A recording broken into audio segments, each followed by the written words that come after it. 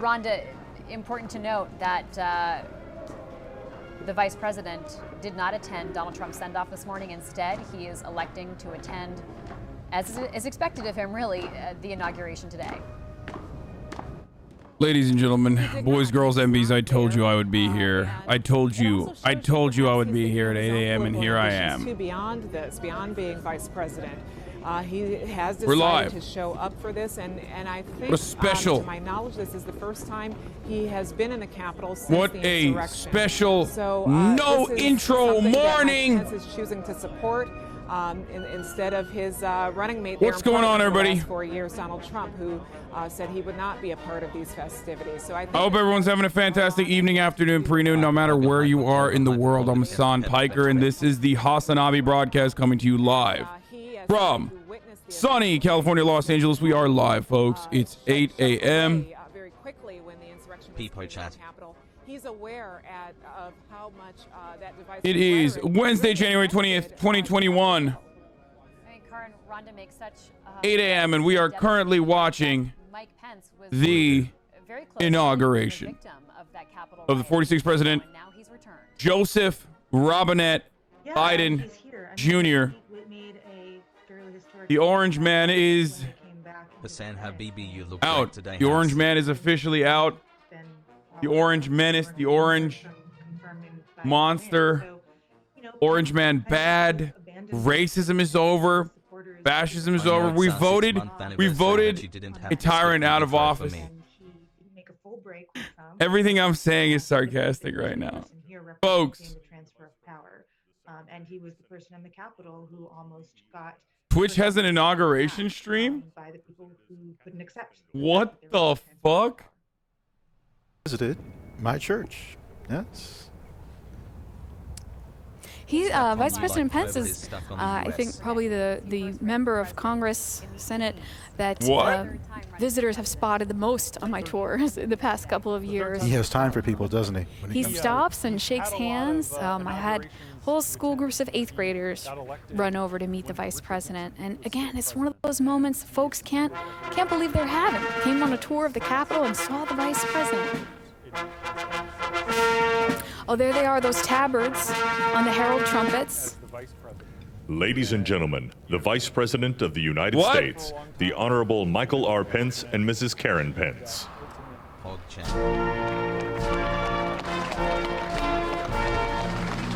Quite a warm reception. Marine Man like Hail Columbia.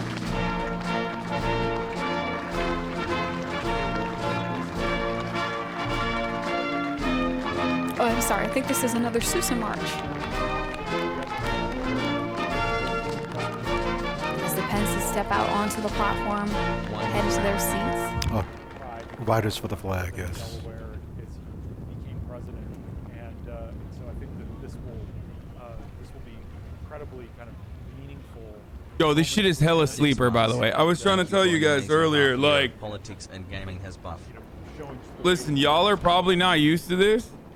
Because this is like the first ever inaugural address that you've like been excited for because you hate the president. You know what I mean? But inaugurations are just like fucking total sleeper. I mean, I'm doing it because you guys were yelling at me last night to cover it. But I'm just letting you guys know that, like, you know, out of all the ceremonious shit that we've covered, this is perhaps the most idiotic one. I'm just letting you know to all the youngins. I was reading about the Marine Band uniforms, and they like they're going to be talking about the band. Orchestra, because those epaulets on the shoulder make it very hard for them to hold the violins. And like he's lame as fuck. So it's an incredible thing to think about uniform design having to conform to what musicians need to play their instruments. Anyway, let's do it regardless, you know. President Pence there on the all right. There's Dan Quayle and George W. Bush. God. There are more potential pedophiles per capita in one area than a goddamn Oscars meeting. Welcome to the inauguration, folks. It's literally the Oscars, but for ugly people, because DC is Hollywood, but for ugly people, with a lot more power, of course. Well, maybe not as much power as The Rock, but like more power than, I don't know, fucking Brad Pitt or something. Okay? That's it. We are back, Mr. Piker, folks, after doing an insane 12-hour broadcast back to back to back to back to back to back to back. We are back once again, folks. Today is inauguration day. We're going to watch the inauguration. And then we're going to see what the fuck we want to do after that. While Trump was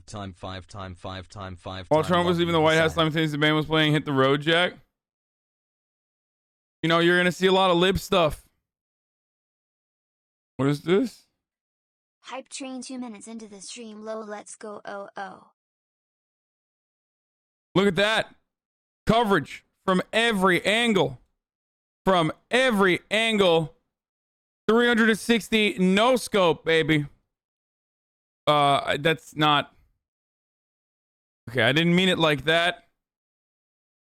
I didn't mean it like that. I meant like they're covering it from all angles. The inauguration, you know?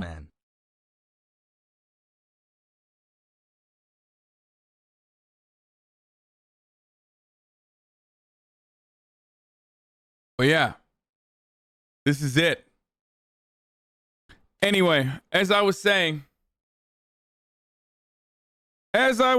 boys, now the bolo tie is on.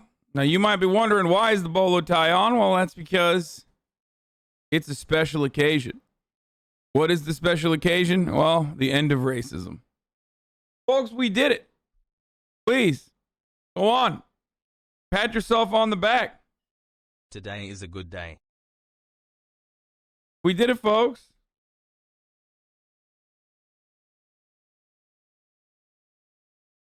Hold on, I'm looking up copyright-free celebration mod song. Check any primers?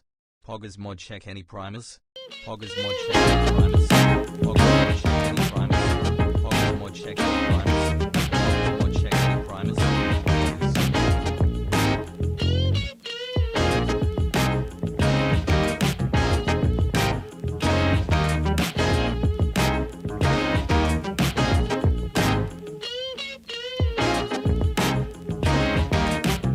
Ladies and gentlemen, racism is defeated. Joe Biden said, hey. He said, hey, are you the CEO of racism? Guess what? This is what I got for you, Jack. This is what I got for you, Jack. A knuckle sandwich. And the CEO of racism said, on God, no cap on a stack on a $1.50. For real, for real, for real. And he was promptly and subsequently defeated. Now, we didn't think that the racism CEO was going to come back after, you know, Barack Obama was elected president as a black man. We thought incredible things are going to happen for the rights of Kenyan Muslims. Turns out America had another opinion, another thing coming. 5 months on Trump eviction day. Anyway. Oh, they're coming in. 25,000, and I'll tell you also, George, there are all these ceremonial military there. It's wonderful to look at those bands. There will be many more ceremonies as the day goes on. But my mom woke me up this morning. Well, not woke me up. I was already awake. I was live tweeting from the bed. And my mom comes into my room and says, what are you doing? She says, what are you doing, son? You're supposed to be streaming. It started already. Like, okay, Mom, hold on. I got to take a shower. That's absolutely right. I mean, there is the power of possibility when you see someone like, chill. Like you, black or white. Like, I'm watching on my phone already. Get up. Lazy some bitch. No, I'm just kidding. She didn't say that part. But University. But this day, Like, why aren't you streaming? The inauguration is starting. You're gonna miss it. So, Kamala Harris will make history. you know, Just about an so I hour got in the shower, got out, got ready. as we see Pete Buttigieg. Oh my God, look at pizza. Oh God, look at pizza mask usage. This is gonna be great. We'll make fun of some people wearing masks, really funny. Vice President's talking there. But David Quayle and Mike Pence, greeted now by Bill Clinton. Accompanying the Vice President-elect, the Chief of I don't want to out her too hard, but she literally was like, Deputy House Sergeant-at-Arms Kevin Grubbs and the she literally was like, you know, I should be more excited, like, because she was super lip. Used to be super lipped up.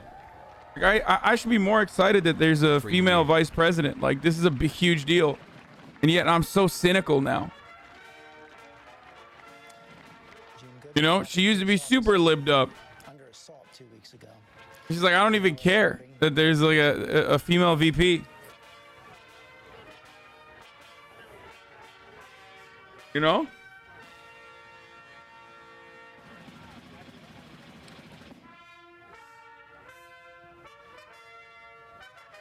By the way, if God forbid, Allah korusun, something bad happens, like something violent happens, I don't have the stream on delay, so I will get banned. Elect of the United States, Kamala Debbie Harris and Mr. Douglas Imhoff.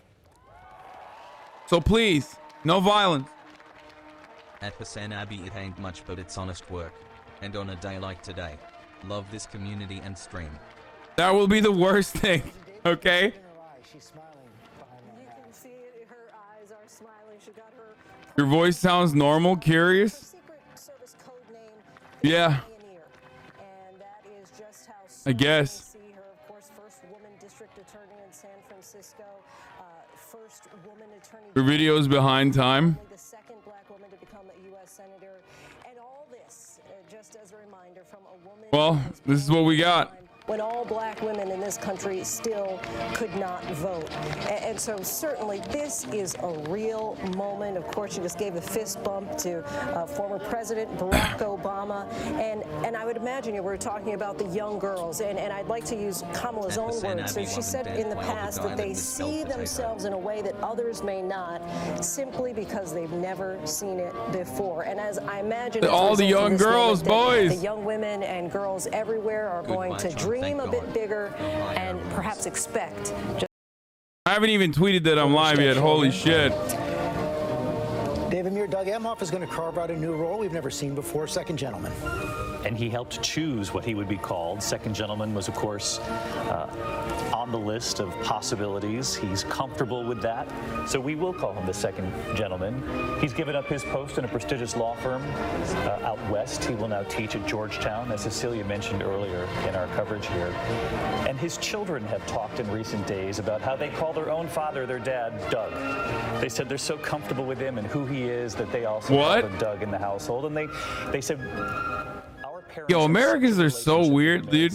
Calling your dad by his name is so weird to me.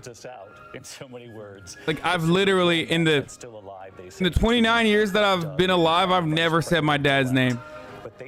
People ask me what my dad's name is, I don't even say it out loud. I feel like he's gonna appear behind me, smack me behind the head. And as you mentioned, George, I say my father. Oh, you mean Mr. My Father? They say, what's your dad's name? I say, Mr. My Father Piker. People knowing that she hears them, she sees them. She repeated that when she was the fuck? chosen by What is this Doug shit, dude? And one of the key things as we head into this historic day is not only Mr. My Father Piker. That's my dad's name. Byron said children, young daughters, and sons all over America are now learning in real time what's possible. I say Bubba. She says she hopes to play the same role for Joe Biden that he played for Barack Obama. Yeah, Bubba Piker. In the room, a willingness to be honest with him, to tell her what she believes, but also knowing that Obama Piker. Thank you, David. Rachel Scott, one of the fun things about these inaugurations, about these early days of new administrations, 4 is all months the new till 2 people years, you baby. meet. It is, George, and you could see Kamala Harris. I mean, this is like, this doesn't feel, okay, can we be honest for a second?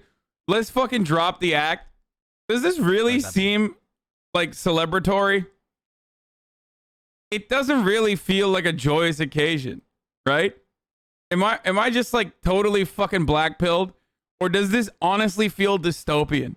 Like, we're watching all these people in masks, like, try to hold a symbolic event that they've held so many times over, and it honestly feels weird.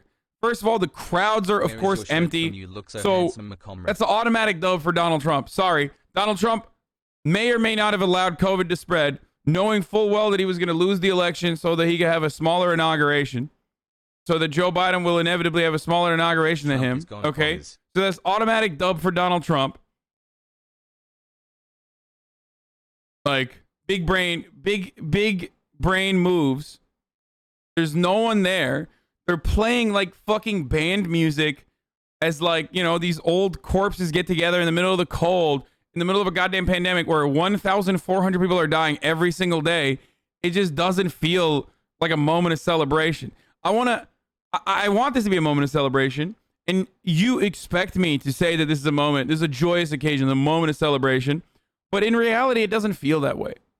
It literally doesn't feel that way. They have a high school football game worth of attendees in there, okay? And we all know what is actually happening in real life as this is occurring, so it just does not fucking feel, it just does not feel as joyous as... Representing the Americans who can't be there, the Americans we lost over this last year to the pandemic. That is top of his mind, top of his agenda, starting in about 45 minutes from now when he will become president of the United States. Or any more brain rot from politics. Least concern makes it funny.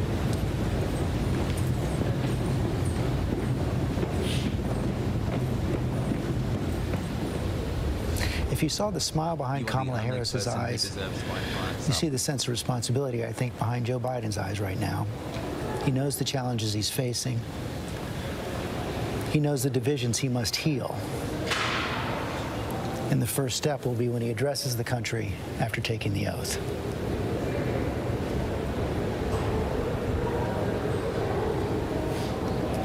Starting to snow a little bit there in Washington. As you see Amy Klobuchar, she's leading the proceedings. I'd like to see how your hair fares in a blizzard, Mr. Umbrella Man. She did it.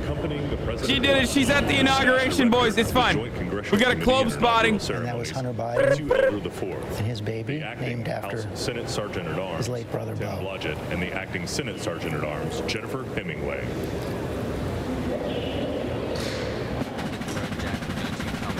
You know how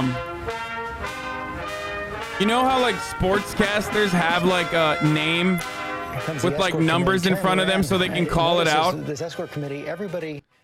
Do you think that George Stephanopoulos and like all these other fucking newscasters on Inauguration Day have like a face sheet with names and fun facts about everyone that they're talking about? Because I've always wondered, it's like, why the fuck do you know who Amy Klobuchar's child's name is? Like, that's a baby. The baby doesn't know itself yet. And you're over here like, well, that's actually, you know, Amy Klobuchar's baby is named after Doug Ducey's third cousin. Why do you know that? That's a weird thing to know. Okay? These are not like celebrities, and they shouldn't be regarded as celebrities. Okay? Like, they have to have like a face sheet with random facts. Just like, okay, say the child's name. If you see the child. There it is. There it is.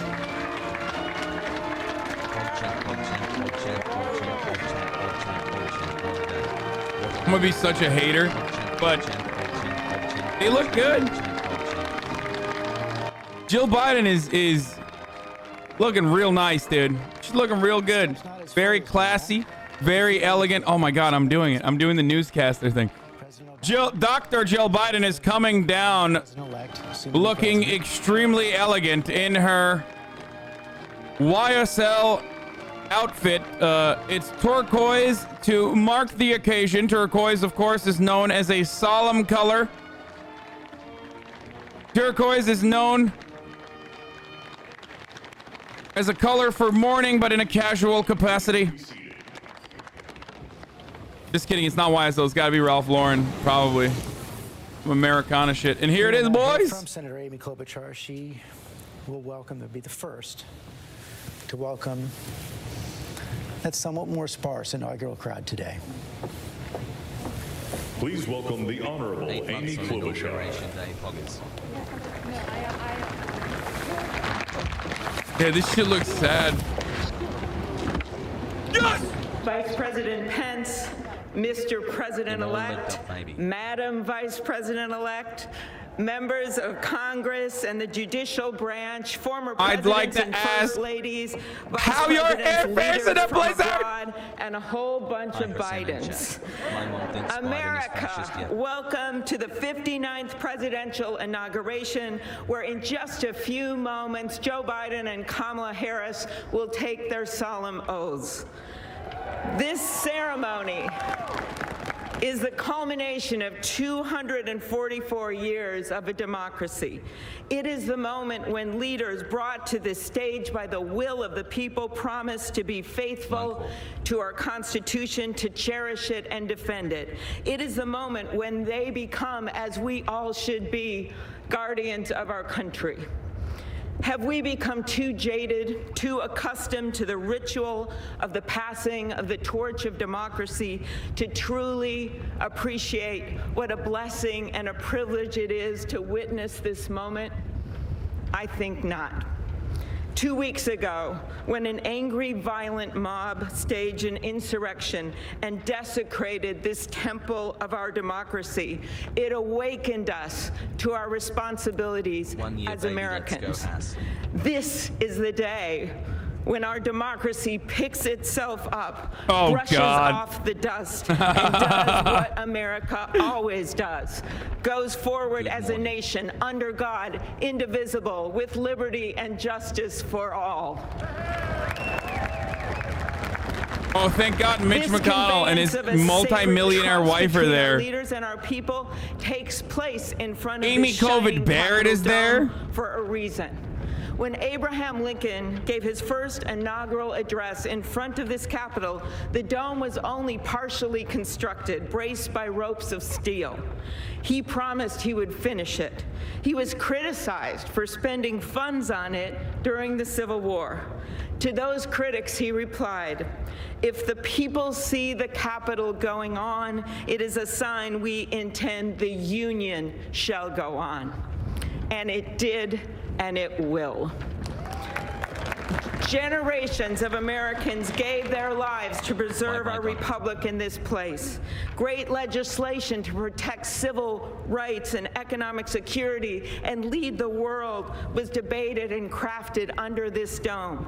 Now it falls on all of us, not just the two leaders we are inaugurating today, to take up the torch of our democracy. It is remarkable, to say that Trump killed democracy while simultaneously panning over to Mitch McConnell, panning over to fucking Amy COVID Barrett, and all of these other people. It's such bullshit, dude.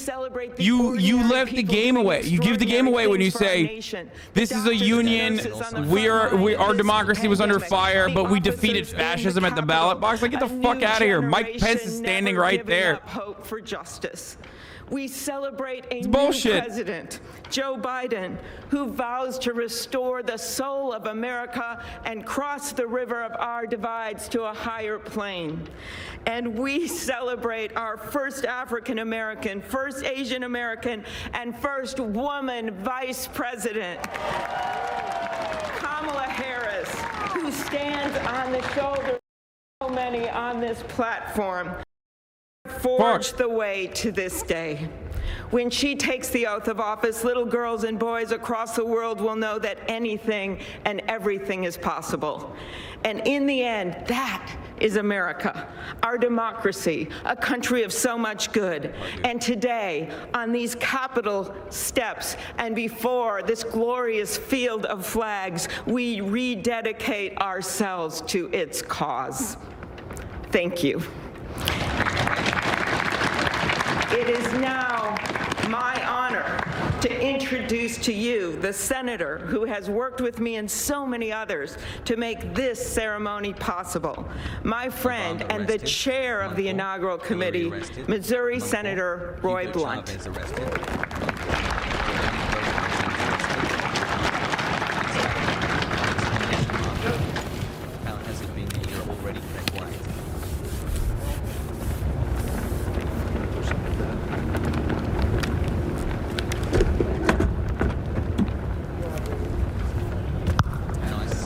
Well, I should have known when Senator Klobuchar got involved, at least there'd be a touch of snow up here this morning.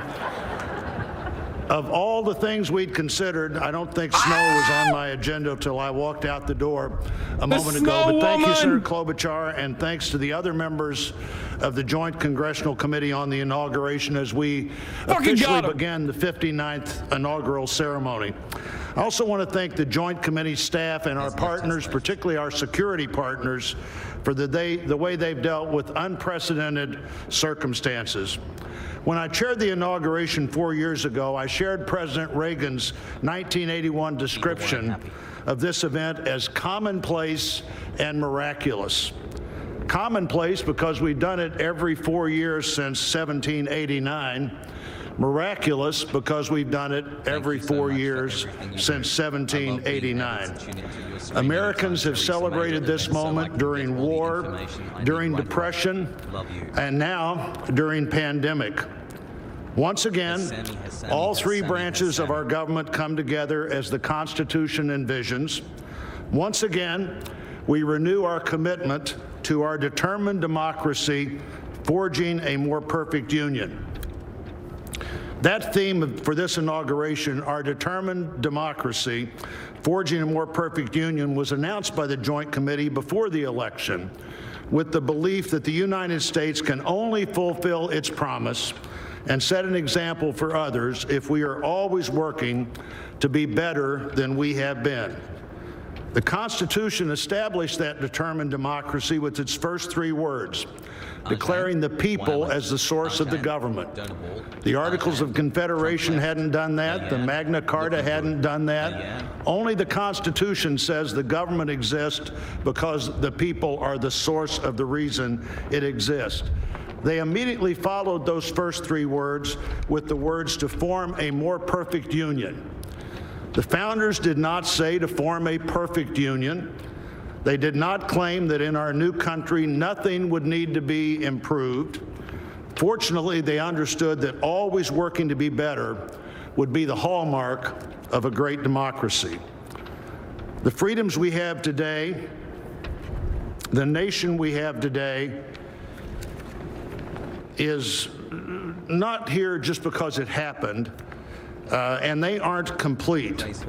A great democracy working through the successes and failures of our history, striving to be better than it had been. And we are more than we have been, and we are less than we hope to be. The assault on our Capitol at this very place just 2 weeks ago reminds us that a government designed to balance and check itself is both fragile and resilient. During the last year, the pandemic challenged our free and open society and called for extraordinary determination and sacrifice, and still challenges us today. Meeting that challenge head on have been and are healthcare workers, scientists, first responders, essential frontline workers, and so many others we depend on in so many ways. Today we come to this moment. People all over the world, as we're here, are watching and will watch what we do here. People throwing up sleepers. Bro, what did you think? Y'all got spoiled. Okay, this is so boring. I'm gonna lower the audio for a second. Like, is blah blah blah. Everyone's gonna say the same exact thing. Democracy we thought was gonna be over, but hey, look at us celebrating side by side, hand in hand. Mitch McConnell's here. You know, we're gonna all have a fucking orgy after this. You know, it is probably yet another incredible example, or yet another incredible moment where, like, if you're a crank, okay, if you're an average political understander, and you look at American politics and you listen to people saying for the past 4 fucking years, like how Donald Trump's a fascist, mango Mussolini, orange Mandingo, whatever, like, you know, he's fucking ruining democracy. He's killing democracy. He's killing democracy. He's killing democracy. And then you turn around and you're like, well, here are all the people he killed democracy with. We brought them here to celebrate as though nothing has fucking happened. Okay? Like, that's like, it's over. Like, if I'm a fucking crank, if I'm a tinfoil crank, and I'm watching this shit, I go, oh fuck, they are pedophiles. You know what I mean? Like, they're not. Well, not all of them. Wait, who was the last president? I don't even remember his name. Also, I didn't mean to say that while the pastor was walking up to the stage, but you know what I mean? It's like, it's all theater. Gracious and merciful God, at this sacred time we come before you in need, indeed on our knees. But we come still more with hope and with our eyes raised anew to the vision of a more perfect union in our land, a union of all our citizens to promote the general welfare and secure the blessings of liberty to ourselves and our posterity. We are a people of many races, creeds, and colors, national backgrounds, cultures, and styles, now far more numerous and on land much vaster than when Archbishop John Carroll wrote his prayer for the inauguration of George Washington 232 years ago. Archbishop Carroll prayed that you, O Creator of all, would assist with your Holy Spirit of counsel and fortitude the President of these United States, that his administration may be conducted in righteousness and be eminently useful to your people. Today we confess our past failures to live according to our vision of equality, inclusion, and freedom for all. Yet I don't know about you guys, but I'm fucking praying for the content, boys. I have my hands open. I am staring up at the sky and I'm saying, content gods, why have you forsaken me? On this day, as Americans celebrate the Orange Man leaving office and the symbolic transfer of power, I say to myself, where is the content? Where is the juice? Where? Will your channel die now? Yes, it's over, folks. Because everybody knows politics is done. After Donald Trump, politics is over. Like, no one. You know, just like under Obama, when Barack Obama deported millions of people, or, you know, when he was the drone strike king, when he personally called Black Lives Matter protesters thugs in Ferguson. You know, back then, when we were criticizing Barack Obama from the left, you know, that actually never happened. So that I can govern your people and know the difference. Like, that never really happened. It's kind of like if a tree falls in the forest. If any of you lacks wisdom, you should ask does God, anyone, if a tree falls in the forest and no one is there, do you hear it? Does it make a sound? And it's kind of like that. It's like if a liberal is at brunch while the president is expanding on the American surveillance state. By ourselves, he wrote, we risk seeing mirages. Then does that really mean it happened?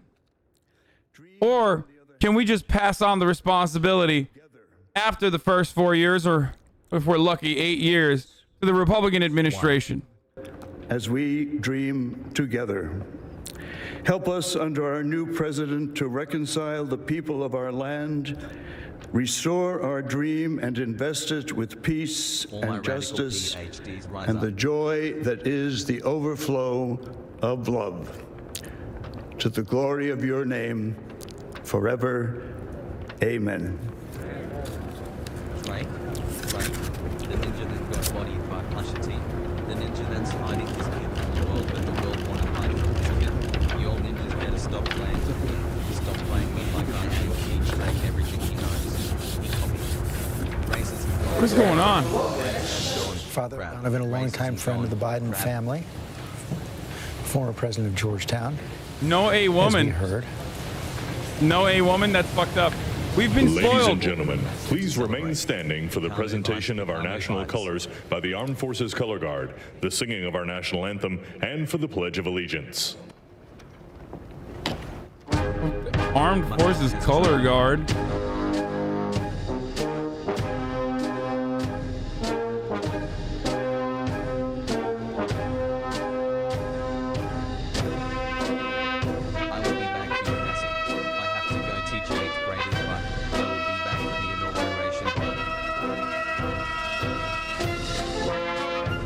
What?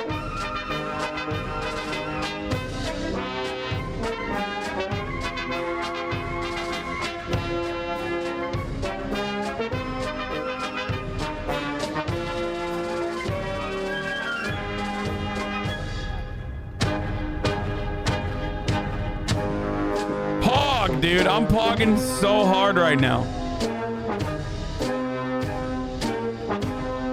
This is what I mean, though. This is what I mean by when I say like it's kind of sleeper. It's like a whole bunch of this shit. Ladies and gentlemen, here for the singing of our national anthem, accompanied by the President's own United States Marine Band, please welcome Lady Gaga. Oh my God! What? Bro, what the fuck? Oh my God.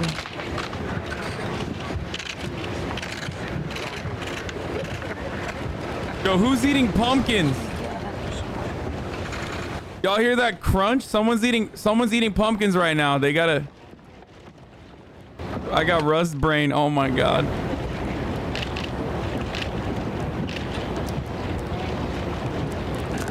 Okay. Yeah, what was I thinking when I said liberals are not gonna be content? What was I fucking thinking?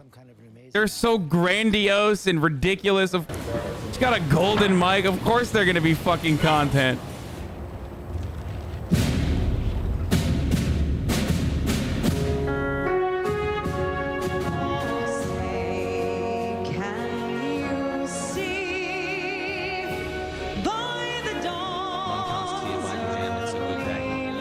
This is so weird, dude.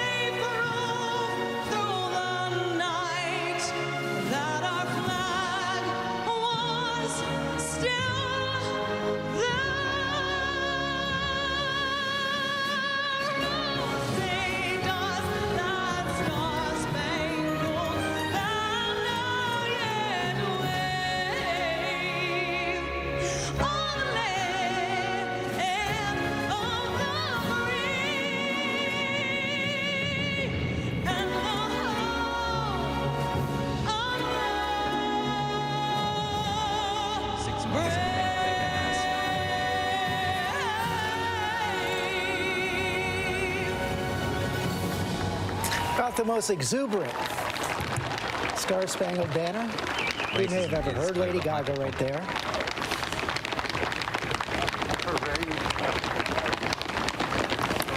Really? No encore? No poker face? That's a fucking hard 5 out of 10 performance. That is absolute no bad romance even. She didn't even come out in the fucking meat suit. The fuck is this, dude? What is this? Celebrating with what feels not like my America, I say. Is that Zac Efron? What the fuck? Firefighters, Local 3920, Fire Captain Andrea M. Hall for the reciting of the Pledge of Allegiance. First African woman in that department's history to be named captain. I pledge allegiance to the flag of the United States of America and to the republic for which it stands, one nation, under God, indivisible, with liberty and justice for all.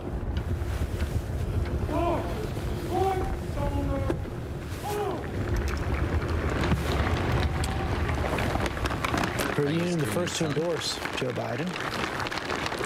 And of course, Georgia, one of his biggest wins. Trump did a sneaky pardon. Judge Ginny's husband was just pardoned. To be part nice. of America is a historic moment of firsts. I like that Amy Klobuchar is the host.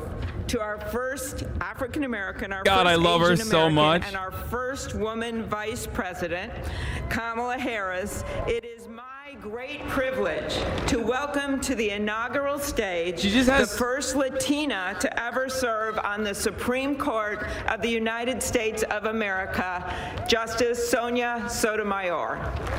Bro, it's gonna be so... It's so... I love Amy Klobuchar because she has like real nervous energy. You know what I mean? She's like... She like got fucked over, you know? She was this close to being the VP. And then George Floyd happened, so you know she's like extra racist now. Behind closed doors, like... I, Kamala Davy Harris, do solemnly swear. I, Kamala Davy Harris, do solemnly swear. That I will support and defend the Constitution of the United States. That I will support and defend the Constitution of the United States. Against all enemies, foreign and domestic. Against all enemies, foreign and domestic. That I will bear true faith and allegiance to the she's same. actually That good. I will bear true faith and allegiance to the same. That I take this obligation freely. That I take this obligation freely. Without any mental reservation or purpose of evasion. Without any mental reservation or purpose of evasion. That I will well and faithfully discharge. That I will well and faithfully discharge. The duties of the office on which I am about to enter. The duties of the office upon which I am about to enter. So help me God. So help me God. Y'all remember when my agents asked Kamala Harris's team to come on an interview on my broadcast? And the team looked up, I guess, like any of my videos of Kamala Harris and were like, no, we're not going to do that. Why would we do that? It's the first African American, first Asian American, first woman vice president of the United States. Behind her, the first African American president, Vice President Pence. Lindsay Davis. You know, she had her hand on two Bibles, one that belonged to Regina Shelton, a former neighbor and family friend who she's often described as like a second mother. It's also the same Bible that she used Wait, during her swearing in. Wait, what are they playing in the background? They used to, like, literally, the berserkers, they used to call them theyll, which means crazy, okay? That's our KHIVE. What? They have been training themselves. They've been locked away in the mountainside, slapping fucking rocks, okay? Absolutely, just slapping rocks completely naked, training themselves so that they can destroy. Oh shit, it's J-Lo! Boy, the MAGA sickos. And if there is one force to be reckoned with on the internet, within the Democratic Party's constituencies, it is Splendid fashion statements the today. motherfucking KHIVE.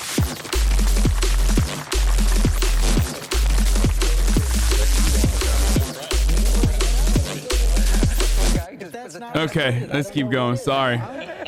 I can't believe they played KHIVE at the inauguration. 10 years ago, you wanted to take a notice. Words I never thought I'd hear. What the fuck is J-Lo doing?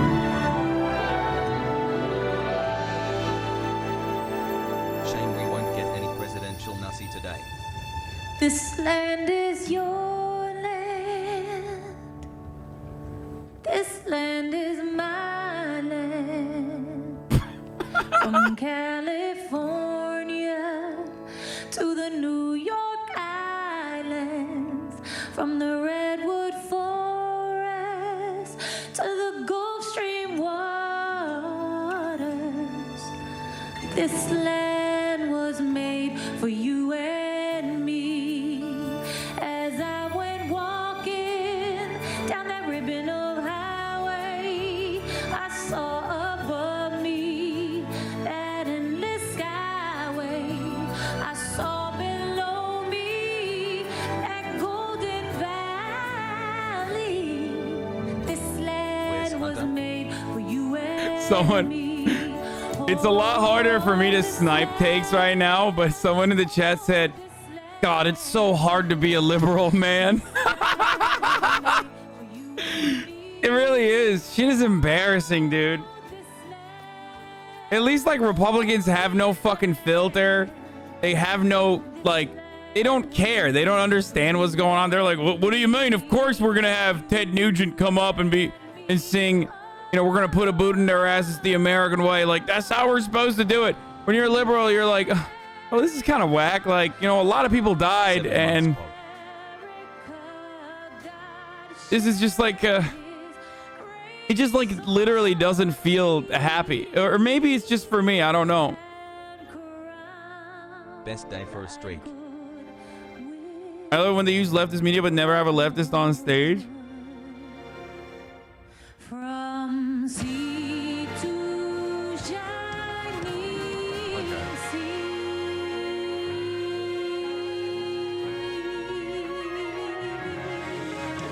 Bro. Una nación bajo Dios indivisible con libertad y justicia para todos.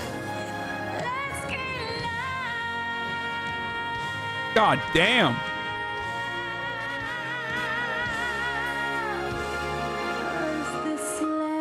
Today was made for you and me. That was pretty good.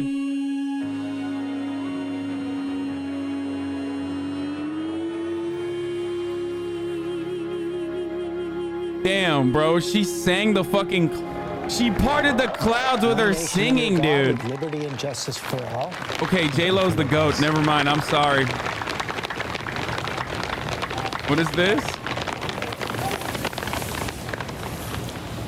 Approaching now the moment where President-elect Biden That will was take the great. oath. The sun is shining, and Mr. President-elect, this is the first inauguration in the history of America where J-Lo was the warm-up act for Chief Justice Roberts.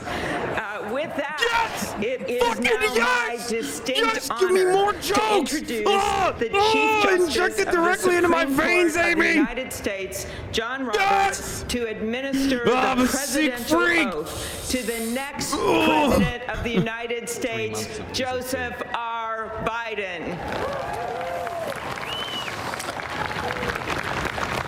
This is the moment. Thoughts on the bet? I don't know what the bet is. Oh, y'all don't have one?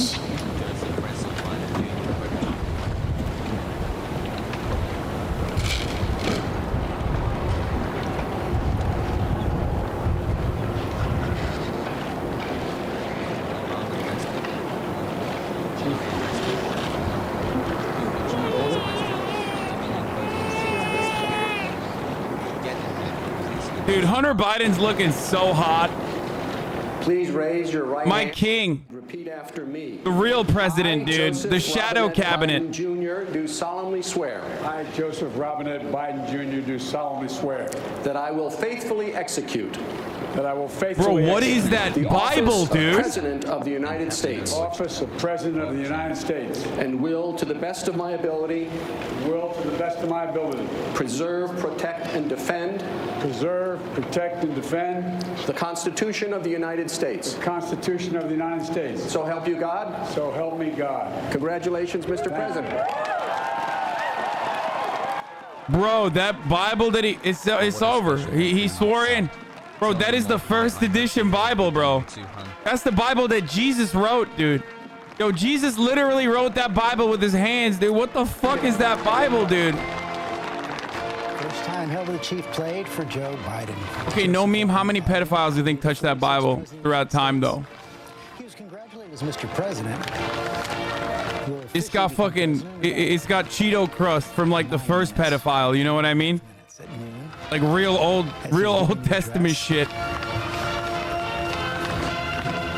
Saw Dr. Jill Biden overcome with emotion in that moment. Who wouldn't be? David Muir, the quest of a lifetime for Joe Biden. George, this was the ultimate long game. He was elected to the Senate at 29, the youngest. He'll now be sworn in as the oldest president.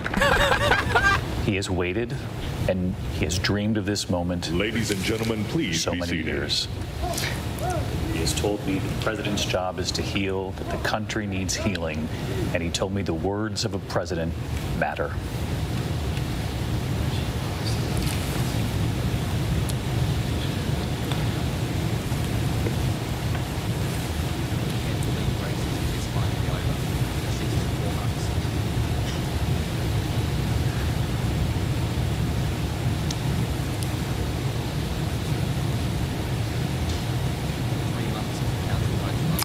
Dr. Joe Biden there, First Lady of the United States.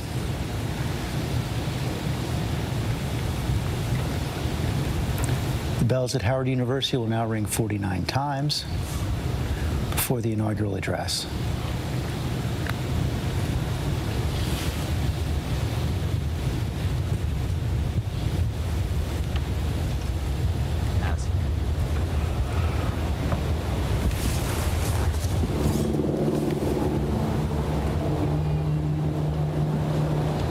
Bro, where's QAnon, dude?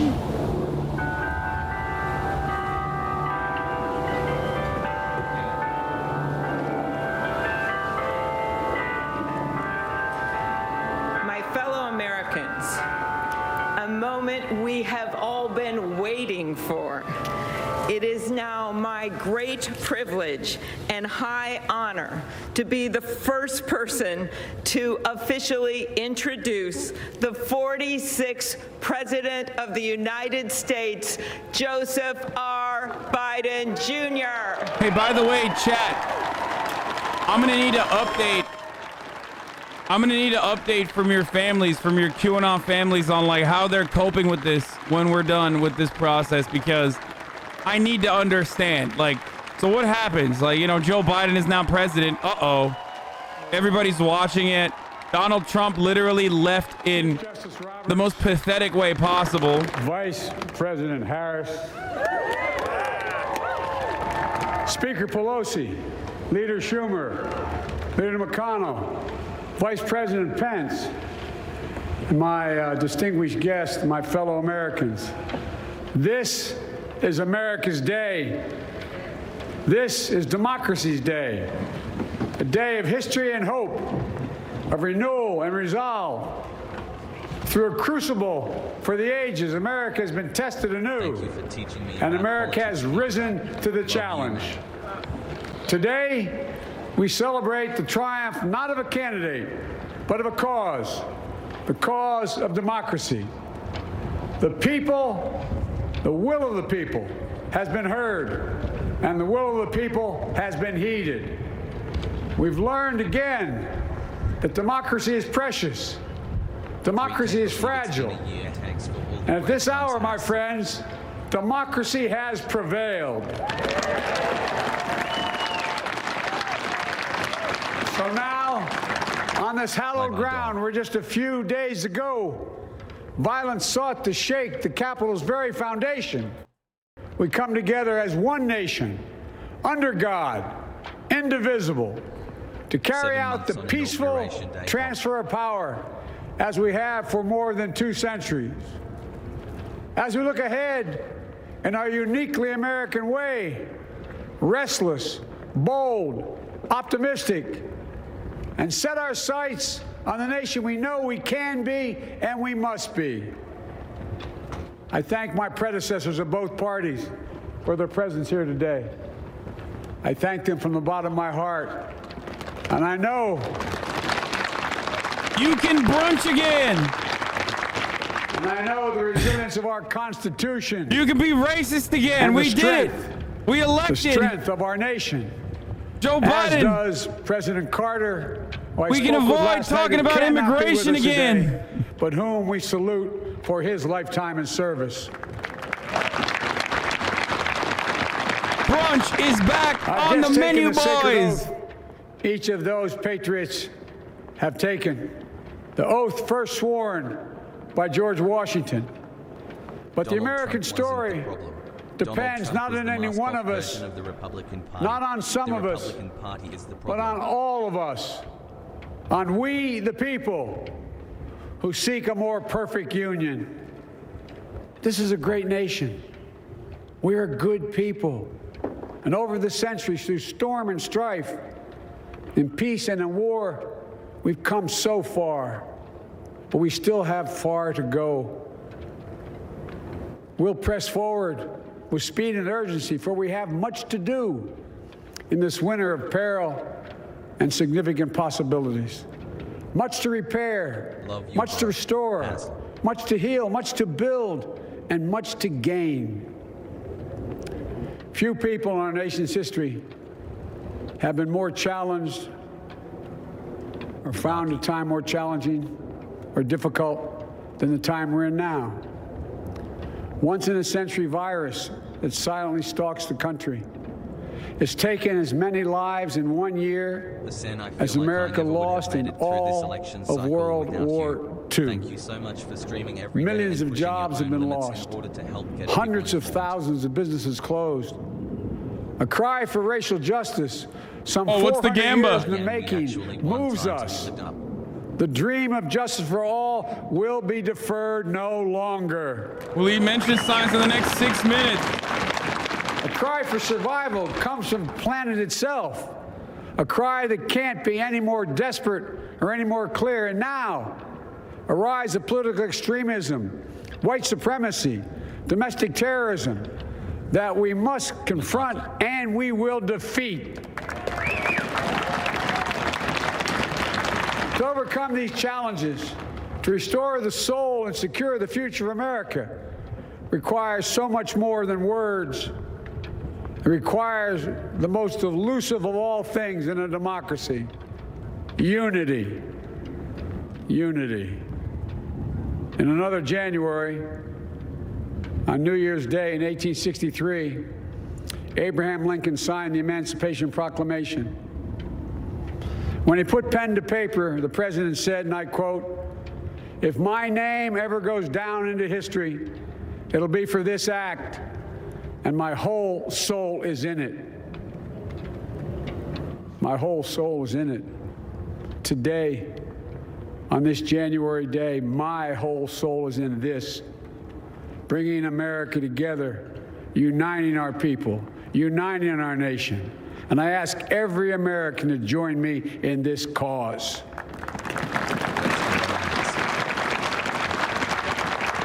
Yeah, except, like, you know, 56% of Republicans agree with Trump. Anger, resentment and hatred. Still. Extremism, lawlessness, violence, disease, joblessness, and hopelessness.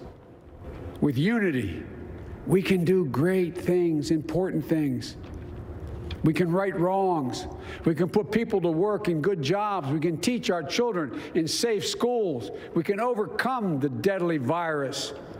We can reward work and rebuild the middle class and make health care secure for all. We can deliver racial justice, and we can make America once again the leading force for good in the world. I know speaking of unity can sound to some like a foolish fantasy these days. I know the forces that divide us are deep and they are real. But I also know they are not new.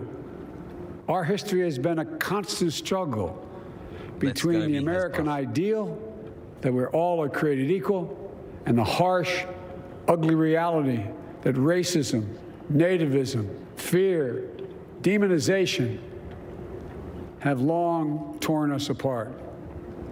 The battle is perennial, and victory is never assured. Through Civil War, the Great Depression, World War, 9/11, through struggle, sacrifice, and setbacks, our better angels have always prevailed. In each of these moments, enough of us have come together daily dose to carry of all of us HasanAbi forward. And we can do that now. History, faith, and reason show the way. The clip channels are here. We can see each other not as adversaries, but as neighbors. Daily we can dose treat each other paying with tax. dignity and respect. We can join forces, stop the shouting, and lower the temperature. For without unity, there is no peace, only bitterness and fury. No progress, only exhausting outrage. No nation, only a state of chaos. Daily Dose is clipping this, so this is our historic moment. He knows. Of crisis and challenge. And unity is the path forward. And we must meet this moment as the United States of America. He's like, I'm posting this as soon as it's over. I guarantee you we will not fail. We have never, ever failed in America. When we've acted together. And so today, at this time, in this place, let's start afresh. All of us. Let's begin to listen to one another again. Hear one another. See one another. Show respect to one another. Politics doesn't have to be a raging fire, destroying everything in its path. Every disagreement doesn't have to be a cause for total war. And we must reject the culture in which facts themselves are manipulated and even manufactured.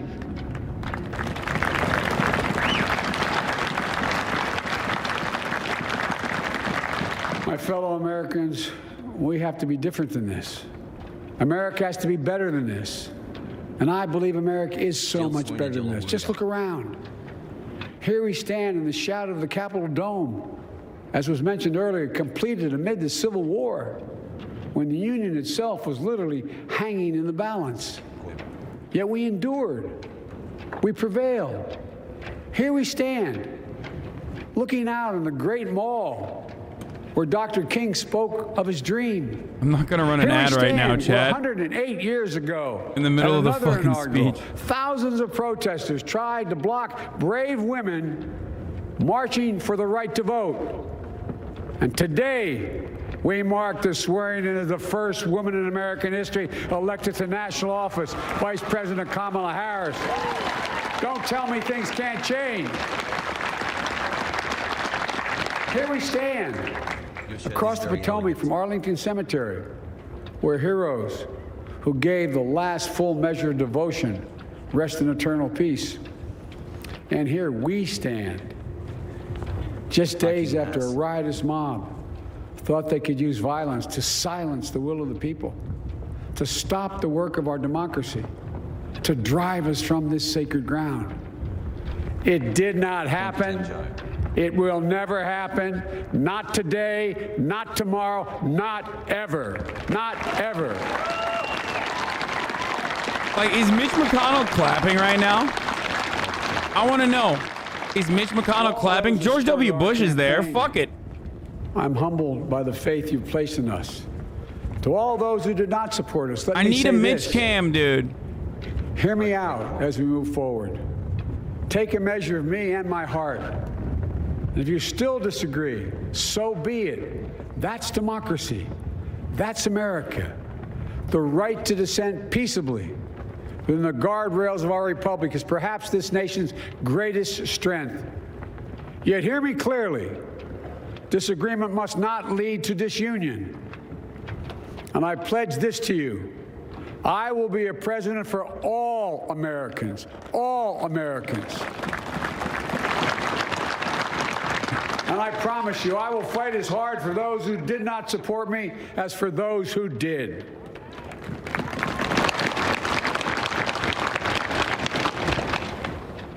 Many centuries ago, St. Augustine, a saint of my church, wrote that a people was a multitude defined by the common objects of their love. Defined by the common objects of their love. What are the common objects we as Americans love that define us as Americans? I think we know. Opportunity. Look at it. Security. Look at how he's clapping. Liberty. Look at this. Dignity, respect, honor, and yes, the truth. Recent weeks and months have taught us a painful lesson. There is truth and there are lies. Lies told for power and for profit. And each of us has a duty and a responsibility as citizens, as Americans, and especially as leaders who have pledged to honor our Constitution and protect our nation, to defend the truth and defeat the lies. Look, I understand that many of my fellow Americans view the future with fear and trepidation. I understand they worry about their jobs. I understand, like my dad, they lay in bed wondering, can I keep my health care? Can I pay my mortgage? Thinking about their families. It's over. About what comes happened. next. It's now Donald Trump. I promise you, I get it. They swapped him with Donald Trump. But the answer is not to turn inward, to retreat into competing factions, distrusting those who don't look like you, or worship the way you do, or don't get their news from the same sources you do. We must end this uncivil war. It's happening, brother. That pits red against blue. It's happening, brother. Rural versus urban. Trust the plan. Rural versus urban. The switcheroo is here. We can do this if we open our souls instead of hardening our hearts, if we show a little tolerance and humility, and if we're willing to stand in the other person's shoes, as my mom would say, just for a moment, stand in their shoes. Yeah, hoggers. Because here's the thing about life. There's no accounting for what fate will deal you. Some days, when you need a hand. There are other days when we're called to lend a hand. That's how it has to be. That's what we do for one another. And if we are this way, our country will be stronger, more prosperous, more ready for the future. And we can still disagree. My fellow Americans, in the work ahead of us, we're going to need each other. We need all our strength to persevere through this dark winter. We're entering what may be the toughest and deadliest period of the virus. We must set aside politics and finally face this pandemic as one nation. One nation. And I promise you this, as the Bible says, weeping may endure for a night, but joy cometh in the morning. We will get through this together. Together. Look, folks, all my colleagues I serve with in the House and the Senate up here, we all understand the world is watching all of us today. So here's my message to those beyond our borders. America has been tested, and we've come out stronger for it. We will repair our alliances and engage with the world once again. Not to meet yesterday's challenges, but today's and tomorrow's challenges. And we'll lead not merely by the example of our power, but by the power of our example.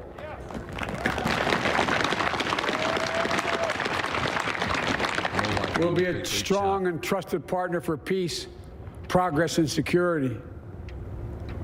Look, you all know we've been through so much in this nation. And my first act as president, I'd like to ask you to join me in a moment of silent prayer.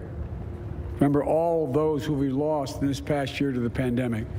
Those 400,000 fellow Americans, moms, dads, husbands, wives, sons, daughters, friends, neighbors, and co-workers.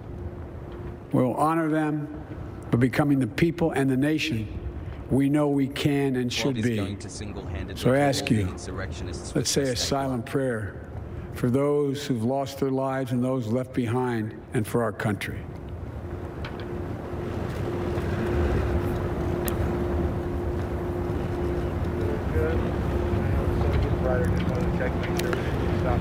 Amen. Folks, Damn, that was a quick-ass prayer, bro. We face an attack on our democracy and on truth, a raging virus, growing inequity, the sting of systemic racism, woman. a climate in crisis. That's bullshit. America's role in the world. Any one of these would be enough to challenge us in profound ways. But the fact is, we face them all at once, presenting this nation with one of the gravest responsibilities we've had. Now we're going to be tested. Are we going to step up, all of us? It's time for boldness, for there's so much to do. And this is certain. I promise you, we will be judged. New Gamba, will Joe Biden predict the... how we resolve these New cascading Gamba, will crises Joe of Biden our mention the era. Irish poet near the end? We will rise to the occasion is the question. Will we master this rare and difficult hour? Will we meet our obligations and pass along a new and better world to our children? I believe we must. I'm sure you do as well. I believe we will. And when we do, we'll write the next great chapter in the history of the United States of America, the American story. A story that might sound something like a song that means a lot to me. It's called American Anthem. There's one verse that stands out, at least for me, and it goes like this. The work and prayers of century have brought us to this day. What shall be our legacy? What will our children say? Let me know in my heart when my days are through. America, America, I gave my best to you. Let's us add our own work and prayers to the unfolding story of our great nation. Is that bars, dude? If we do this, then when our days are through, our children and our children's children will say of us, they gave their best, they did their duty, they healed a broken land. My fellow Americans, I close the day where I began, with the sacred oath. Before God and all of you, I give you my word. I will always level with you. I will defend the Constitution. I'll defend our democracy. I'll defend America. And I'll give all of you, keep everything I do in your service, thinking not of power, but of possibilities, not of personal interest, but the public good. And together, we shall write an American story of hope, not fear, of unity, not division, of light, not darkness, a story of decency and dignity, love and healing, greatness and goodness. May this be the story that guides us, the story that inspires us, and the story that tells ages yet to come that we answered the call of history. We met the moment. Democracy and hope, truth and justice did not die on our watch but thrived. That America secured liberty at home and stood once again as a beacon to the world. Bro. That is what we owe our forebears. Someone Googled if One Norah another Jones and was half generations to Irish. follow. That doesn't count. They're talking about the famous one that he purpose and uses all the resolve, time. We turn to those tasks of our time, sustained by faith, driven by conviction, and devoted to one another and the country we love with all our hearts.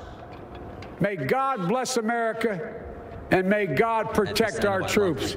Thank you, America. The inaugural address of Joseph Robinette Biden, now 46th Look at him. president He's of the clapping. United States.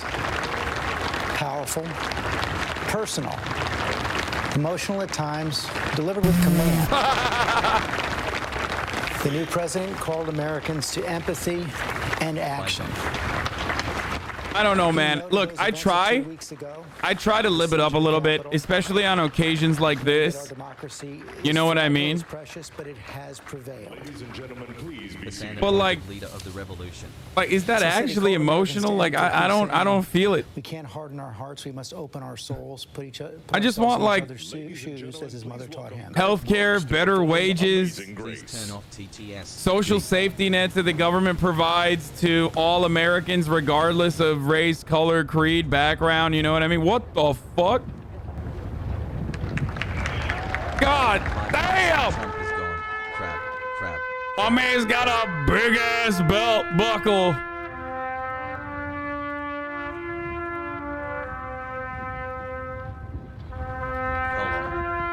Sing it for us, Garth. Praise hell, praise Dale. Woo! Amazing grace. Goddamn! How sweet the miracle, baby! Then saved. My uncle, who I was named after, was Garth Brooks, more like Girth Brooks, brother. and my family, and I wanted to share it with my favorite streamer. I love you, Arjan. What an amazing day. But now I'm found, was blind, but now I see. Resident sleeper Hasan, resident sleeper Hasan, resident sleeper Hasan. Been there 10,000 years, bright shining as the sun. We've no less days to sing God's praise than when we first began. 3 months today. If I can ask you to sing this last verse with me, not just the people here, but the people at home, at work, as one, united. Really shows how political figures don't give a shit about normal citizens. Amazing grace, how sweet the sound that saved a wretch like me. I once was lost, but now I'm found. Was blind, but now I see. Remember when he wore a Barry Sanders? Remember when he wore a Barry Sanders 20 jersey and everybody thought he meant Bernie Sanders 2020 and everyone was mad at him? Apparently a bunch of fucking Republicans are so upset that he attended and he sang at the inauguration that they were like, we need to boycott him. He ain't a real one, brother. Look at him. He's hugging black folk over there like, oh, Bobby! And Bill Clinton. God damn it. Not quite social distance there for Garth Brooks. Hugs there. Former President Bill Clinton, former First Lady. Oh my God, he's kissing people. He's kissing people. He's not socially distancing. Wait a minute. Is this the plan? Trust the plan, boys. Garth is with us. He's giving them that Chinese virus. A song that in our culture is as close to both poetry and prayer as you could possibly come. And we're going to finish with those two things. Let me introduce Amanda Gorman, our nation's first ever National Poet Laureate.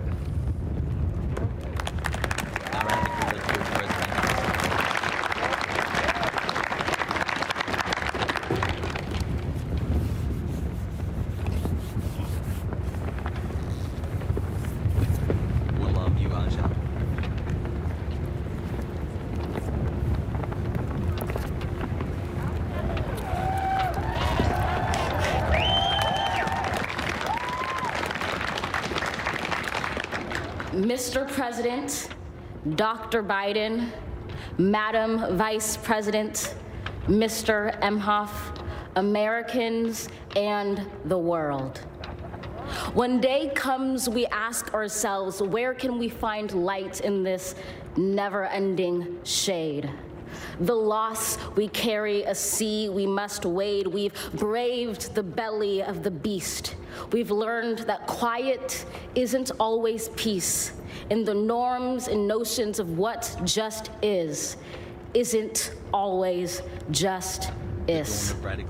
And yet the dawn is ours before we knew it. Somehow we do it. Somehow we've weathered and witnessed a nation that isn't broken, but simply unfinished. We, the successors of a country and a time where a skinny black girl descended from slaves and raised by a single mother can dream of becoming president, only to find herself reciting for one. And yes, we are far from polished, far from pristine, but that doesn't mean we are striving to form a union that is perfect. We are striving to forge our union with purpose, to compose a country committed to all cultures, colors, characters, and conditions of man. And so we lift our gaze not to what stands between us, but what stands before us. We close the divide because we know to put our future first, we must first put our differences aside. We lay down our arms so we can reach out our arms to one another. We seek harm to none and harmony for all. Let the globe, if nothing else, say this is true. That even as we grieved, we grew. That even as we hurt, we hoped. That even as we tired, we tried. That we'll forever be tied together, victorious, not because we will never again know defeat, but because we will never again sow division. Scripture tells us to envision that everyone shall sit under their own vine and fig tree, and no one shall make them afraid. If we're to live up to our own time, then victory won't lie in the blade, but in all the bridges we've made. That is the promised glade, the hill we climb, if only we dare it, because being American is more than a pride we inherit. It's the past we step into and how we repair it. We've seen a force that would shatter our nation rather than share it, would destroy our country if it meant delaying democracy. And this effort very nearly succeeded. But while democracy can be periodically delayed, it can never be permanently defeated.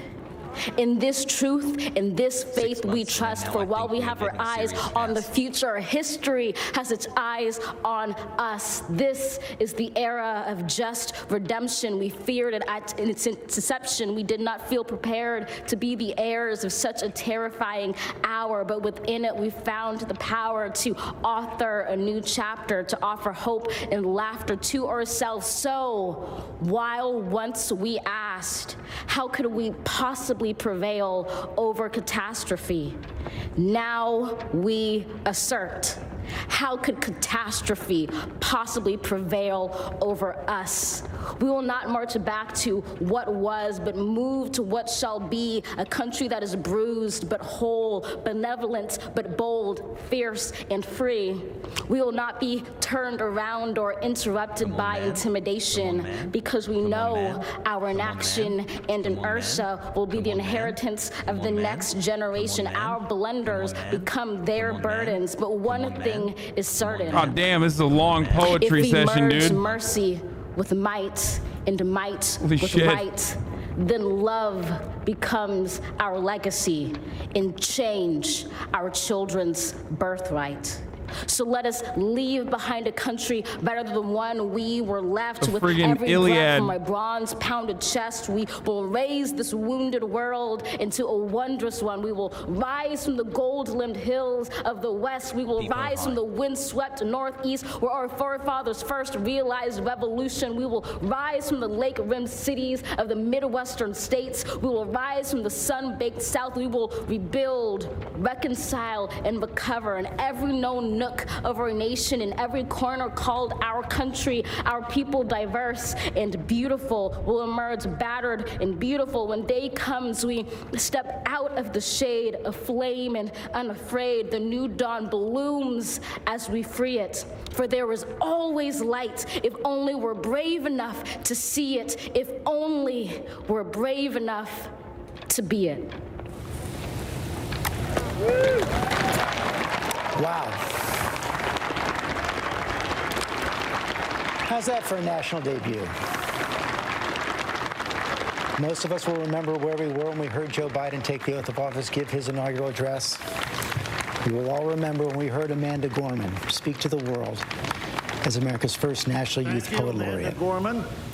Now for our benediction, I'm pleased to introduce Reverend Dr. Sylvester Beaman, the pastor of the Bethel African Methodist Episcopal Church in Wilmington, Delaware, a friend of President Biden for 30 years. I might actually hit an ad break here in between some speeches, you know? I should have probably done it before. Top of the hour, every hour, 6-second ad break, folks. If you no longer want to see the ads, or you might want to, you can subscribe. You can do it for free with your Twitch Prime. The contractual obligation is upon us. Here's the ad. As a nation and people of faith gathered in this historical moment, let us unite in prayer. God, going up. We gather under the beauty of your holiness and the holiness of your beauty. We seek your face, your smile, your warm embrace. We petition you once more in this celebration. We pray for divine favor upon our president, Joseph R. Biden, and our First Lady, Dr. Jill Biden, and their family.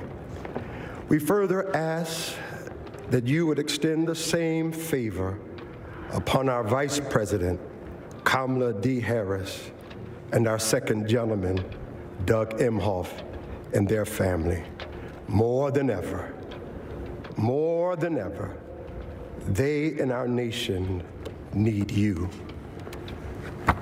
We need you, for in you we discover our common humanity. And our common humanity, God damn, this is so sleeper, dude. Oh my God! And bind their wounds. I did press the button. For those who are sick and diseased. We will mourn our dead. We will befriend the lonely, the least, and the left out. We will share our abundance with those who are hungry.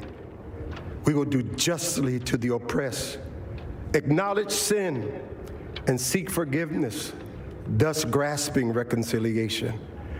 In discovering our humanity, we will seek the good in and for all our neighbors.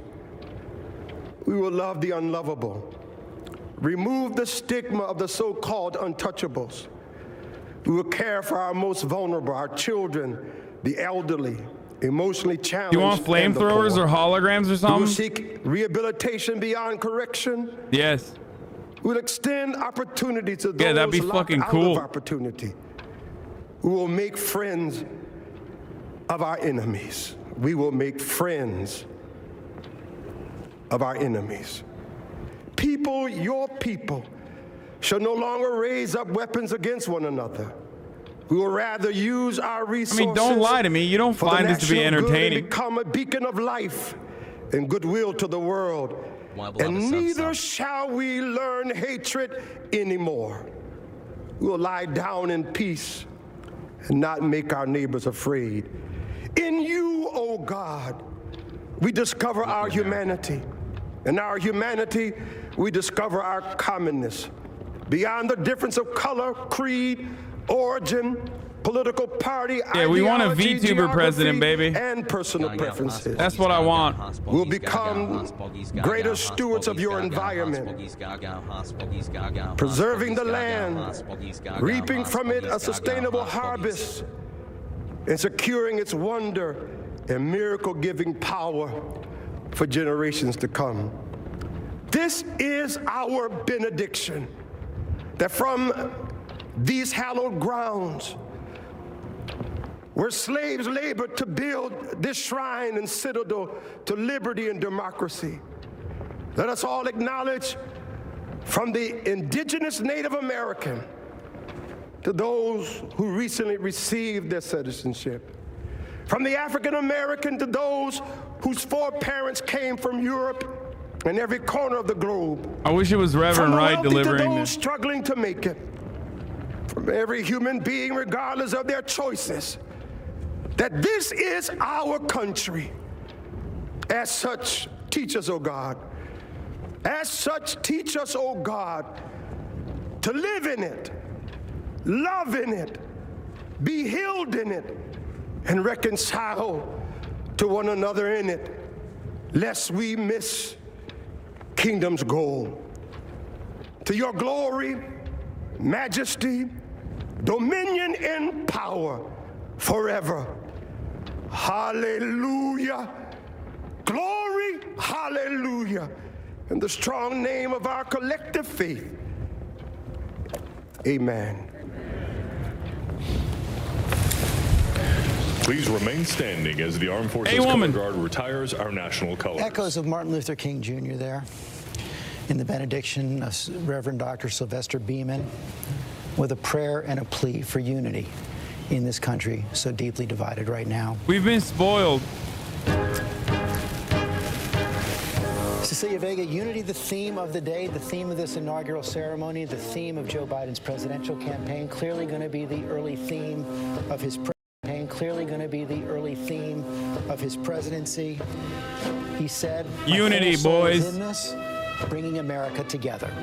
George, this was an inaugural speech aimed at uniting the country, but so much of this was speaking directly to Donald Trump supporters or those who may be doubting Joe Biden's legitimacy. He said, we won this. This is democracy. You are. It's so weird that I mean, this is like, I'm sorry, but it's so weird to like center your entire fucking speech and what like your announcement is going to be as president, what you're going to do as president, around people who think you're a blood-sucking pedophile vampire. Okay? It's weird. Like, obviously he's going to say, you know, I'm your president too. But like, that's the most that should be. Like, where is the unity? Like, how are we going to have unity when, like, on my other monitor, I'm literally looking at QAnon theories. I'm trying to figure out what they're fucking what they're doing right now. Like, how are they coping with the reality that Donald Trump is no longer president, and like everything that the Q had promised them is a lie. Either way, it's happening. I'm happy to be wrong the more I think about it, but I do think it's possible that Biden will be the one who pulls the trigger. Hunter intentionally left the laptop. Why? So stupid? Or was it? Sleepy Joe, we didn't arrest either of them despite the evidence. Even Biden election officials were arrested and charged with fraud, but Biden wasn't. Like these guys are so fucking off base that they're just... For President Trump was quite simple and very classic Joe Biden. Him essentially saying, just give me a chance. Give him a chance. He used that folks a few times. Rachel Scott up there on Capitol Hill, part of that message. They don't hear you. For all Americans. They don't hear you. They only hear Donald Trump, okay? They don't hear you. I don't know why you speak to them. Speak to those who got you there, brother. The Capitol, Joe Biden. And speaking to those who got you there is not just about like, here's the first black Capitol Hill Police Department chief or something. Like, speak to those who got you there by addressing their needs. And he kind of did that a little bit. He talked about how this is a nation that is, you know, suffering currently, and that's good. That's understandable. Okay?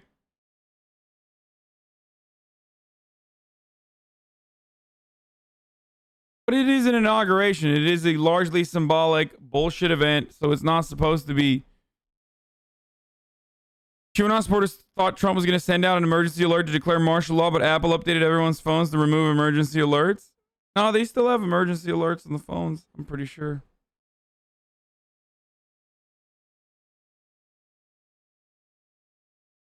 You can't tell 40% of the country to go fuck themselves.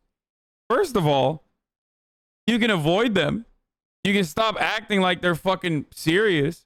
You can start acting like you can stop acting like they're legitimate. Motherfucker, people avoid the left all the goddamn time. Stop treating Republicans the same way. Stop normalizing Republicans. Okay? Just stop it. Also, they're not 40% of the country. They're like around 50% of Trump supporters who think the actions that Donald Trump took and like the storming of the Capitol and shit were justifiable acts. So those guys are gone. That's the GG. You know, just move on and they will forget. Okay? That's all you can expect. Also, did I just get raided? Shouts out to, hey, NMP Lol. Thank you, Nick and Melina, for the raid. Pago Palom. Pago raid.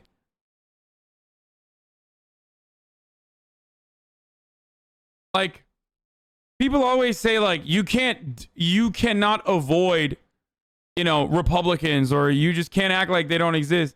Meanwhile, 75% of the country believes Roe v. Wade should be the law of the land. And yet, if you ask the Republican Party, they make it seem like 90% of the country is literally on board with abolishing people's civil liberties and access to get abortions. Okay? Destroying the bodily autonomy of women. So they do that shit all the time for their own fucking specific policy goals and their own agendas. They act like the entire country's on board.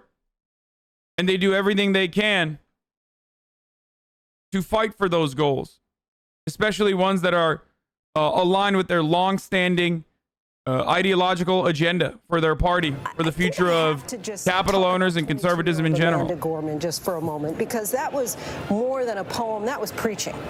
And it was preaching born out of wisdom, passion, and dare I say pain. You know, her poem was entitled The Hill We Climb. And of course, this was not so much about Capitol Hill as much as it was the uphill battle that's been faced. You can't say fuck you towards 40% of the country. You can't say fuck you towards 40% of the country just as minorities who are being ignored and being screwed. Yeah. And by the way, this isn't to say like it's the same. Ignoring like racist Andes and moving along and clearly defining what your goals are that will be helpful to those racists anyway is not the same as ignoring the existence of marginalized people and, like, you know, legislating against their better interests. It's just not the same. So yes, I do think that you should just say, look, I'm going to be your president whether you like it or not. Okay? That's what I always say. I'm going to tell you right now, folks, all the racists in the audience, if you're in here watching, if you're in here hate watching, I am going to be such a fucking tyrant. If I ever had power, I'd be so tyrannical towards you. I would give you that government health care, baby. I would give you that fucking government health care, whether you like it or not. I'd give you that $15 minimum wage. Oh my God, I'd be so tyrannical to you, dude. You'd be able to not die because you can't fucking afford insulin, dude. That kind of tyranny, baby. You'd get dental care. Ooh, I'd be so tyrannical with that, dude. I'd be so tyrannical by allowing unionization to happen in this country. You know what I mean? So you could have collective bargaining agreements and get better benefits, more power over your workplace. That type of fucking real tyrannical nonsense, you know. I'm a monster like that. So yeah, that's my fucking tyranny. Of Biden's speech, his Reverend Beaman saying we must make friends of our enemies. We must make friends of our enemies, which defined the challenge that Biden takes on right now. And the line in Biden's speech that stood out to me was when he said, there is truth and there are lies. It's such a simple line, George. It is a platitude in any other context. But where we are now, the divisions that we face, we must make friends of our enemies, the challenge in doing that is that we have not simply enemies in a political context, but we have divided camps that do not accept the same definition of what is true and what is a lie. The people that stormed that Capitol in the name of a lie that was perpetrated and expanded on and pushed at every point by Biden's predecessor. So when he came out and said that line, again, that simple line, there is truth and there are lies, if he can convince us, if he can convince Americans of that once again, he'll go a long way to accomplishing what he needs to accomplish. That would be a monumental victory for Joe Biden as 46th president of the United States. Mark Updegrove, presidential historian. We must not be enemies. We must not make friends of our enemies, as John Carl was just talking about.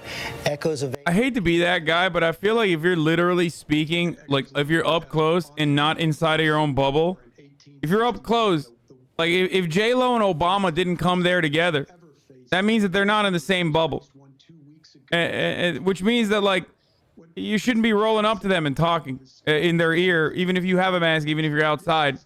It's still not best practices. Like, not to be that annoying, like, these are not the rules, Andy, but like kind of trying to sabotage not good. This election, calling on insurrectionists to seize the Capitol, to try to overturn the result, to try to overthrow our country. Democracy triumph. I cannot wait to hear from Trump supporters, man. That's the real content, okay? Let's be fucking real. None of this shit is content. But the real content is hearing from the QAnon supporters, the Trump supporters. Let's be real. This is why you're here, okay? You want to know how they're fucking coping with this. You want to know, because this is like, this is the end of the days cult,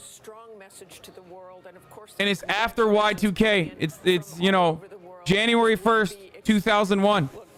This is what was that Mayan calendar date that that the other cult said the world was going to end on?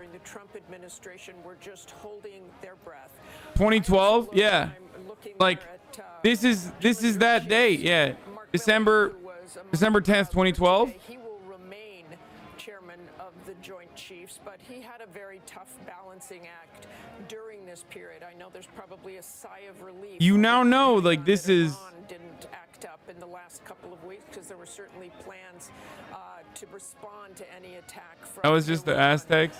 Whatever. December 21st. The world has not ended. We are back. We are alive. And Joe Biden is now officially the president. Protesters, I know Milley peeled away from the crowd there, but apologized for that, knew that was wrong, and then carried on and with his advice to the president. Also, all the military up there, George. I was looking at the Marine when he I'm shaking right now. My 2-year-old son just said his first words. He said, "Is it true that Trump lost the election by the biggest landslide in presidential history?" I said, "Yes, son." I couldn't lie to him. It was one of the realest moments of my life. Your descriptions of the outfits, George. We like that. And right on time, boys. I have to say, just watching those last few moments as Martha was talking, how refreshing. Right on time. Hashtag impeach Biden by Marjorie Taylor Greene, our very own QAnon congressman. Look, those presidents did not agree with each other. They had their disagreements. In some ways, George Bush was elected to refute the presidency of Bill Clinton, and certainly Barack Obama to refute the presidency of George W. Bush. But in keeping with our tradition, there they are, and that's really what. Oh, that's so beautiful.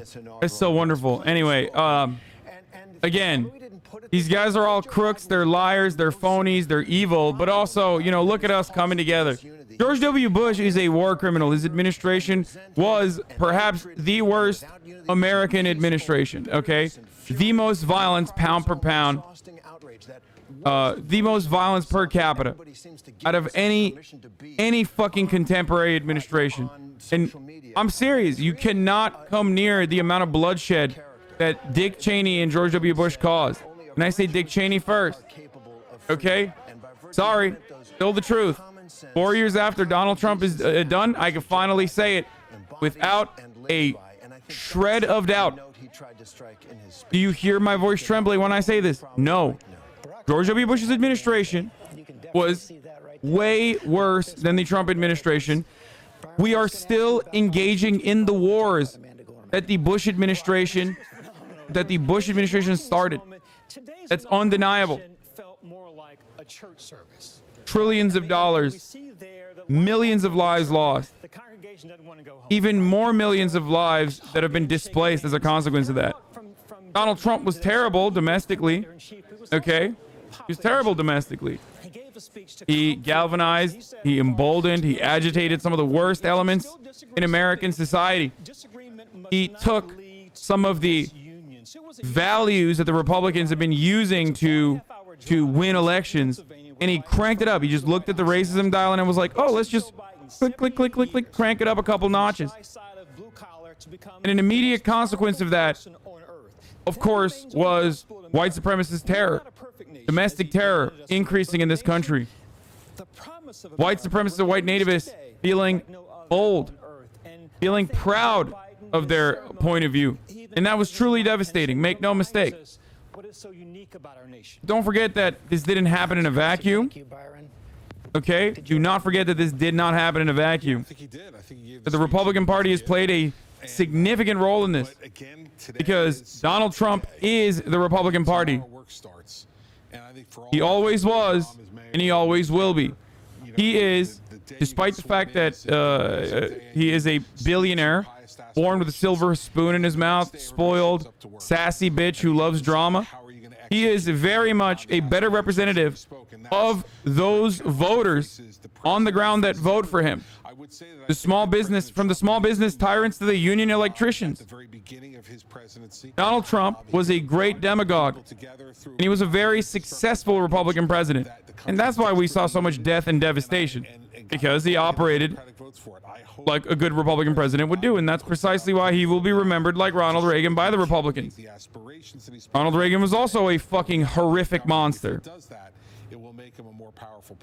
whose actions still harm this country. His deregulation, his tax cuts. The new Vice President of the United States saying farewell. And so will Donald Trump's. Who was Vice President of the United States for the last 4 years? Mike Pence. Okay? And Karen Pence. That's the truth. As well. Celebrating those who brought him there to the dance. From Mike Pence to Mitch McConnell to even fucking Ted Cruz, who literally until the last moment was acting as though this election was stolen.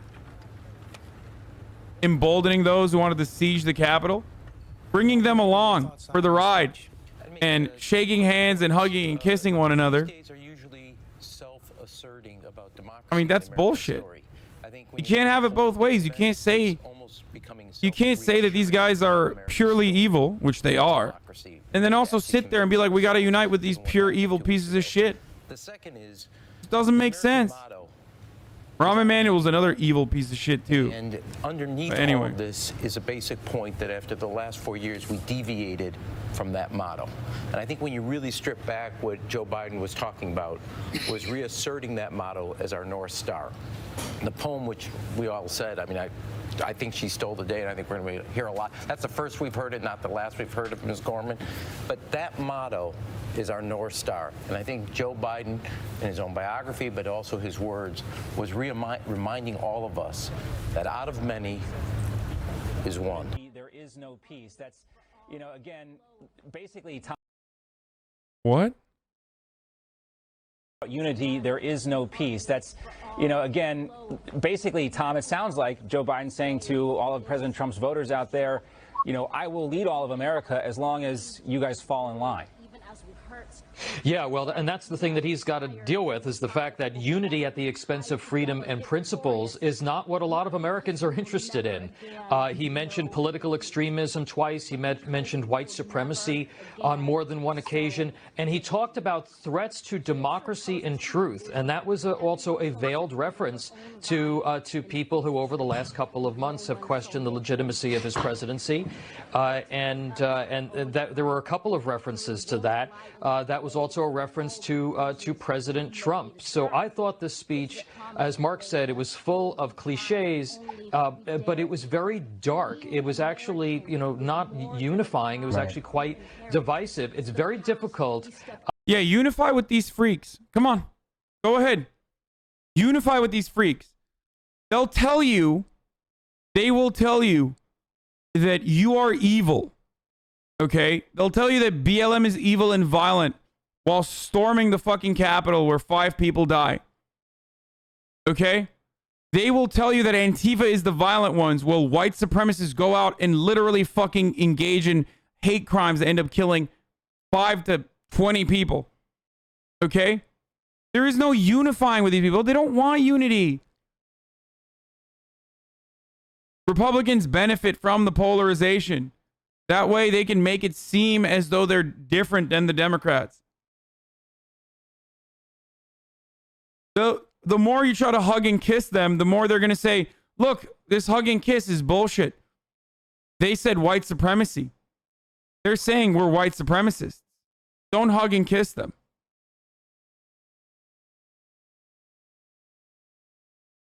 Hasan, you are such a pepega, says anti-censor. Really? I mean, we're watching them reject that message loud and clear, as though I have already said it. Drive a unifying message when you are going to simultaneously talk about an overblown sense of white supremacy and systemic racism, and you lead a party that, like, you need to recognize that for conservatives, someone mentioning racism is significantly worse than an actual act of racism. Okay? Like, he's basically saying it. He's literally saying, like, well, the real divisive thing is not the racism itself. It's the mentioning of that racism. You might not even want to do anything about it, but the fact that you're even uttering those words, the fact that you're even mentioning that it exists, is in and of itself incredibly divisive. It's dark. An overblown sense of white supremacy, he says.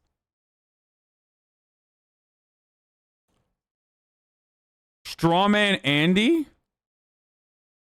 Yes. Except the strawman is the literal fucking Republican commentator on Newsmax that we are watching. You can't say something is a strawman if I'm directly replying to the words of a fucking person. That comes along with the tacit admission that you understand that your side is so fucking dumb that what this person is saying currently is literally so idiotic that it must be something he didn't say. So you already recognize that what he's saying is fucking insane and stupid. Thank you. that is driving cancel culture in America. Oftentimes when he was talking about unity, I kept on thinking to myself, so does this apply to conservatives as well? Why are you generalizing Republicans? Are you all about unity yet you demonize the mass on the right? Because I'm not a fucking idiot, dude, okay? I don't care.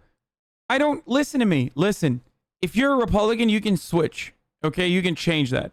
And you should. Because if you are conservative, you're fucking brain dead, okay? I am not a regressive person. I'm a progressive person. I don't want to look backwards. I want to look forward. I want to move on. I want to make things better for people, okay? So I'm not going to sit here, and here is a conservative value that you will understand. I'm not going to sit here and fucking spare your feelings, you delusional dumb fuck. If you are a conservative who voted for Donald fucking Trump, you have to at some point in the past 4 years recognize, like, okay, well, Donald Trump is kind of fucked up. Like, some of the things he did was kind of fucked up. Maybe we should change it. Maybe I should no longer believe these things. So after 4 fucking years, when you see so many hogs on your side still refuse to recognize the fact that Donald Trump literally lost by millions, like a historic number of fucking votes, and that entitlement manifesting and creating this like insurrectionist hog rebellion, and you're still over here like, well, be nice to the conservatives. Well, you're a fucking idiot. You should be ashamed to be a conservative right now. This should be a moment of sadness where you sit there and revel in your delusion of your fellow conservatives, and yet you still have the audacity to come into my fucking chat and be like, why aren't you being nice to me? Suck my dick. You're a fucking playground bully. Why the fuck would I be nice to you? You stupid motherfucker. I'm sick and tired of this fucking bullshit where the media has to act like we have to be nice to conservatives no matter how fucking delusional they are. No. Fuck off. You can go get that at CNN. You can go get that at fucking Fox News. You can go get that at every other outlet. You don't have to get that here too, because I'm not going to give it to you.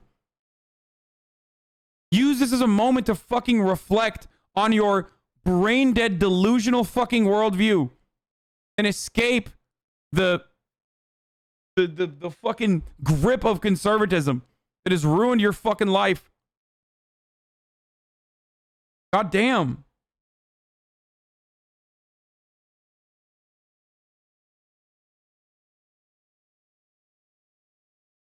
When I think of conservatism, and many people as well, I think, also see this. When we think of conservatism, we see the guy, the hog, the small business tyrant walking into a fucking grocery store without a mask, screaming at some fucking, 20-year-old cashier who lives with their grandparents. We see super spreaders. We see denial of COVID. We see denial of climate change that threatens every single person's lives. We see worker protections being unrolled at the behest of capital owners. We see opposition to offering everyone health care. Why in the ever-loving fuck would I ever act like this kind of murderous, delusional ideology would deserve a shred, an ounce of fucking respect? Get the fuck out of here.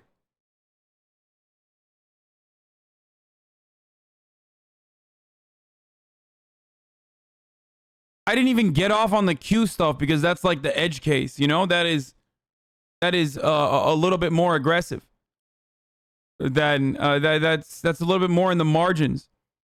But the average conservative maintains a lot of fucking insane beliefs that I don't think we should, in the most snowflake mentality way, harbor, allow to fester. Why are we treating the conservative snowflakes like they have unique and brilliant ideas simply by the virtue of them having thought those ideas? Like, no. I'm here to tell you, you're stupid, okay? But here's the beauty of it. You can become more intelligent, okay? You can stop being stupid. I promise you. It's not that hard. There are plenty of people here who had really fucking dumb ideas, who had really dumb opinions, and they've changed their goddamn minds. But I think that first step that you need to take,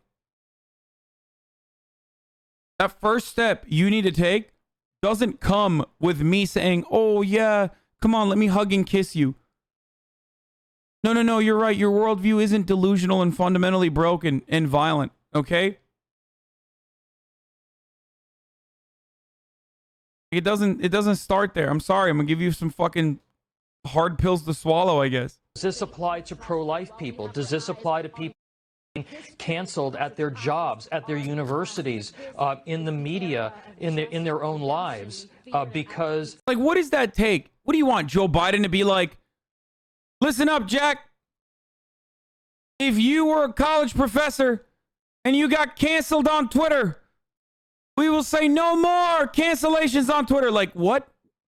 Like, he's talking about genuine material harm to people's lives. Like, he's not fucking Donald Trump. He's not going to talk about that dumb shit. I mean, his stuff is also boring, vague, non-policy oriented. And it's the other side of the equation, the liberal side, the civility side of the equation. Both are inconsequential, though. Like, what Donald Trump talks about is completely inconsequential. Doesn't matter. Oh, cancel culture, cancel culture. Like, shut the fuck up. Nobody likes cancel culture, bitch. Joe Biden doesn't need to fucking say it. they believe in traditional American values and more conservative values. Yeah, traditional American. Yeah. I think more people need to start saying it with their chest. When they say like traditional American values, he must mean like racism, right? Because like, what else? What Joe Biden is trying to appeal to the traditional American values. The fuck do you mean then? Like, what are traditional American values, brother? Brand Risk Andy not liking cancel culture either. Cancel culture is not specifically or exclusively a tool of the left. It has been portrayed as such, but that's not the case. as evidenced by the fact that I've been fucking canceled more times than most of your fucking favorite Republican commentators. Your Republican commentators get canceled, they go on Fox News, okay? They get a bigger platform. I get canceled, I have nothing. I'm not going on MSNBC. I'm not going on CNN. There's no battle lines there. Leftists don't have a safe harbor for once they get canceled. Shut the fuck up.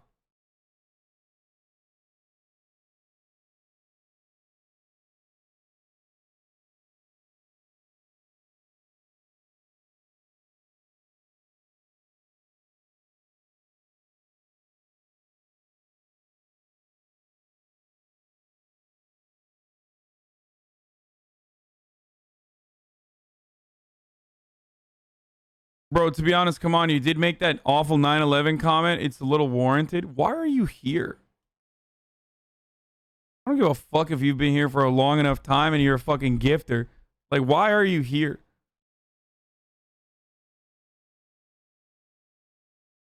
I should have probably banned him. There's a new White House video. All right, let's see. Every morning, millions of Americans are joined together by a simple act. They get up and they go to work. They do it without fanfare, without complaint, when times are easy and when times are hard. And right now, times are indeed hard. Because this morning, there were also millions of Americans who didn't go to work. We're hurting, we are mourning, and we are struggling. At times, it can feel like we've never been more separate from one another, in more ways than one. But we can change that. And we will.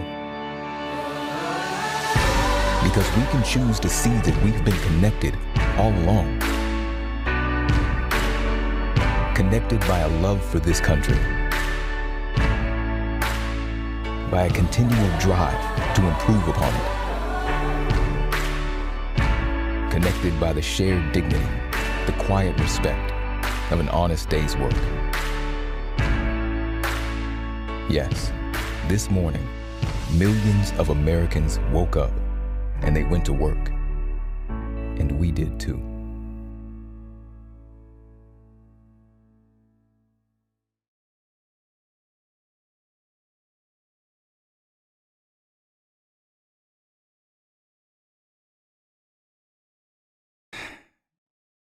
They're saying the right things.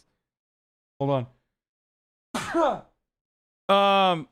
So the QAnon subreddit. Free bans for any negative post. Please don't clog the site up. This is not over. Have patience. Upvote to support no handshake post today. Dude, where's my post? Don't worry if it gets removed. Take care of your mental health today, friends. Nothing makes me happier than seeing the copium that is taking place in these circles right now, where they're literally engaging in self-care.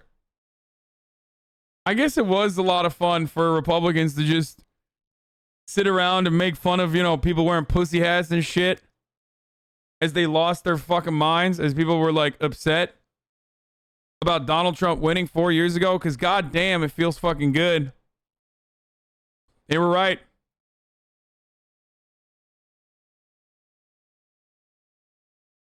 They were fucking right, dude.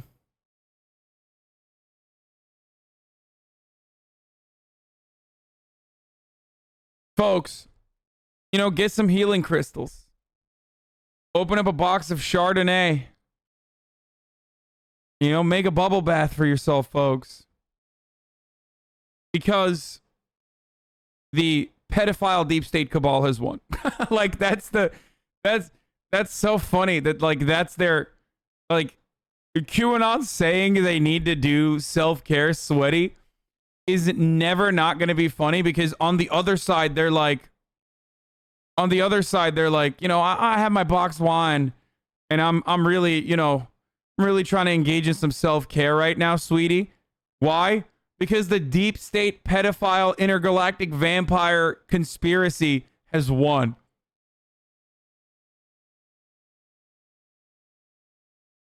Anyway, folks, in honor of the great Irish, folks, we have a tradition around these parts. And this one's for Joe Biden. It's top of the hour, folks. It's top of the hour every hour, where there's a 60-second ad break coming to you. After that, we're gonna move on to more post-inauguration coverage, and hopefully a little bit of coverage on what the hogs are doing, a little bit of hog watch. But it's top of the hour every hour, where there's a 60-second ad break. And if you no longer want to see the ads on this here broadcast right now, all you need to do is subscribe, ladies and gentlemen, boys, girls, and NBs. You can do it for $5. Or you can do it for free with your Twitch Prime. Twitch Prime by connecting your Amazon Prime account to your Twitch account. Here's the 60-second ad now. When our leaders of 16 were executed. Come out, shiver like a tans, come out and fight me like a man. Show your wife how you won medals down in Flanders. And how the IRA made you run like hell away from the green and lovely lanes of Chandra. Come tell us how you slew Them old Arabs 2 by 2. Like the Zulus, they had spears, a bow and arrows. Oh, bravely you faced one It's your 16-pounder gun. and you frightened them damn natives to the marrow. So good. It's an important message that America is back as a world leader. And I think that is particularly Dude, important. listen. Like, I can give you what's going on here, okay? Every single fucking newscast today is going to talk about how America's back, baby, okay? How racism is defeated. How while we still have some work to do, like, it's over. You know, we have restored democracy. We've restored the soul of this nation. When in fact, that's a lie. And the reason why that's a lie is because Donald Trump, and I repeat myself as I have so many times over the past 4 years, did not come out of nowhere, okay? Donald Trump is not the disease. He is a symptom. So if we avoid the material underpinnings, if we avoid the material realities in which this kind of radicalization has occurred, if we avoid the deep racial wounds that we have yet to heal in this country, if we just pepper in some black and brown faces in high places and assume, you know, we're good, we're done, we solved it, without addressing the actual actions, the cruel actions in which this economic organization of society harms so many people, we're going to have another Donald Trump soon. Just like the Biden administration is still going to be very harmful to so many people. Okay? It doesn't work that way. You don't just go, all right, Kamala Harris is VP now, and now, you know, racism is over. If it worked that way, then Barack Obama would have saved this country.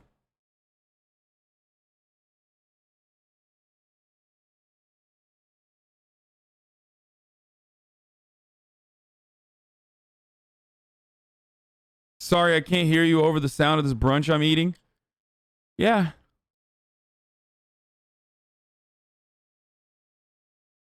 Isra says uniting fascists isn't good, and actually I will not be doing that. Yeah, like, no, that's fucking bullshit. Lots of anger in the QAnon group chats, with many people saying they want to throw up as they realize mass arrests won't happen. If you or someone close to you is reconsidering QAnon after today, my DMs / email willsummer@thedailybeast are open. Fuck this sham. I am good. I want to puke. Fuck praying. Like, think about this. Okay? Just think about it this way. I want to talk about someone right now. I want to talk about Ashley Babbitt. 35-year-old San Diego resident who was a 14-year veteran of the Air Force. Ashley Babbitt believed in QAnon. She believed that Donald Trump had her best interest at heart. And she flew to the Capitol and she got shot and was fucking was dead a couple hours after. She was carried out in a carrier from the Capitol. She believed in QAnon. She was a fucking QAnon supporter. Look where that got her. If she hadn't been on Facebook forums, like the ones that are frequented by some of your parents, some of the people that you know in your lives, she would not have been fucking clapped at the Capitol. She wouldn't be sieging those halls. Okay? And it's sad. Like, look at these fucking people. They legitimately think that, like, QAnon was real up until this moment. Where's the damn storm? What happened? Why didn't the plan work? I feel stupid. Like, it's wild.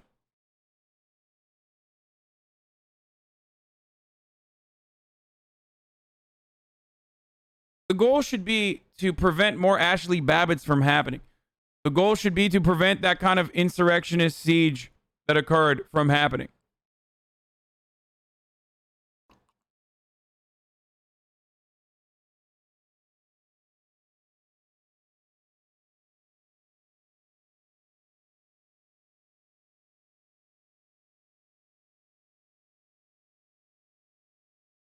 What the fuck did QAnon actually believe was going to happen today?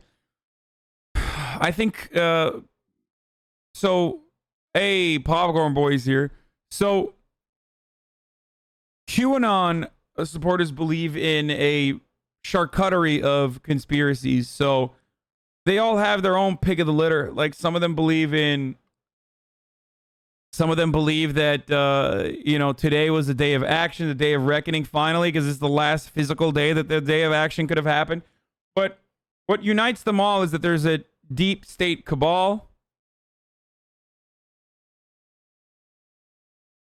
And anyone who opposes Donald Trump is a part of it. Doesn't matter if they're Republican or Democrat. Every Democrat is a part of it. CIA, FBI. This deep state cabal of you know, intergalactic pedophile vampires, basically. And they believe that the day of action was going to happen where Donald Trump was going to arrest all of these people and kill them. Shoot them for treason. And yes, they do believe that. Some of them might be flat earthers. Some of them might believe in other conspiracy theories. Some of them might be anti-vaxxers. A lot of them are. Almost all of them are anti-maskers.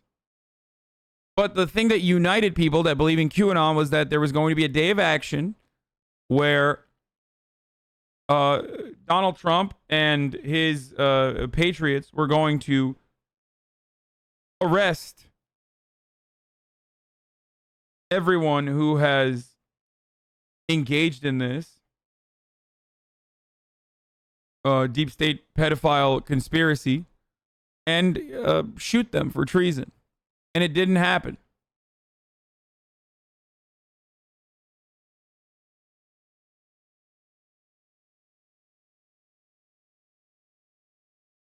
What percentage of cops and soldiers in the Capitol do you think are QAnon? I saw some wearing InfoWars merch. Brother, I can't remember if it was the chief of police in New York City or if it was the head of the PBA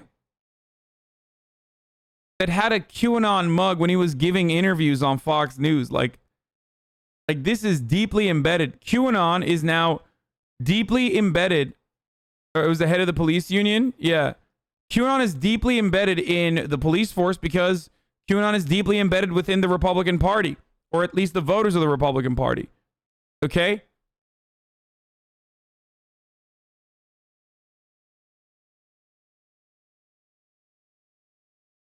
.84% of cops said in 2016 that they would vote for Donald Trump.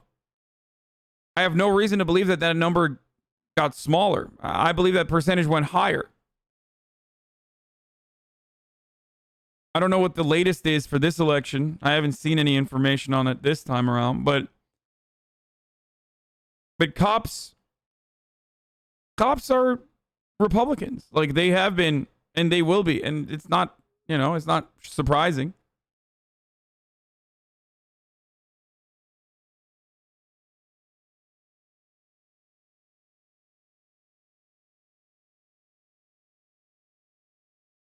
Ron Watkins, the former 8-cunt administrator who helped keep QAnon afloat for years and someone suspected of being Q himself, is throwing the... Oh, wow.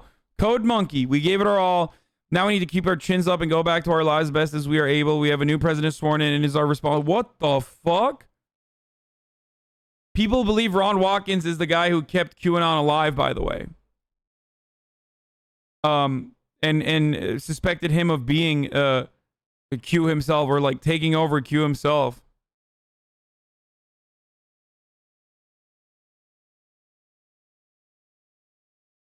My DA cousin called Trump Hitler-esque and then voted for him anyway. Wait, what?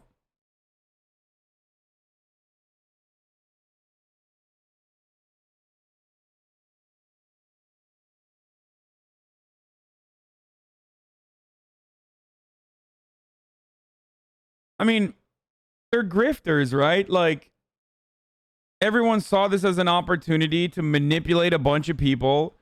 And honestly, it's like multi-level marketers and like Herbalife salesmen going after Mormons. You know what I mean? There have been plenty of studies done on this where people who are in more insulated religions are way more susceptible to multi-level marketing schemes and shit like that. So QAnon is an environment ripe for people looking for answers. Is an environment ripe for grifters to come in and just like sell whatever the fuck they're selling.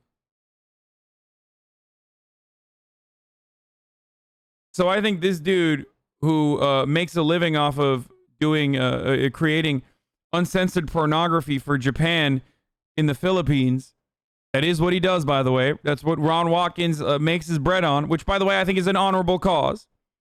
I think Japanese porn should be uncensored. It is a crime against humanity. That it is. But this man who makes a living off of, shooting uncensored Japanese adult videos in the Philippines, it took over 8chan and 8kun and basically kept it alive and took over Q2 and did the Q drops himself. Or people suspect that he did the Q drops himself. He was the person who is most likely to be the person who donned the role of Q.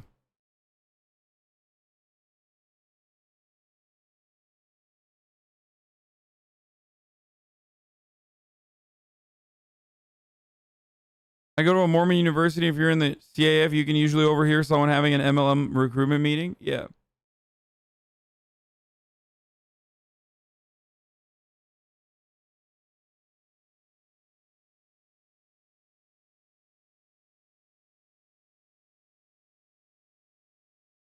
But this is not going to go away.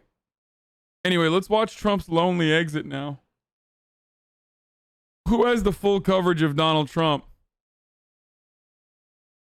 MLM is multi-level marketing. Protests are starting in the NYS Capitol.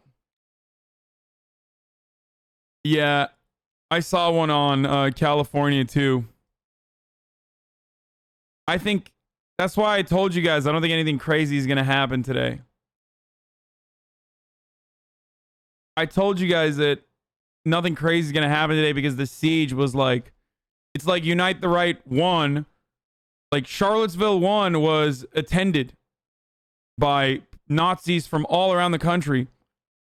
But Charlottesville 2 was a wrap. Like it was People don't even remember that there was a second Unite the Right rally that happened a year later. Once that happens, once your movement like falls apart, once you do that and everyone makes fun of you and the president himself is literally like calling you a fucking terrorist and shit, you're done. You're done. What are you going to do? You have to throw in the towel. These people were not going to fucking... I mean, they're like small business owners and shit. Technically, they have too much to lose. You know what I mean?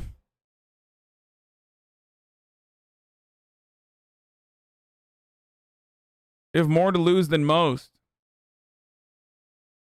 This is a guy who expected a few thousand people to be here. He drove 45 minutes for a peaceful protest.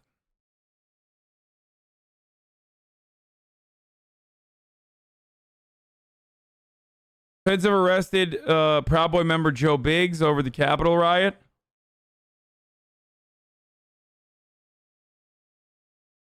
Biggs will face at least 3 charges. Complaint against Biggs from what notes that another Proud Boy member was seen breaking the window of the U.S. Capitol building with a clear plastic shield.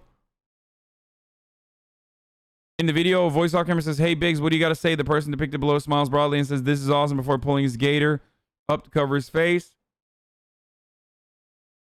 The leader of the Proud Boys, Enrique Tarrio, was arrested ahead of the rally in order to stay out of Washington.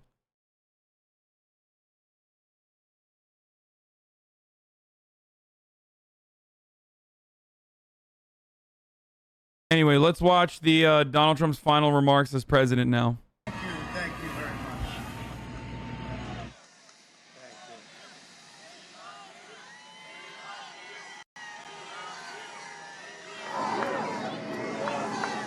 Thank you very much. And we love you, and I can tell you that from the bottom of my heart. This has been an incredible 4 years. We've accomplished so much together. I want to thank... Didn't we have some fun, folks? We love it. We had so much fun for the past 4 years, you know. Yes, your grandparents are dead, but hey, guess what? They were already really old, believe me.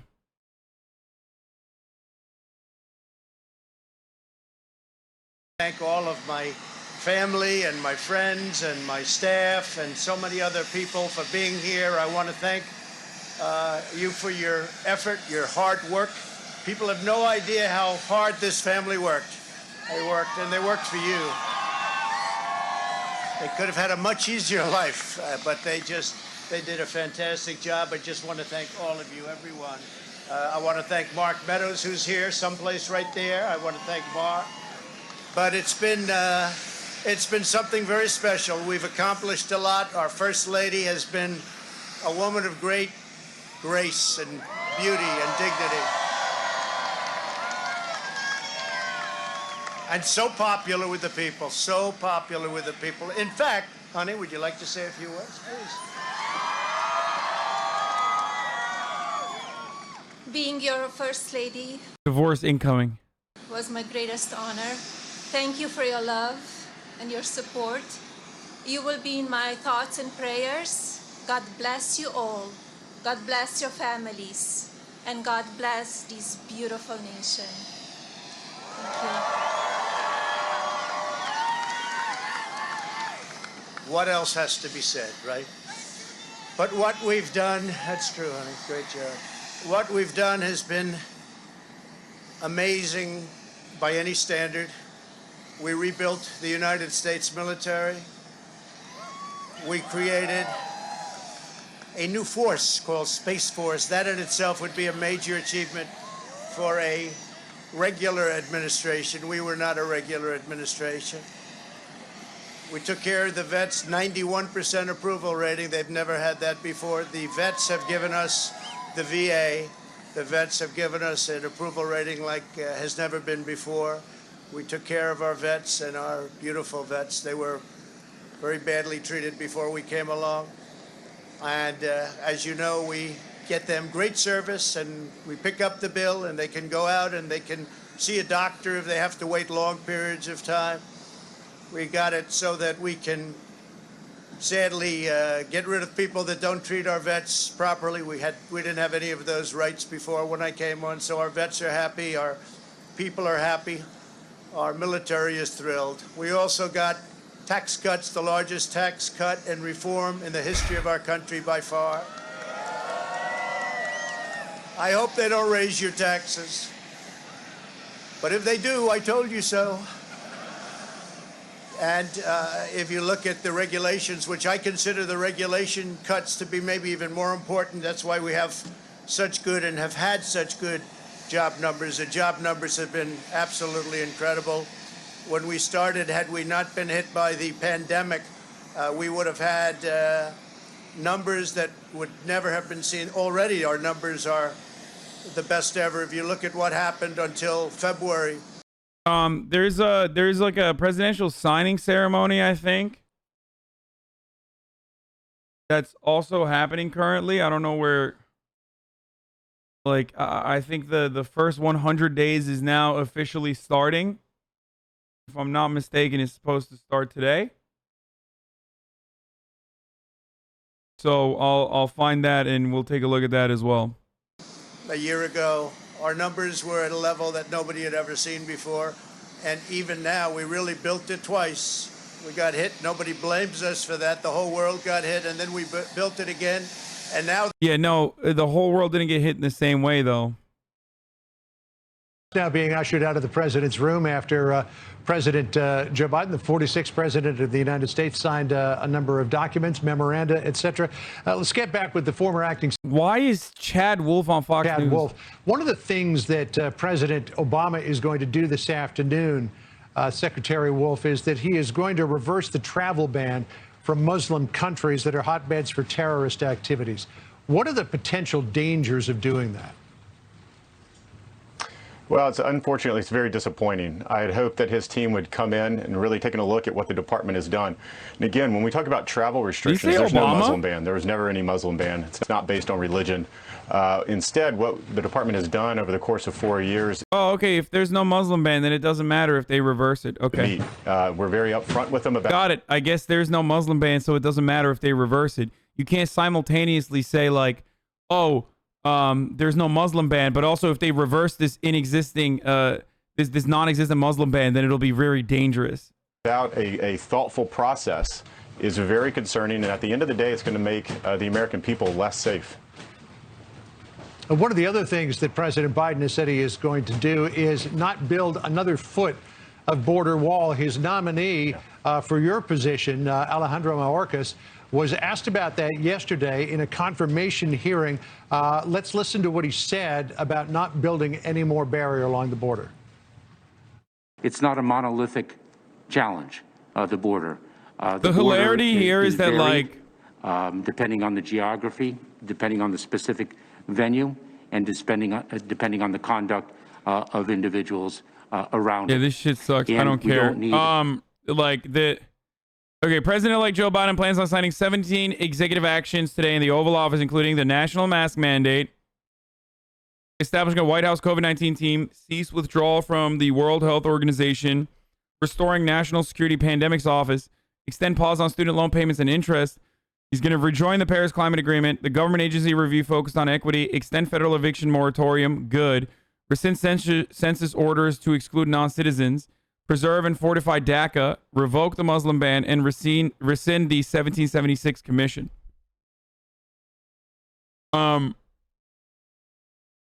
There's a lot more that is supposed to be done. This stuff is like, there's a lot more that's supposed to be done. This stuff is good. It's not.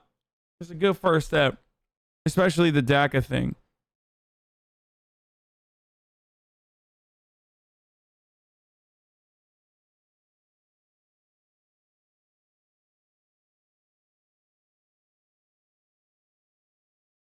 And more, but the important stuff is not the and more.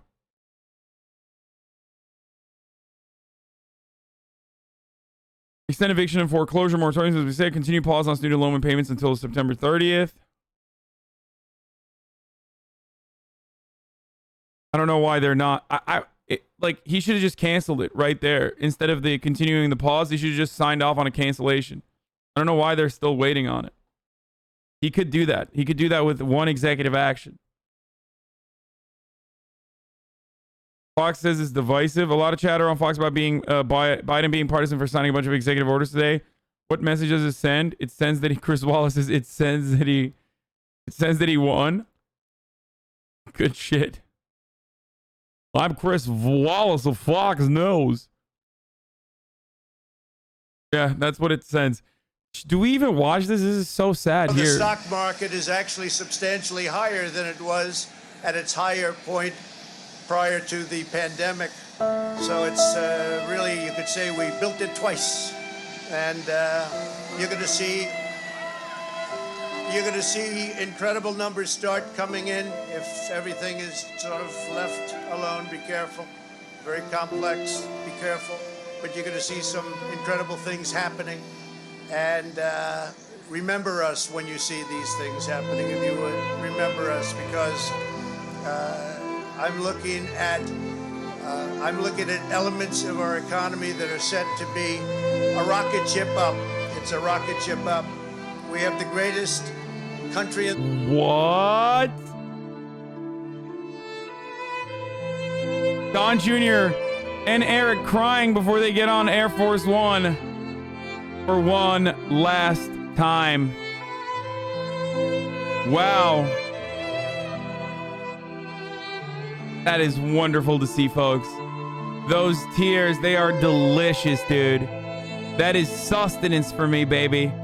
Give me that goddamn juicy, delicious tears. In the world, we have the greatest economy in the world, and as bad as the pandemic was, we were hit so hard, just like the entire Today world we was hit say so hard. Places that thought they got away with it didn't get away with it. They're suffering right now. We did something that is really considered a medical miracle. They're calling it a miracle, and that was the vaccine. We got the vaccine developed in 9 months. Bye-bye, Donald Trump. 9 years, or 5 years, or 10 years, or... Wait, what? Hold on. Fuck you for saying someone crying is good, you idiot. Oh no, why did you ban them?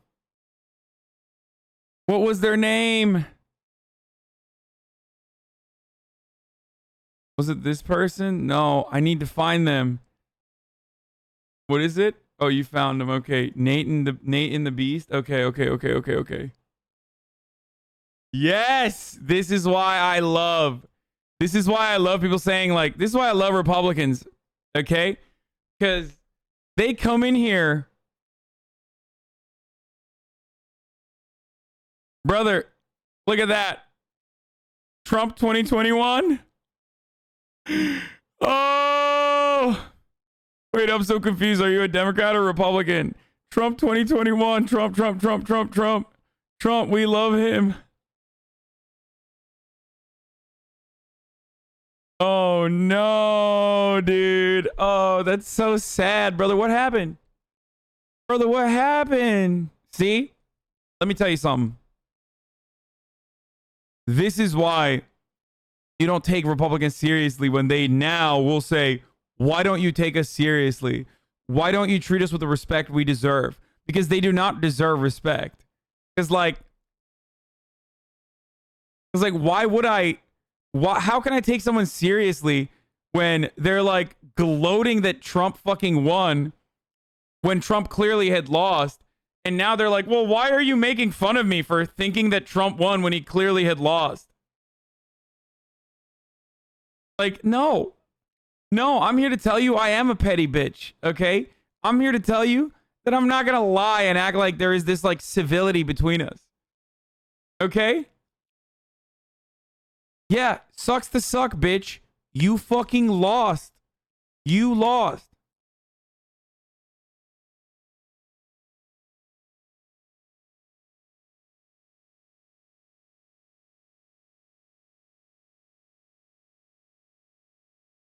Blue lives matter. Blue lives matter. Another one, bow tie Rob. You're a sad person. If it's so banned in the USA, go live in Iran, you dumb fuck. A terrorist talking about US politics, that's cool. Trump is my president. Little transphobia in there. You're a sad person. Race bait. I mean, it's proven that women of color were dumb compared to white women till the 90s. Oh, wow. Okay, that's a full ban. Why are you not treating me with respect? Also saying shit like women of color were dumb compared to white women till the 90s.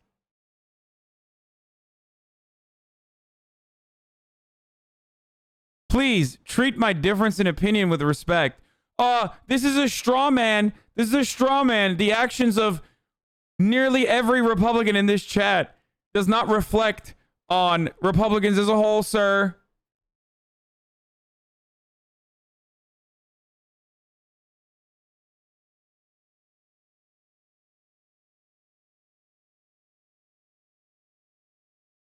Anyway, we're going to get to the MAGA tears, delicious, juicy MAGA tears in a second.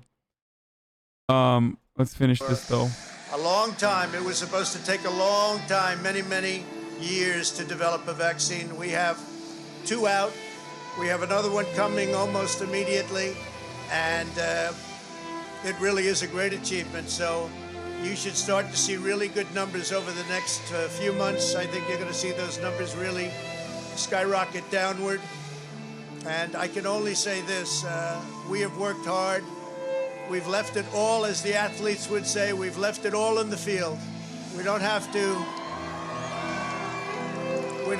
come and say, we'll never say in a month when we're sitting in Florida, we're not going to be looking at each other and saying, you know, if we only worked a little bit harder, you can't work harder.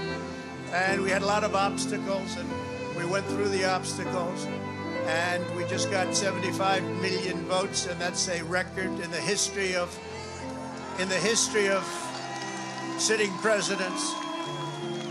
That's an.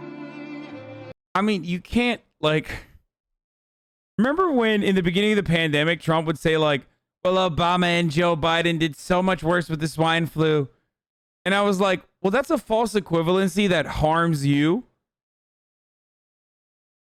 It's the same energy. Like, well, we got more votes than any other sitting president. Okay, but the opposition got even more votes. So, like, you know, you're saying that, but that's not exactly a good thing for you. It is a historic loss. You got rolled by a carcass, dude. Just like bringing up Obama's numbers during the swine flu, which was 14,000 deaths, is not good for you when you're at 1,400 deaths a day right now. Like 14,000 deaths total in the United States of America, swine flu. And Donald Trump, remember, kept saying like, well, you know, the Obama, there was 4,000 deaths a day at its peak, like fucking 5 days ago. Okay, in the aftermath of like the holiday peak, there was 4,000 people dying a day. So why would you bring that number up? Because it doesn't matter. Because for Republicans, it's just him saying something. Like at this stage, we have completely lost touch with reality to a degree where like Trump could literally say, well, 5 is actually a larger number than 5,000, and his followers will say, yeah, that's right. No, you don't understand. 5 bigger than 5,000. And his supporters would be like, yeah, Trump said it. It's true. There's a lot of people who literally operate that way, and that's why he can get away with saying like, well, I got more votes than anyone has ever gotten. Or he can get away with saying stuff like, oh, Babe, he did so poorly with swine flu, he killed so many people. All-time record by a lot, by many millions. In the history of sitting presidents, it's been really just an honor. One of the things we're very, very proud of is the selection of almost 300 federal judges and 3 great Supreme Court justices. That's a very big number. That's a record-setting number. And so we've done a lot, and there's still things to do. First thing we have to do is pay our respects and our love to the incredible people and families who suffered so gravely from the China virus. It's a horrible thing that was put onto the world.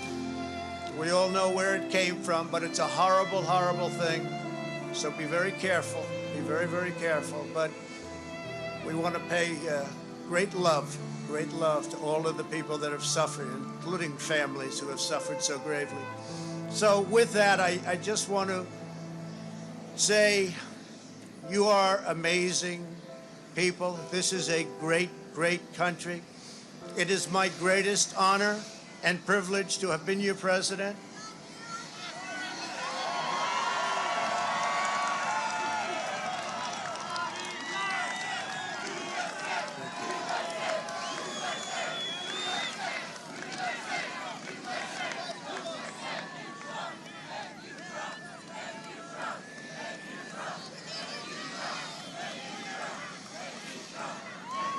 Bro, this is so pathetic. This is so pathetic and sad, dude. It's great. It's fucking awesome. It's awesome. Lawmakers display inaugural painting. Ugh. Okay. Honestly, a little disrespectful. He was still the president of the United States. Man, the president of the United States can suck my fucking cock, okay? And that includes Joe Biden, too. Disrespectful. So shut the fuck up, bitch. President of the United States. Okay, bro.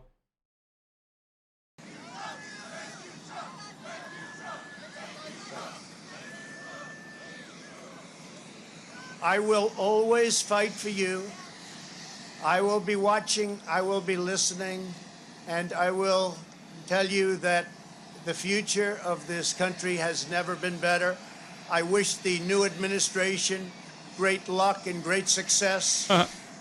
I think they'll have great success. They have the foundation to do something really spectacular. Oh, what a pussy. That's so sad. Dude, that's so sad. Oh, the next administration, they'll do so much. They'll do well. They do. I promise. Wow, what a change of pace from Joe Biden is stealing the election. Ooh, that's so good. That's so fucking good, baby. Oh, God. And again, we put it in a position like it's never been before, despite the worst plague to hit since, I guess you'd say 1917, over 100 years ago. And despite that, the things that we've done have been just incredible, and I couldn't have done it without you. So just a goodbye. We love you. We will be back in some form.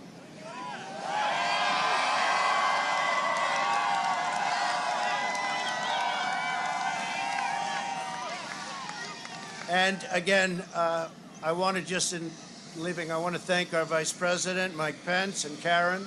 I want to thank Congress, because we really worked well with Congress, at least certain elements of Congress.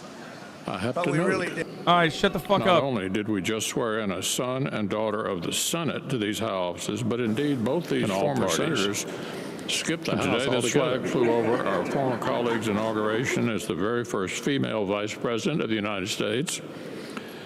So, to our very distinguished former colleague, Madam Vice President. That's great. Please accept this flag with the highest compliments and congratulations of the United States Senate.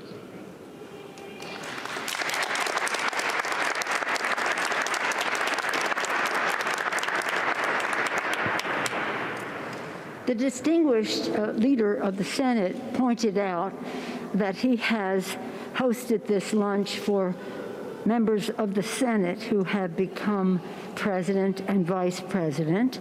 But I have the privilege of giving the flag to the President of the United States, the flag that was flown when you were sworn in, Mr. President.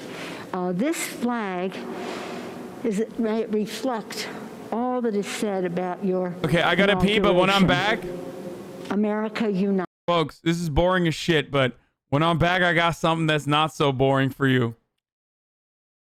Just all of the enthusiasm. Just wait, I got some real good shit coming right now.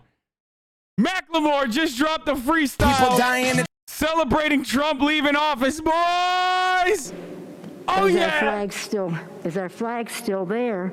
Then you say, play ball, right there.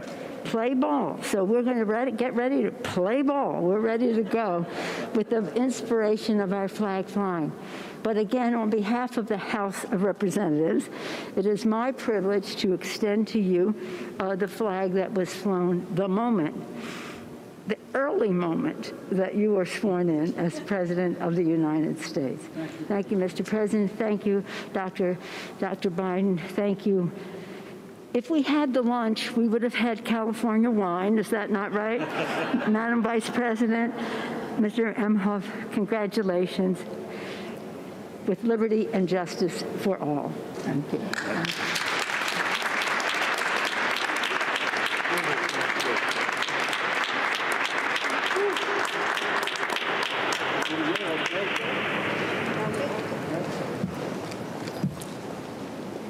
And one of the traditions of inauguration, the exchange of gifts that taking place there, and leaders of both the House and Senate taking part. All right, let's do it. We're back. 50 grand. We're back, baby. We're back.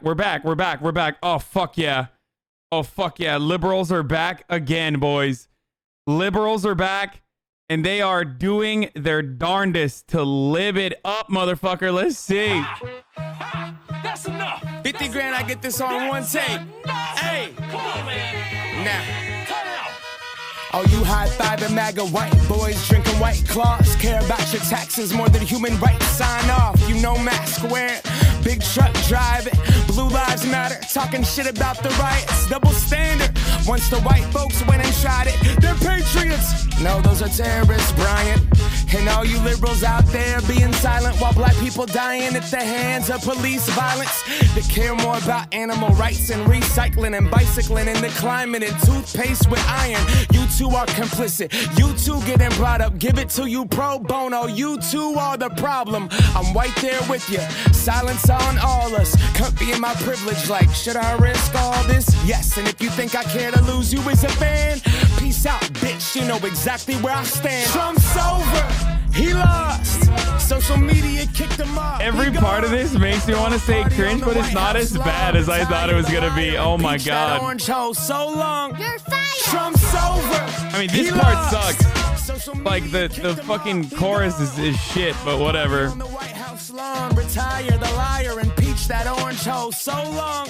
It's like Trump is just a symptom that we ain't free from. This dull white supremacy that he would feed us. We celebrating, but to think a new era's begun. Still half the country feels the same way that he does. So what the fuck are we gonna do now? Biting my dog, but he close to getting put down. Surprise, another old white guy in the house who's fine. We just hold our breath when he opens his mouth. We thought 2021 was gonna save us. Just a little. We thought that we were gonna all love our neighbors. We thought COVID was over being contagious. Nope, America's still armed, dumb, and dangerous. Trump's over. He lost. Social media kicked him off. He gone. Throw a party on the White House lawn. Retire the liar and peach that orange hole so long. You're fired. Trump's over.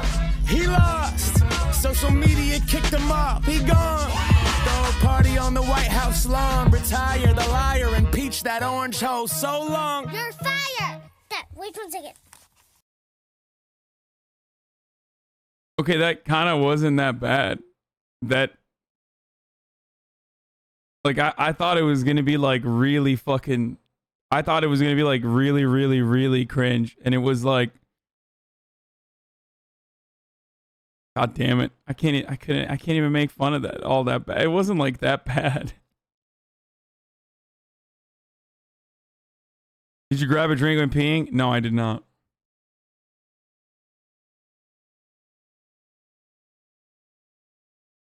I mean, it wasn't. It's fucking. It's a Trump rap. It's never gonna be good. Like, my expectations were that this was going to be a 1 out of 10, and it was like a soft 6.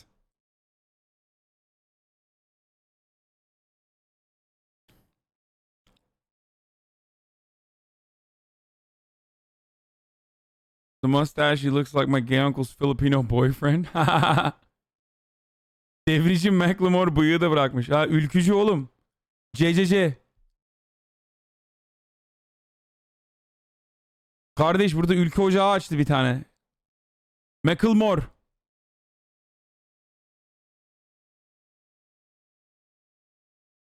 Demon sign? No, I'm doing the ultra nationalist Turkish party sign because his mustache looks like a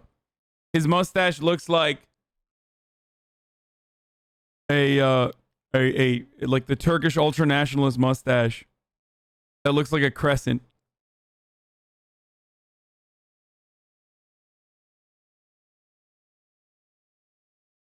Anyway. Okay, that wasn't as bad as I thought it was going to be. Fuck. Okay. God damn it. Abort. New policy on Israel just dropped. Breaking. Biden admin challenges U.S. ambassador to Israel into U.S. ambassador to Israel, the West Bank, and Gaza. Oh. Day one policy shift signals new admin does not consider any parts of these areas as Israeli territory. That's interesting. That is not what I thought was going to happen. That goes literally directly against. It could just be an aesthetic change like this. But they expressly mentioned multiple times that they were not going to move the... they mentioned numerous times that they were not going to move the embassy back. Hey, shouts out the Cash App. Okay, bro.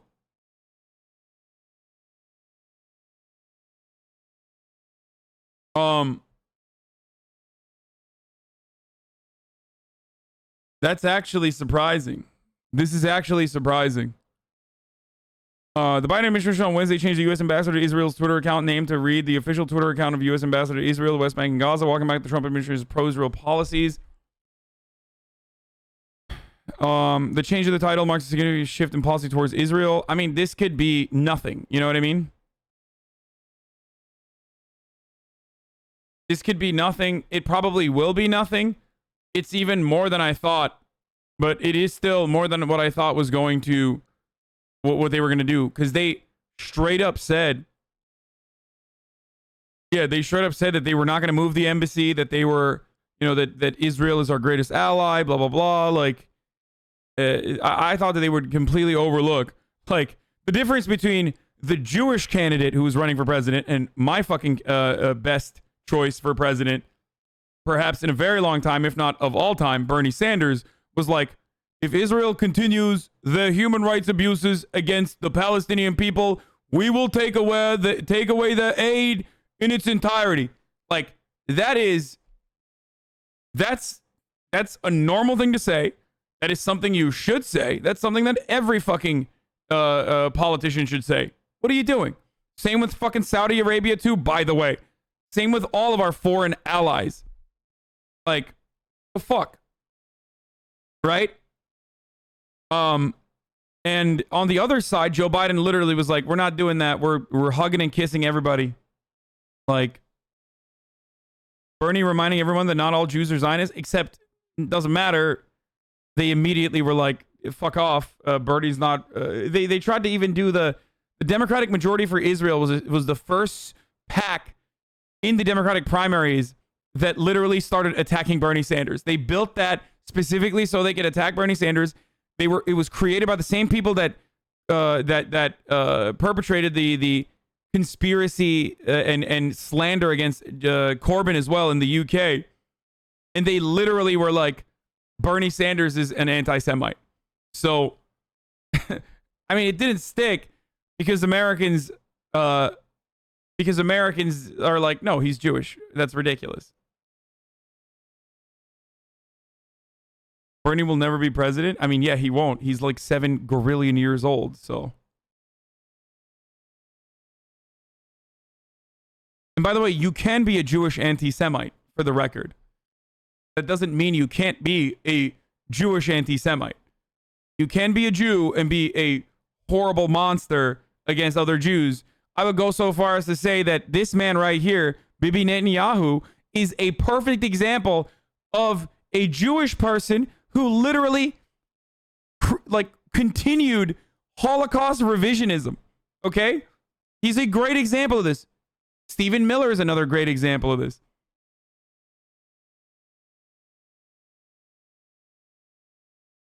Okay, so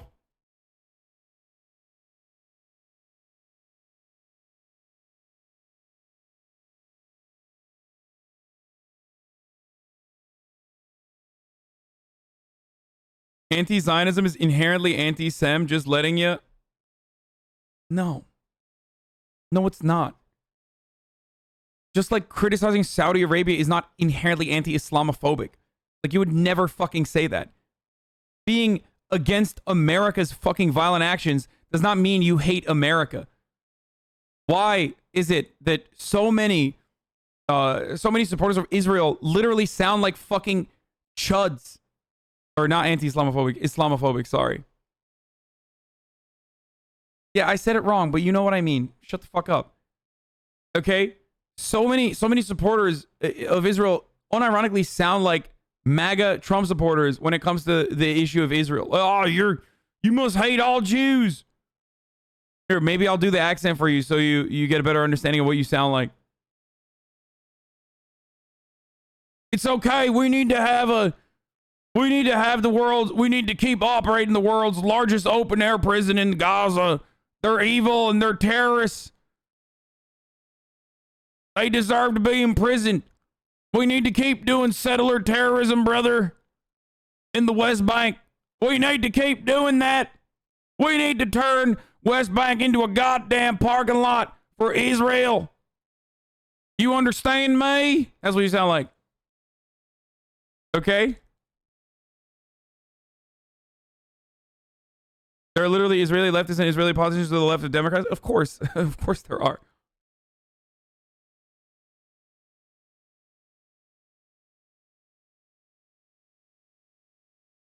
Anyway.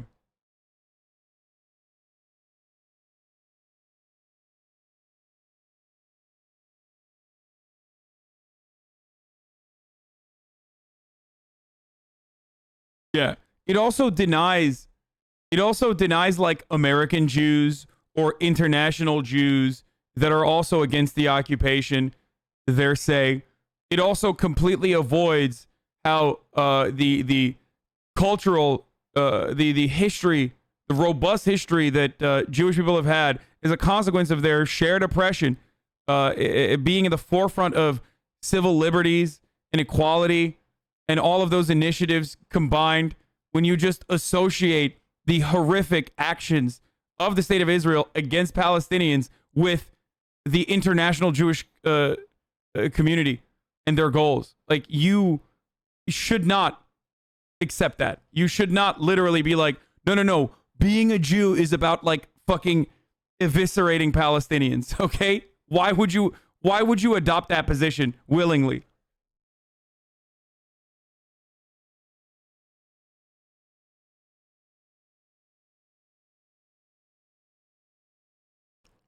Anyway.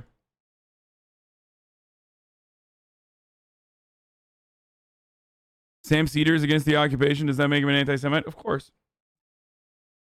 My real uncle, Sam Cedar.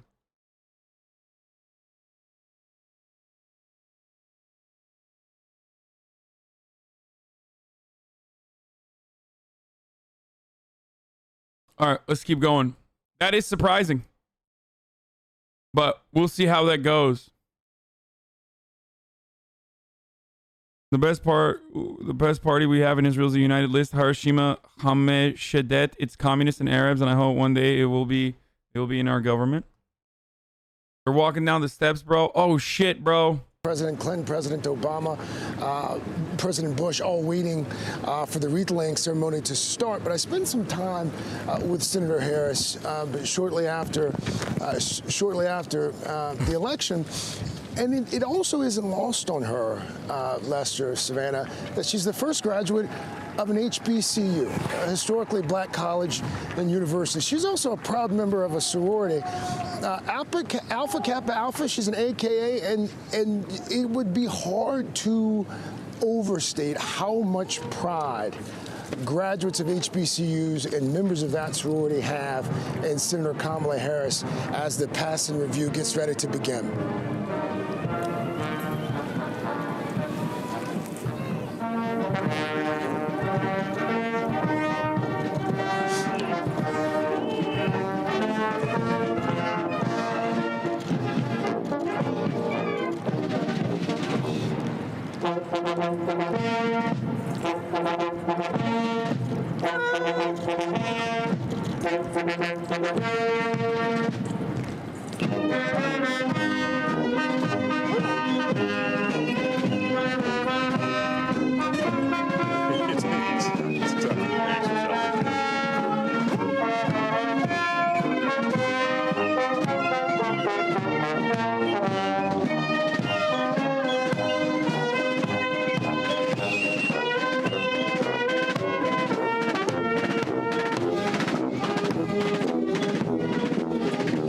I'm not gonna lie. Our military parades literally fucking suck in comparison to like North Korean and Chinese military parades or the shit you see in like the USSR. It's just, well, one reason is because we got no tanks or no fucking nukes and shit that we can parade, because our infrastructure will crumble if you literally roll tanks through those roads. That's one of the big reasons why Donald Trump couldn't do it. But the other thing is like, there's no, I mean, dude, look at that. Like, I guess North Korea really beefs up their parade stat. So, you know, they really focus on that more than anything else. But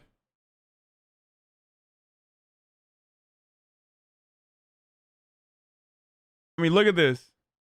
우리 당의 최고 수위에 높이 모신 이 감격이 환히 만세 환호성으로 울려 퍼지고 로고를 뜨겁게 전하며 나갑니다.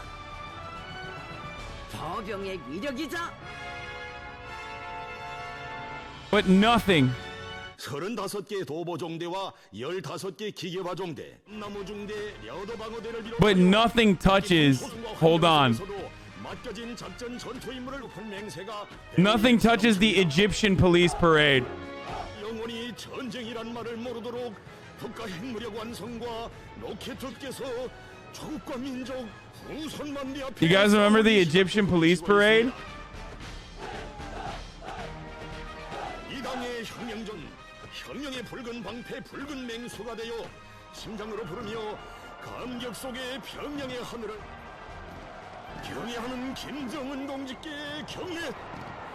This is the GOAT. It's still goated on the stacks. Look at this one.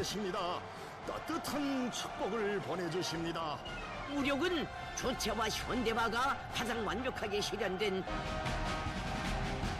Dude, MENA boys love jumping through hoops, dude.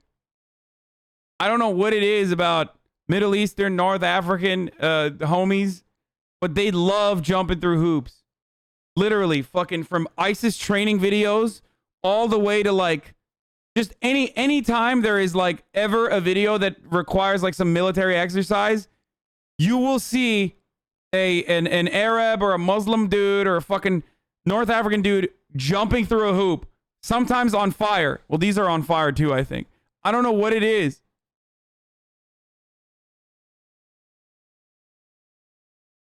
Yeah, these are all my gaming viewers. Look at that. Look at that. Look at that.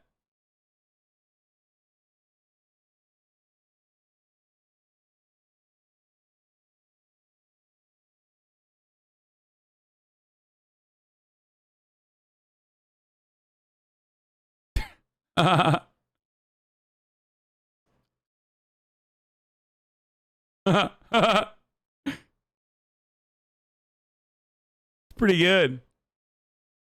Pretty fucking good, dude. All right, let's look at Biden's the rest of the day. And by the way, those are the people that stay for Rust. That's what they look like. I swear to God. When I'm playing video games, that's what you become. You become real fucking buff. Okay, President-elect. We already saw all that. 11:15 a.m. President-elect are participating in the swearing-in ceremony. They're sworn in. We already got through that. They review the readiness of military troops in a pass-in review. The President, First Lady, Vice President, Second Gentleman participated in wreath-laying ceremony at the Tomb of the Unknown Soldier. President, First Lady, Vice President, Second Gentleman receive a presidential escort to the White House. President signs executive orders and other presidential actions. President swears in day one presidential appointees in virtual ceremony. And the first two that are going to be the president swears in day one presidential appointees in virtual ceremony. This video of Trump flying away on CNN is so fucking good. What's wrong with Gloria? Let's just watch in silence as this Air Force One takes off and the Trump family leaves Washington, leaves the seat of power.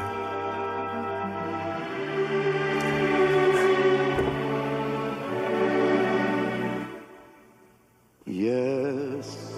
He did do it his way, dude. He did.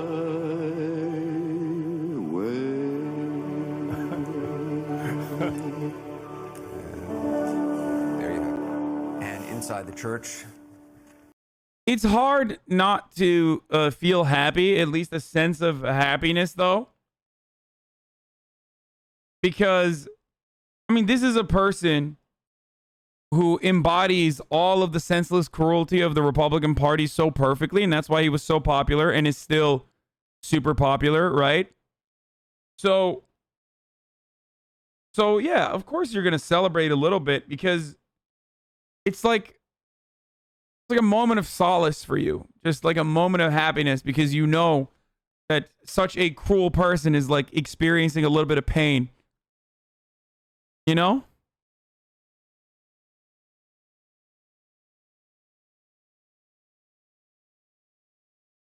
He was your content? I think I'll be all right, brother.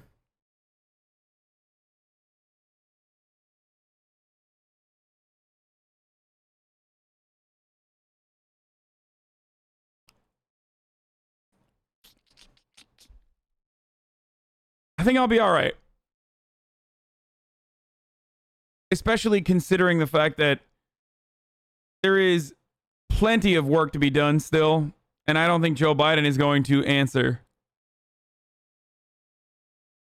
Like, I am more fascinated, as I always have been, with Trump supporters and the Republican Party than I am with Donald Trump. My fascination with Donald Trump only extends to, well, one, he is a great content creator. He is. But my fascination with Donald Trump revolves around how much he is able to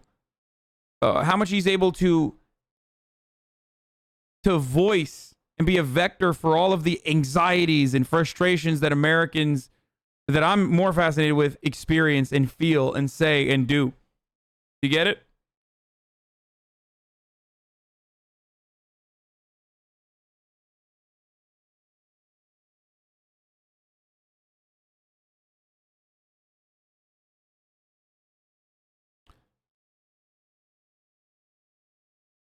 So let's watch some Trump supporters get angry about his presidential pardons, which we will talk about in a brief moment. Did he actually pardon Kodak Black? I know he pardoned Lil Wayne. No good pardons, just so you know. We pardoned drug dealing rappers. We pardoned a Democrat mega donor. Nobody good. Nobody good. Nobody anybody was holding out for. Nothing declassified. Not that I saw. Nothing good declassified. So we're kind of like, oh, this is how it ends? This is how it ends? We're getting thrown off online, discriminated against, and no stand up for us now. And any liberals who are happy that I'm a little perturbed, oh no, you're about to get it. No. I'm happier because you're in the crap hole too. Because you should see Biden's day one agenda. Day by banning liberalism. to America. Say goodbye. All the over excess, it's over. It's done. We're screwed. We're screwed. So I don't know what to say. You know, everybody was hoping last couple days, last couple weeks, a little something could have been done. You know, we're getting discriminated against. Nope. It's just over. America dies. Nobody cares. Nobody's standing up for us.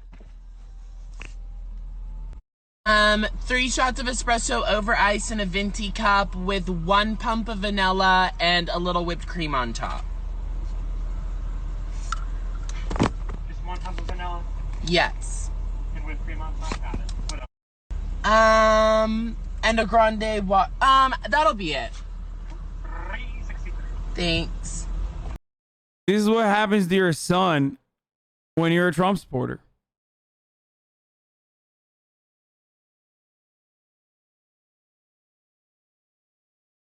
That's just what it is. Listen, I mean, this is Christian Walker, son of Herschel Walker. You might remember Herschel Walker doing this. I'm not an actor, a singer, or a politician. I'm Herschel Walker. Most of you know me as a football player, but I'm also a father, a man of faith, and a very good judge of character. I've known Donald Trump for 37 years, and I don't mean just casual ranting to him from time to time. I'm talking about a deep personal friendship. I watched him as an owner of a professional football team. Right after he bought the team, he set out to learn. He learned about the history of the team, the players, the coaches, every detail. Then he used what he learned to make the team better. I watched him in the boardroom. I know what racism is like, and here I am to tell you Donald Trump is not racist. Like literally every black person that spoke at the RNC, every black person that spoke at the RNC straight up said exactly that. Okay? Every single one. And yet not a single black conservative stood for a moment and go, wait a minute, like, are we being used here as fucking pawns? Like, Jesus Christ.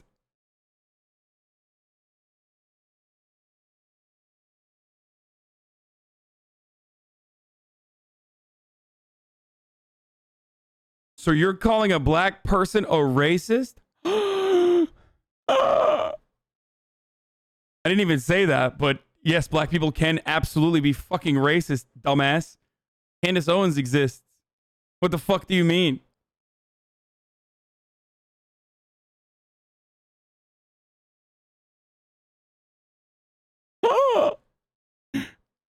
How are we this far in? Like, the Trump administration is over.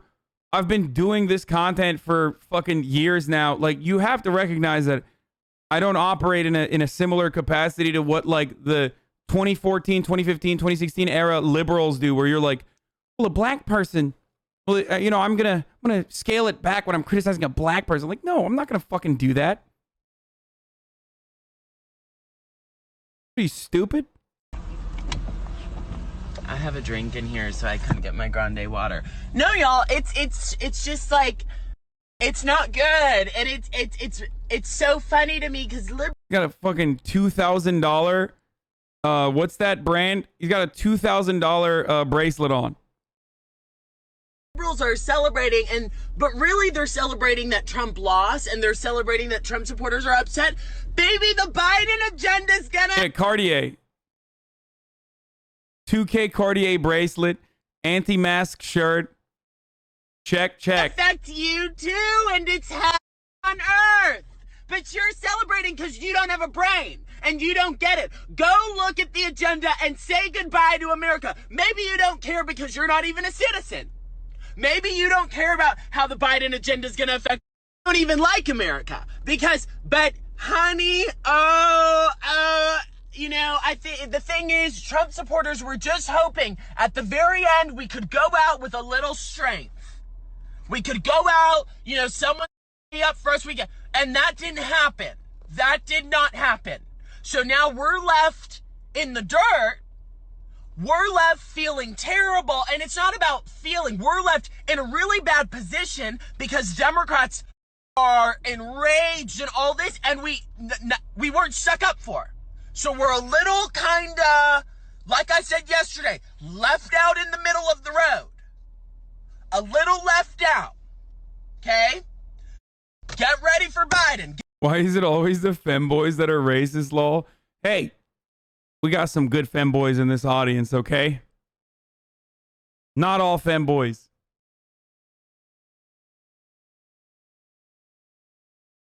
Say goodbye to the country. Say goodbye. Hey, Bernard is on. Absolutely it is. It's possible.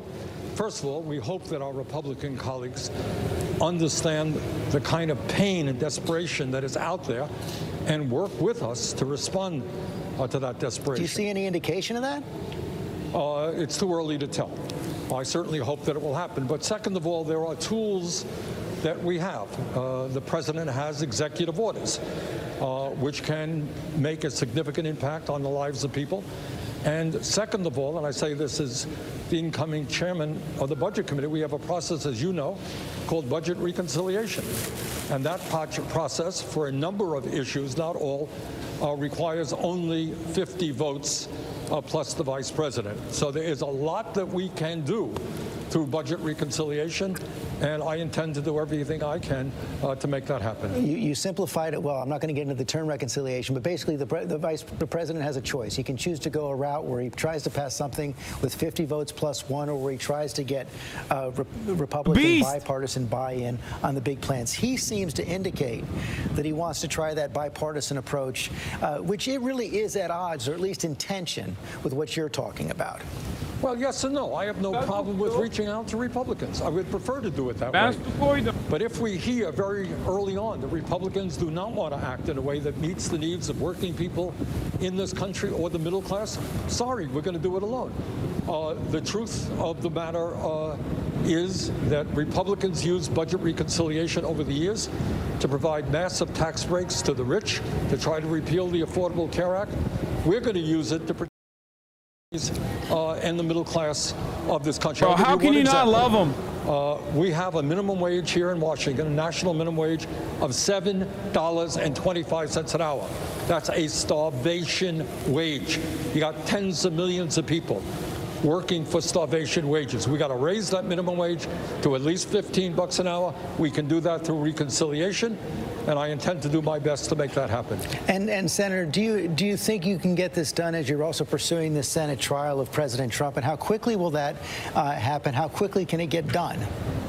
Well, George, that's what I meant when I said we got to walk and show the American people we can walk and chew bubble gum at the same time. Yes, I think we have got to impeach Trump. We cannot have a president who incites insurrection against the government that he was sworn to defend.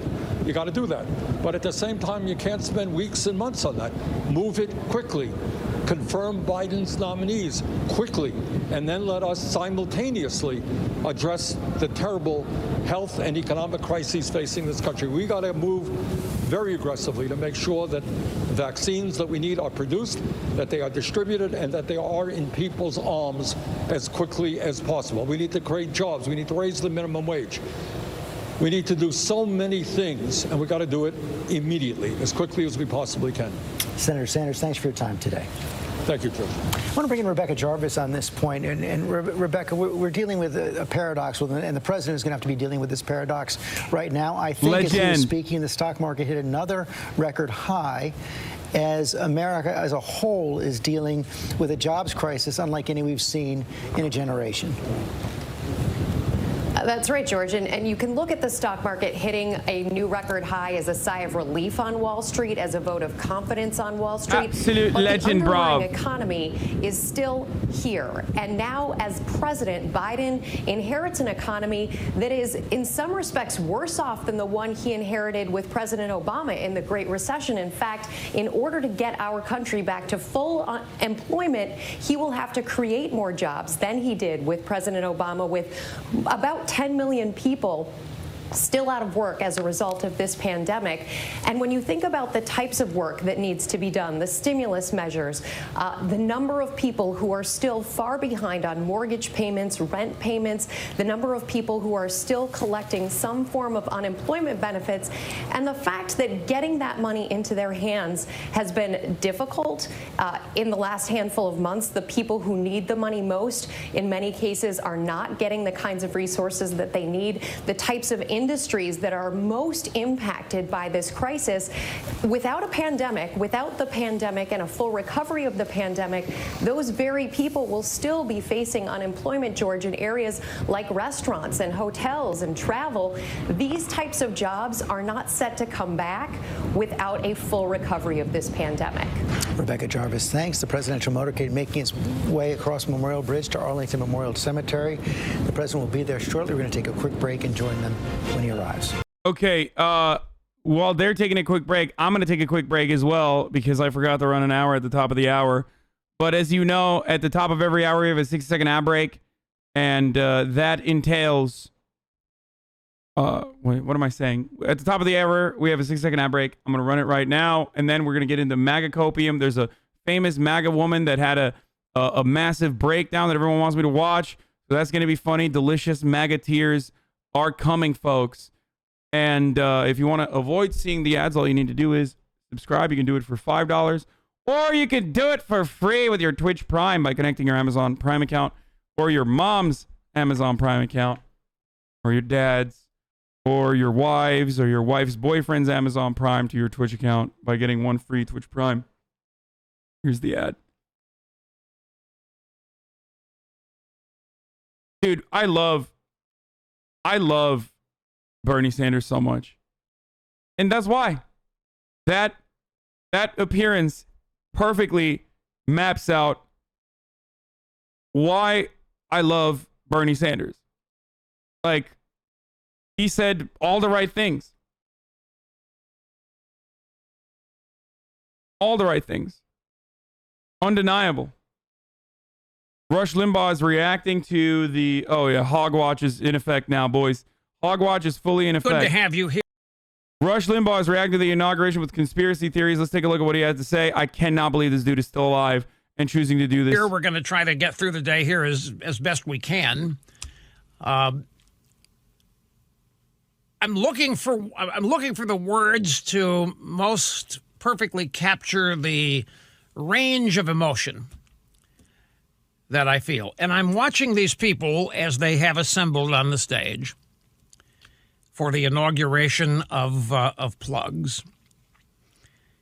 And this inauguration looks like what you would expect from a one-party state. This inauguration looks like the Chinese Olympics, with hundreds and hundreds of flags to replace people who were not allowed to show up. Now, why do you think people were not allowed to show up? Well, people aren't allowed to show up because of COVID.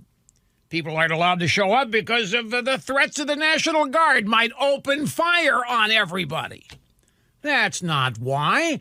The reason they put up all these replacements for people is that I don't think they were confident a bunch of people would show up for this. Because I think they know. I think they know that they are not. You got to be very careful here. Wait. I mean, yeah, I don't think a lot of people would show up regardless. I mean, bro, people stormed the fucking streets when Joe Biden won, first of all. When it was, like, confirmed all across the country, people still could not hold back their sense of joy and rushed to the streets and fucking did dance parties and shit. And it was not the sensible thing to do. Like, people definitely hated Donald Trump. So I think that they probably would have still filled that shit up pretty easily, but it's not in their best interest. And even if it wasn't for that, even if it wasn't for the DC streets being filled up with people because they're afraid of COVID, that's still a reasonable fear to have. And guess what doesn't matter? Any of those things, because ultimately Joe Biden won by millions of fucking votes. You could say that those millions of voters voted against Donald Trump and not for Joe Biden. You could say that, and that is true. A big chunk of them did. I myself am one of those people.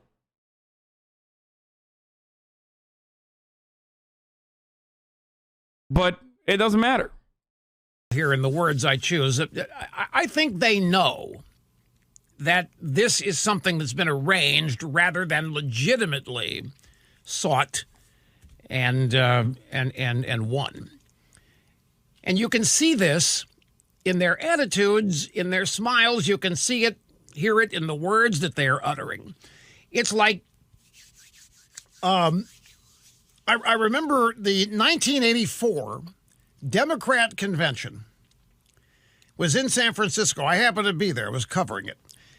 And one of the speakers on one of the nights was the mayor of Washington, D.C. His name was Marion Barry. And the sum total of his speech was, tonight we're on the inside. Tonight we're on the, meaning, finally, the minorities that really are the Democrat Party have made it to the power base. We're on the inside. We're not on the outside looking in. And I sense a similar frame of mind with the people that are up there on the stage. At this, they've been sweating bullets for 4 years, and they are now convinced that they have re-secured their complete and total hold on power in Washington. But I think they know that it's fleeting. They're going to do everything they can to make sure it's not fleeting. They're going to do everything possible to make sure that they never lose it again. Don't misunderstand. But I think all of these people have souls, and they all have deep, dark crevices where they engage in deep thoughts about themselves. And I think when they go there, I think that a number of them actually have to admit that they've dodged a bunch of bullets here. And I think they know, and this is the big one, I think they know with 74 million, maybe 80 million people who did not vote for Joe Biden, there is no way they can honestly say to themselves that they represent the power base of the country. They're going to have to take it.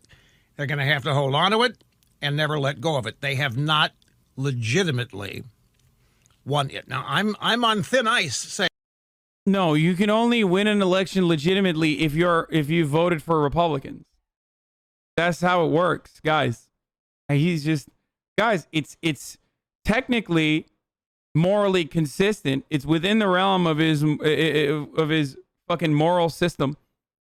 If that's unironically what he believes. And a lot of Republicans actually believe this. Like, they're just literally like, they went from, oh, we should stop poor people from like kind of voting and black people from voting, you know, as best as we can without openly saying it, to like, no. Every Democratic vote is an illegitimate vote. And only Republican votes are legitimate votes. That's why Marjorie Taylor Greene, who was on the same fucking ballot as Donald Trump, was contesting the results of the election. And when faced with a question like, well, what about your election, which was on that exact same fucking ballot, she was like, oh, no, I'm not talking about me. I'm just talking about the presidential one. It's the same ballot, you dumb hog.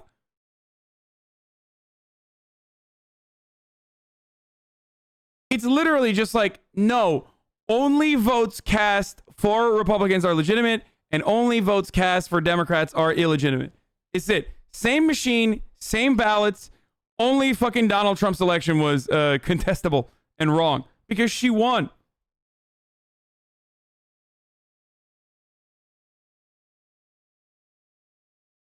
Saying this, I'm making myself a target saying this, but I've been doing this for 30 years. And it's really no different today than 30 years ago, no different than last week in terms of the way I approach this. And again, same machines in the Georgia runoffs, and yet for some reason they didn't cry about that. Why do you think Republicans didn't cry about the Georgia runoffs? Same people running the elections, who are Republicans, by the way. Republicans run those elections. Same machines, same polling stations, and in a lot of instances, the same people counting the ballots. Why did no one fucking cry about the Georgia runoffs? No, they lost. But why didn't they cry about it in the same way? Because it all begins and ends with Donald Trump. That's it. It's stan culture for them, where it's just about whatever Donald Trump is angry about. And Donald Trump is... No, I can't click on that because right underneath it is Donald Trump's dick on that Jordan Klepper link.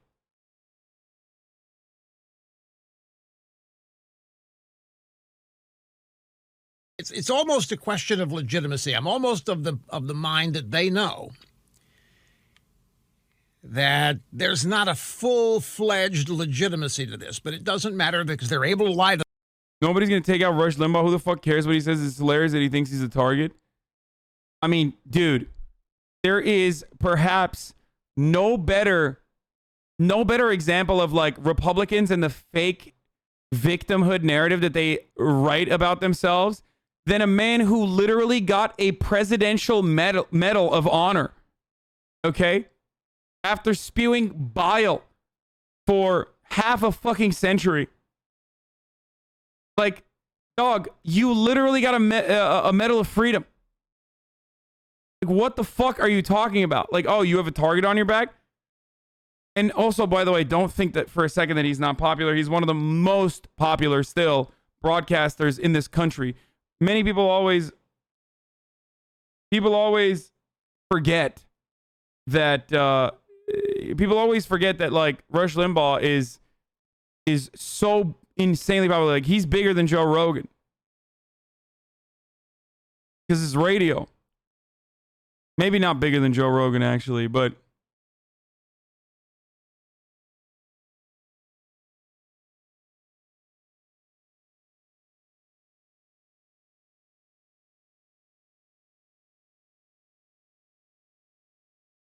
he's bigger than Joe 100%. I don't know how to analyze 13 million live viewers.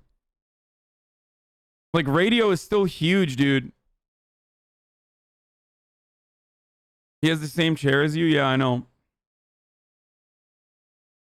Themselves. They're able to tell themselves stories. Ever consider doing radio? Bitch, I am doing radio. What I do is I didn't reinvent the wheel. I literally am just doing what Rush Limbaugh does, but on Twitch to Zoomers.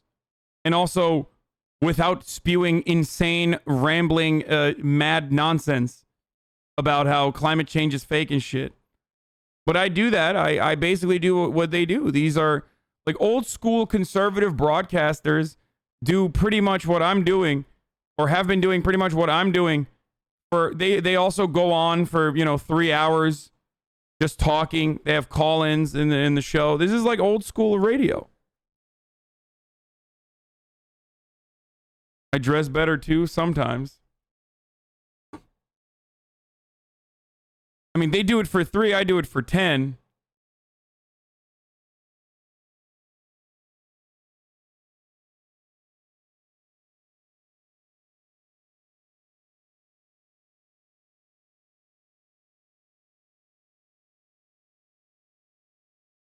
Why is this chair so much bigger? He's much tinier than me. I think it's the cancer eating away at his body too.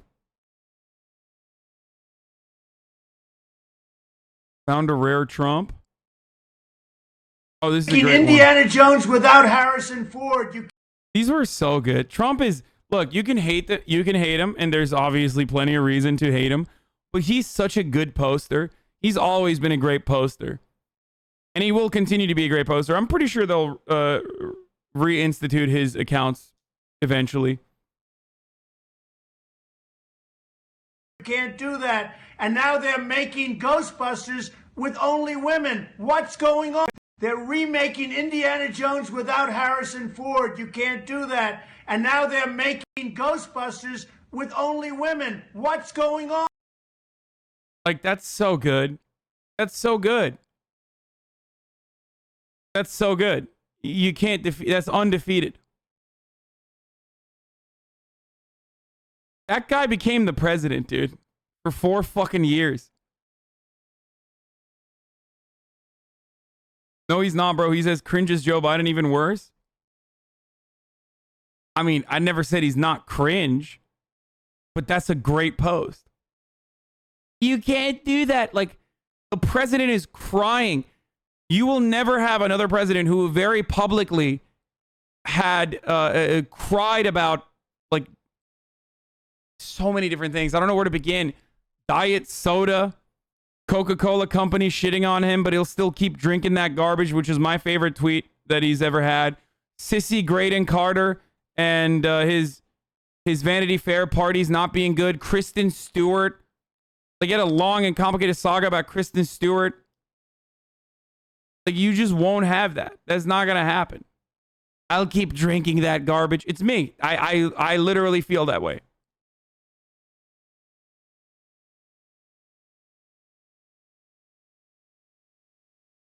Bro, after 9/11, he said, what did he say? Congratulations to all my haters. Like, on this anniversary of 9/11. What was it? What did he say?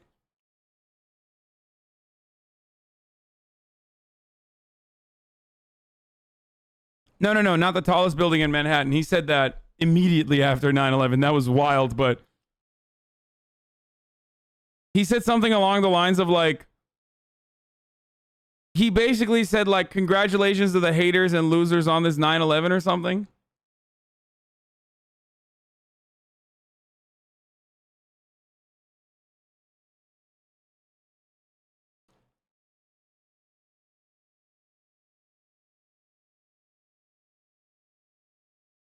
Smug, rare Trump. I love that. That's my favorite.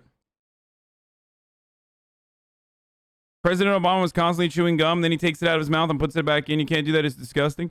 President Obama, much like myself, is a nicotine addict. That's why.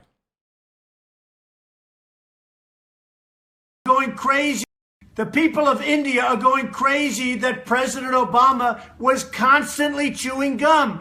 And then on top of that, he took it out of his mouth, put it back. You can't do it. It's disgusting. So good. So fucking good, dude. So good.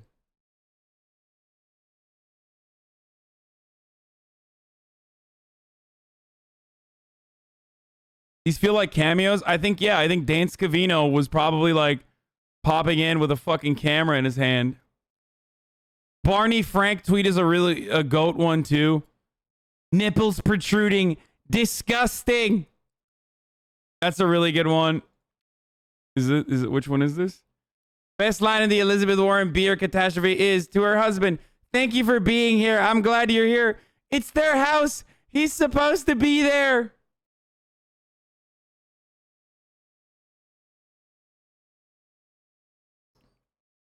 I would like to extend my best wishes to all, even the haters and losers on this special date, September 11th.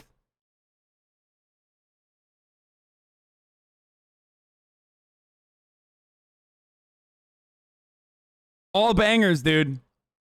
All bangers, okay? All fucking gas. No brakes, baby. Straight the fuck up. Oh, this one's great too. I love Hispanics. Greatest tacos in Trump Tower. I love my Hispanics.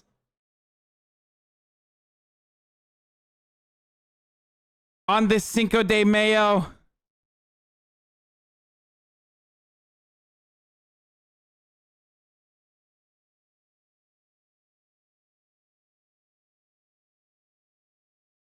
If we did a comedy show, I would 100% buy a sub for it.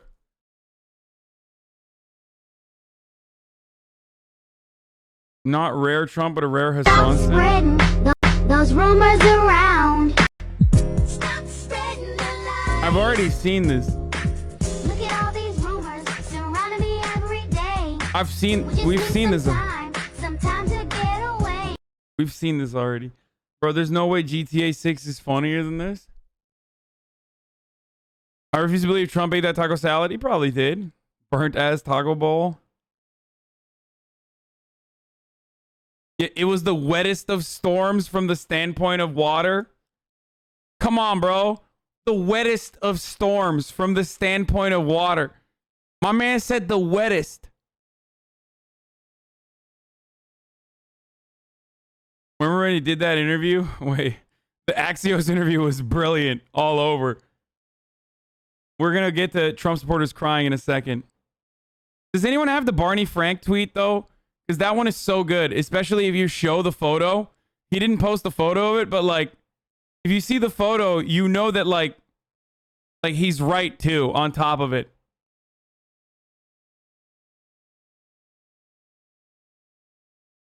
ASAP Rocky tweet. ASAP Rocky released from prison and on his way home to the United States from Sweden. It was a rocky week. Get home ASAP, ASAP.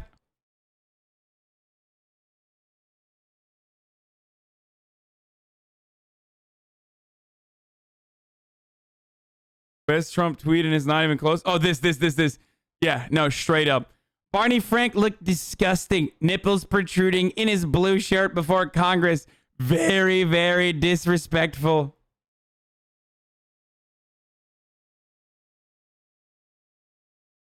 He's right. He's right, too. Like, that's what makes it so funny. Nipples protruding. Very disrespectful.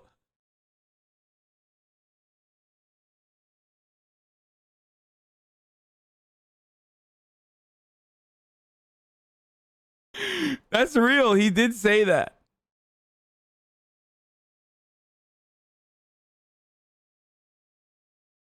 Oh, Jesus Christ. I never seen a skinny person drink Diet Coke when he himself is fat.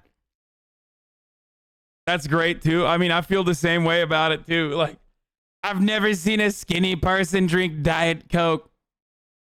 Yeah, bitch, you're fat, too, though. It's so am I, and I love Diet Coke as well. We're not going through Trump highlights. We're just, like, looking at... This was a funny Trump tweet, too. Well, that's very good. And you just have a good time. Are you still a believer in Santa? Because at 7 it's marginal, right? Well, you just... He loved it. Look at him. He's so happy with it. Because it's 7. Come on, it's give or take it. Right? Well, you just enjoy yourself. He's such a fucking freak, though, so it doesn't matter. He's such a piece of shit.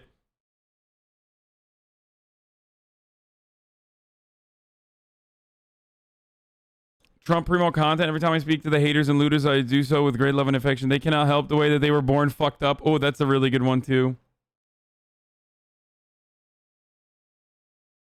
Anyway, let's get back to it. Let's see what's going on here. Joe Biden is marching.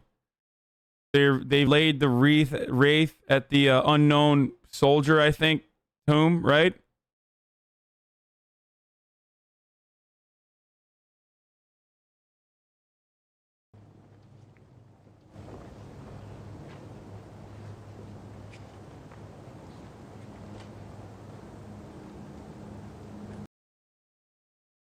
Joe Exotic is pissed he got played. I was too innocent and too gay to deserve a pardon from Trump, and I only matter to Don Jr. Wait, is that actually him? When he needed to make a comment about me to boost a social media post, boy, were we all stupid to believe he actually stood for equal justice is corrupt and friends all come first. We woke up this morning sick to our stomachs. He pardoned all of his criminal cronies, but not you, someone who the American people actually wanted pardoned. You are in our thoughts today.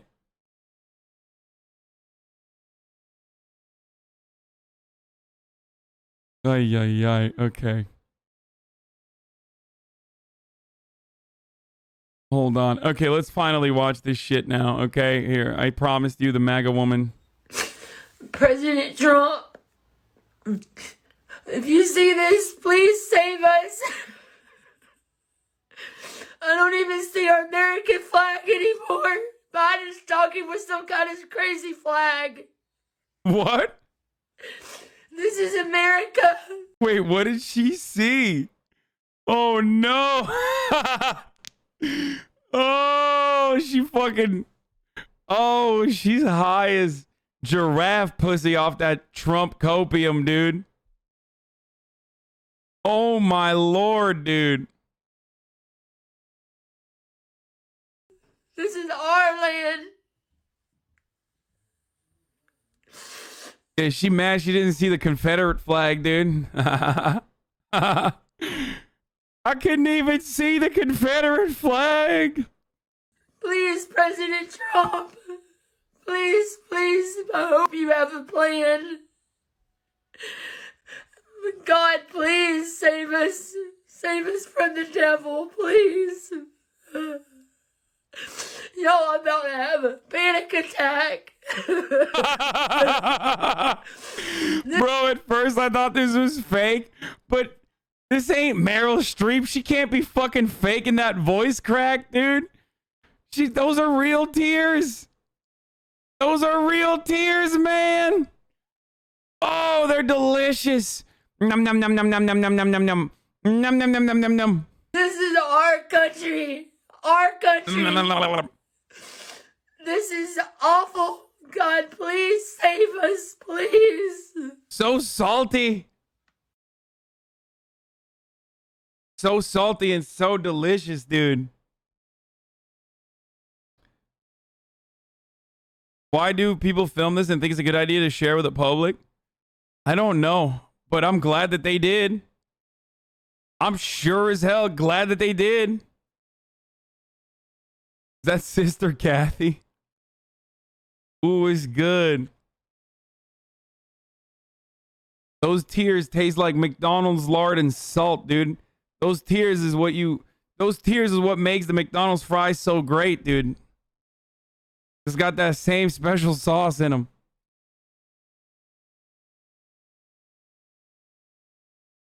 Num num num num num.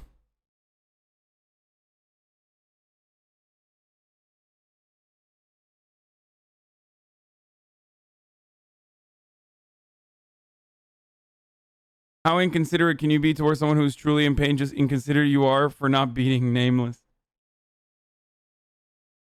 Hope he sees this, bro.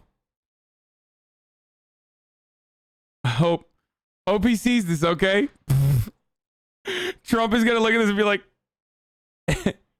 this woman is disgusting. She's got toe thumbs. Toe thumbs. What's going on? Even her index finger looks like a toe.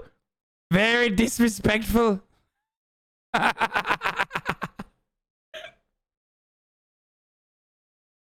Fingernails cut to the brim. Can't even see her fingernails. Very disrespectful.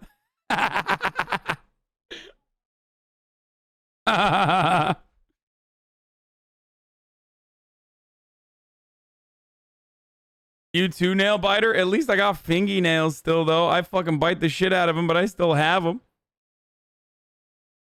She got too much finger meat and not enough fingy on them fingies, dude.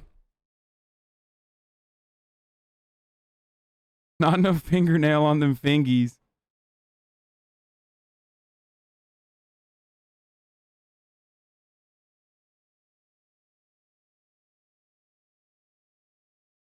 Wait, there's more? Goodbye. Oh, there's another one I got to show you. This one is great, too. Lots of QAnon followers are expressing anger and disappointment now that President Biden has been inaugurated, but some are still on the edge of their seat waiting for Trump to do something dramatic. Well, Patriots, we're all probably doing the same thing watching this inauguration. You know, we've been told to watch it carefully because a lot of it could be nonsense, fake. You know, only time will tell. But, you know, Simon, Scott McKay, they've all told us that this thing has to go all the way through for it to be completed before Trump makes a move. So I think we're all sitting here waiting for something to happen. I don't think this is over yet, fellas. Guys and girls, be safe. Well, Patriots, we're all be safe.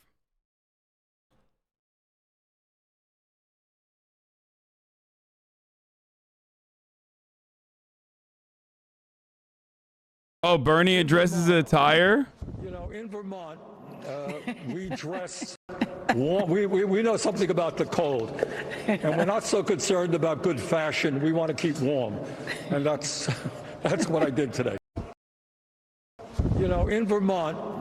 Dude, he's so fucking cute, dude. God damn it. Listen, I had a lot of business to conduct after the inauguration. I wanted to make sure my hands were warm. And that's why I had mittens in my hands I was dripped out the wazoo. It's the one coat that I have. There were articles about it talking about how it's Canada Goose and very expensive. It was a gift from my grandchildren. It's the only jacket I have. I like to keep warm.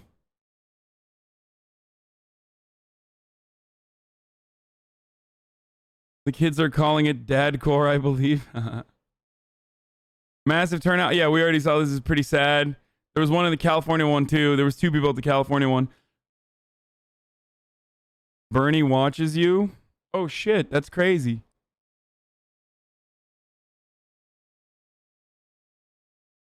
It's crazy that he watches me. Hog.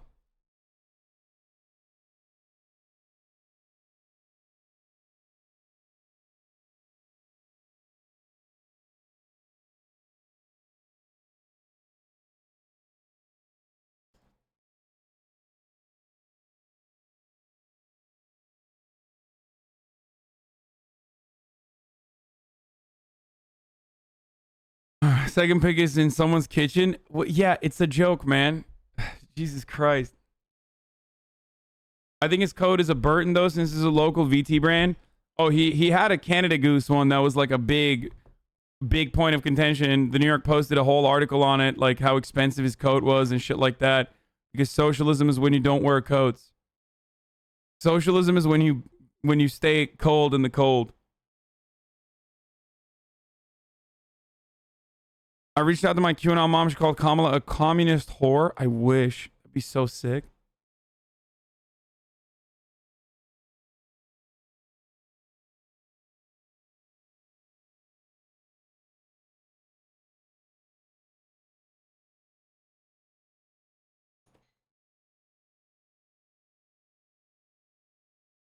They're being racist to each other? White nationalists are being racist to each other now? LMAO? Where's the best place to flee now that America has fallen? Fuck off. We're full. That's great.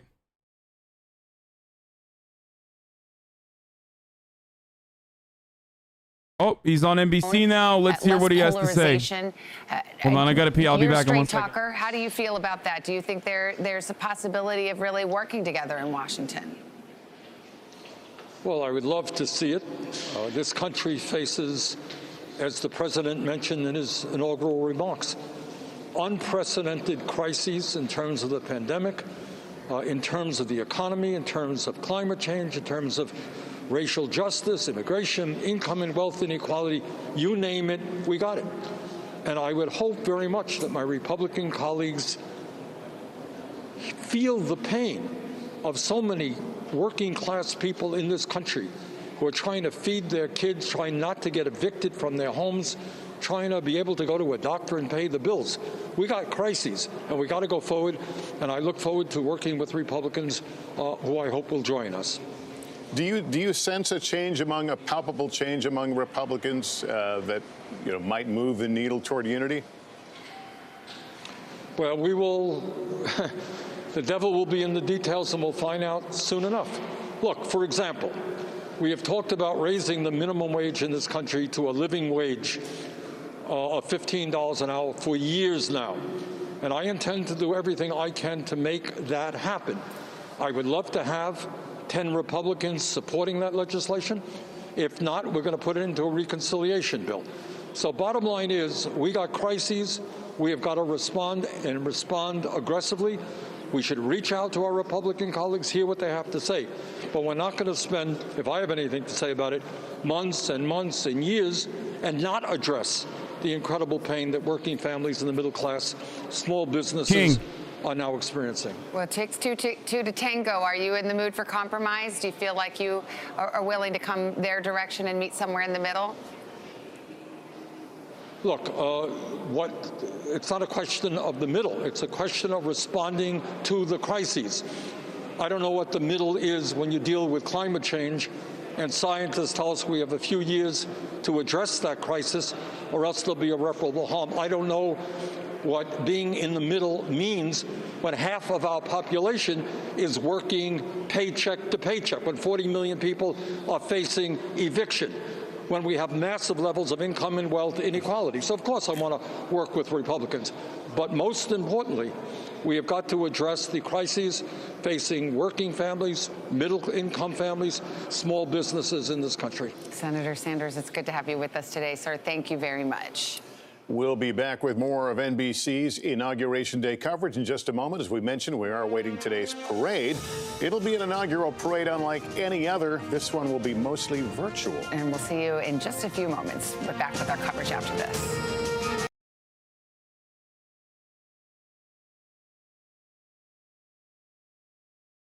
Steal the Look, Burton Edgecombe, Uniqlo J wool tapered pants, Jen Ellis repurposed wool mittens. That's great. So it is Burton. Also 69.90. Nice. Bernie is, as you all know, a sex haver who flexes about how many grandchildren he has all the goddamn time. So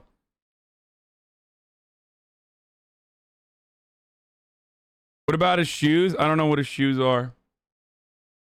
The Senate is reconvening at 4:30 p.m. Eastern, and Schumer will be the majority leader then.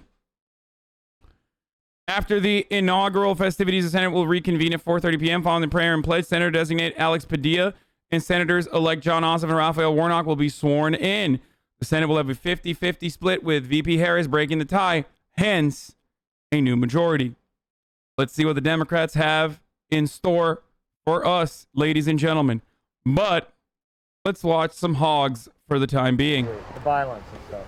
It was all set up. It was staged. I think Antifa is responsible for that. I think Nancy Pelosi had something to do with that, and the Democrats. It was a fire that had been simmering for a while. And finally, it's like, oh, it's actually Antifa that did it. Okay, but do you think it was all right for people to storm the Capitol because that's what Donald Trump wanted? Yes. So Antifa's doing something good?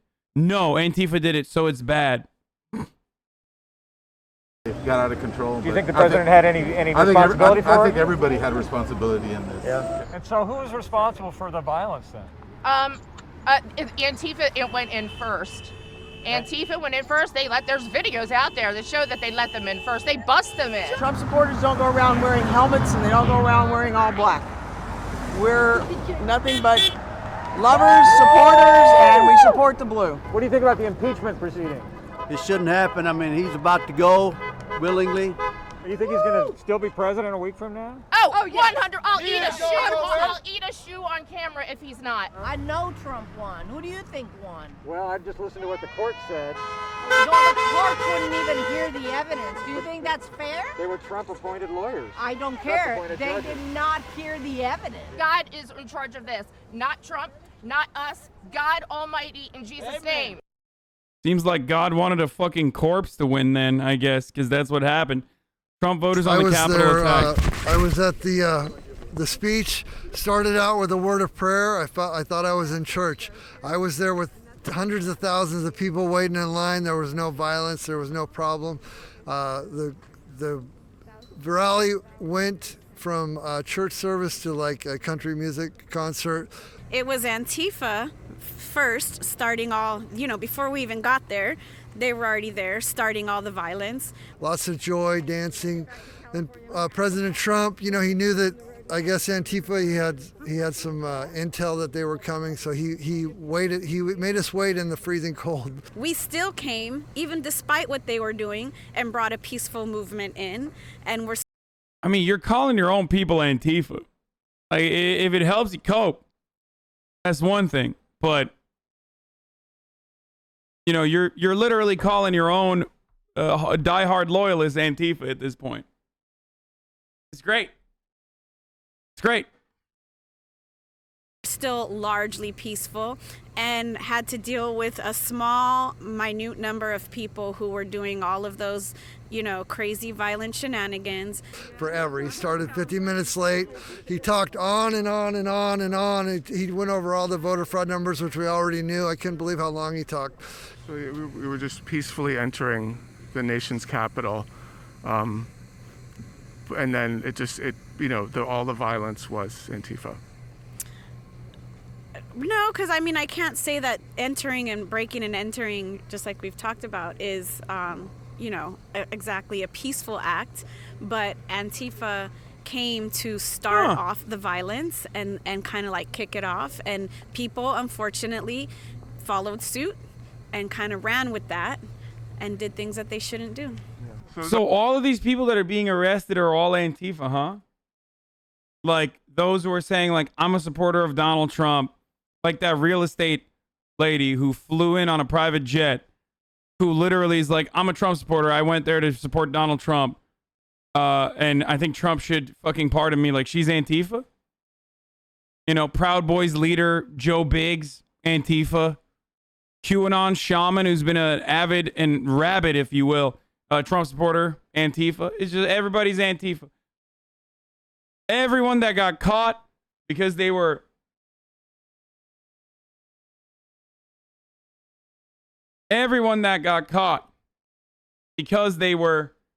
very openly, loudly, proudly, and boldly, if I might add, talking about how they were doing crimes. Because that's the level of entitlement that they had. Not wearing masks even. And live streaming themselves doing crimes. They were all Antifa. I mean, all these people, it was a celebratory environment. There's a lot of just love in the air. And then, you know, Antifa ruined it when everyone, you know, tried to enter the Capitol. It wasn't the Trump supporters. The people, the cops moved out of the way. They moved the barriers. You can see the video if you look for it. Victory Channel online and other stations like yours show the truth. And the cops waved them through. I mean, who wants to go into the Capitol? If I say, hey, come on, let's go into the Capitol, follow me, and you're in a police uniform, who's not going to go? Yeah. Well, I think the police were Antifa as well, I think. it was a sad day for America because we were infiltrated. People were like red hats pretending to be Trump supporters, but that's not what we are. That's not what we represent. We're not the ones that break the law. That's the other side. We actually are the ones that support law and order. Yeah, so it was a false flag. Definitely was, and I think that there was people that were probably on our side that were not thinking right because they had other people ahead of them telling them, do this, do that. Right. And they were not thinking right, or their followers, they're not leaders. So I think it was a sad day because that should have never happened. So do you think Jacob Chansley, aka Jake Angeli, do you think he's Antifa? No, I don't think he is. No, I don't think. I think he's a Q follower. Yeah. Okay, he's actually Q. He's not some like false Antifa, because there's all these pictures of him at BLM rallies, and you're like, all right, well, what's the deal? Yeah. So there's that chatter, and yeah. There's a lot of rumors about him. He's a Q guy. He's a hippie guy. He's not Antifa, but you know they're gonna say he's the main face. He's the spectacle. So people are gonna be coming up with their own conclusions about who he is. Okay, we're gonna continue on the Trump hog copium watch for a moment, but 60-second break at the top of this hour, just like every other hour. All you need to do is subscribe. If you no longer want to see the ads, you can do it for $5 or for free by connecting your Amazon Prime account to your Twitch account and getting a free Twitch Prime that you can use on your favorite streamer. Here's the ad. And we're going down the hog train. I've been fasting and praying. God has showed me things. I saw a vision of President Trump being on the Lord Jesus Christ's team. He's imperfect, but he's jumped over the line on God's team, and God's helping him. What? Yeah. So this isn't over. It's still. Oh no, folks! Devastating. A quick commercial break. But Twitch partner Donald Trump has been banned from Twitch, ladies and gentlemen. Boys and girls. It's over. He's been banned. Oh no. Definitely not over. Well, the big key here is that President Trump was winning by a lot of votes, especially in Pennsylvania, by 700,000 votes, and they shut down the swing states all at the same time, and they tweaked those votes The algorithms of the mathematics of the votes are just simple to tell that somebody did it, and it's all coming out. You know, President Trump is a genius when it comes to chess and with poker. He's got a royal flush of information. When do you play your hand when you play poker? That's so sad. This is so sad, dude. It's awesome. It's fucking awesome. This is exactly what it's like when I hear Trump supporters in my fucking chat say like, shut the fuck up, you stupid bitch, or whatever, and I click on their profile to see what they were saying on the day of the election, or to see what they were saying like on the day of the confirmation, or to see what they were saying on the day of the authorization of the Electoral College votes. And it's always this. Trump is fucking brilliant. He's going to win. He's your president, lol. It's great. When do you play? If you got a great hand, when do you play? The river. You play your hand at the very last second. People that are evil or greedy, they don't show their hand until the very end. So the longer you play it, the better you are. And he's a brilliant man. The trap was set on September 12th. 2018. He knew there was voter fraud, and it's all going to come to just end. What a brilliant trap to like allow to be ritually humiliated every day for an entire month as you contest the results of an election that you lost. Of course, a part of the trap. As a part of the trap, of course, you lost. So that you can relive that defeat over and over again. And then finally lead a hog insurrection in which five of your supporters, as far as we know, the cop might not have been a supporter, or he might have been. We don't know. Very statistically likely that he was a supporter as well. Die. And then you have to cuck yourself and apologize and call your very same super stands who were acting on your interests, trying to please you and make you happy, terrorists and Antifa. Because the people who love God have prayed, and people like Sidney Powell and Linwood and other patriots have fought the good fight of faith. And you know, I'm not a genius like them, but I know that God loves America and God loves the people who are listening to this. And when we appeal to heaven, that God hears us. Yeah, Donald Trump is a genius. That's what the J stands for, you know. And so he's playing chess right now. He's definitely playing chess, is a perfect term of it. You know, you don't know what somebody's like until you go through the fire with them.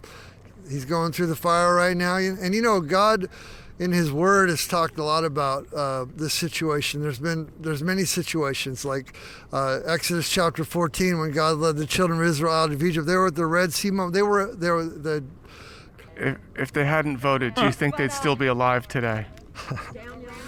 If they're dead, they're dead. It's appointed unto a man once to die, and then the judgment. So get right with God now while you can. Awesome.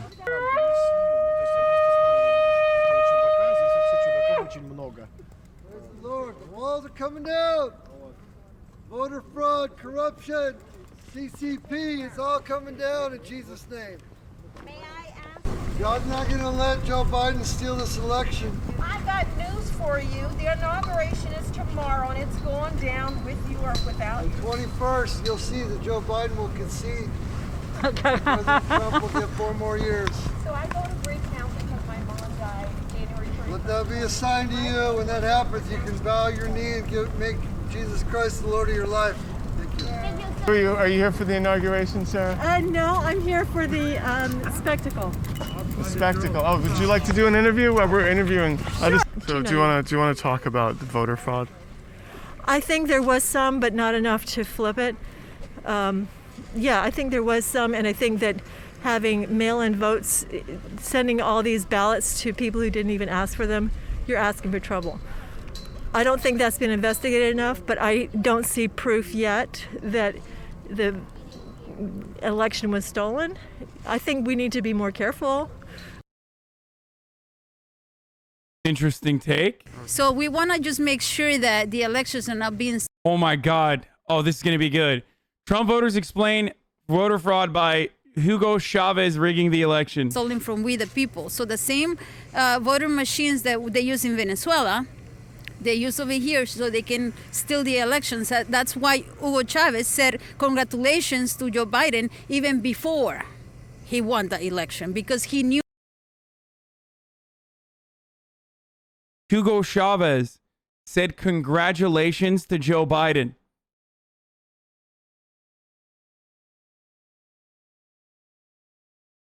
From the afterlife.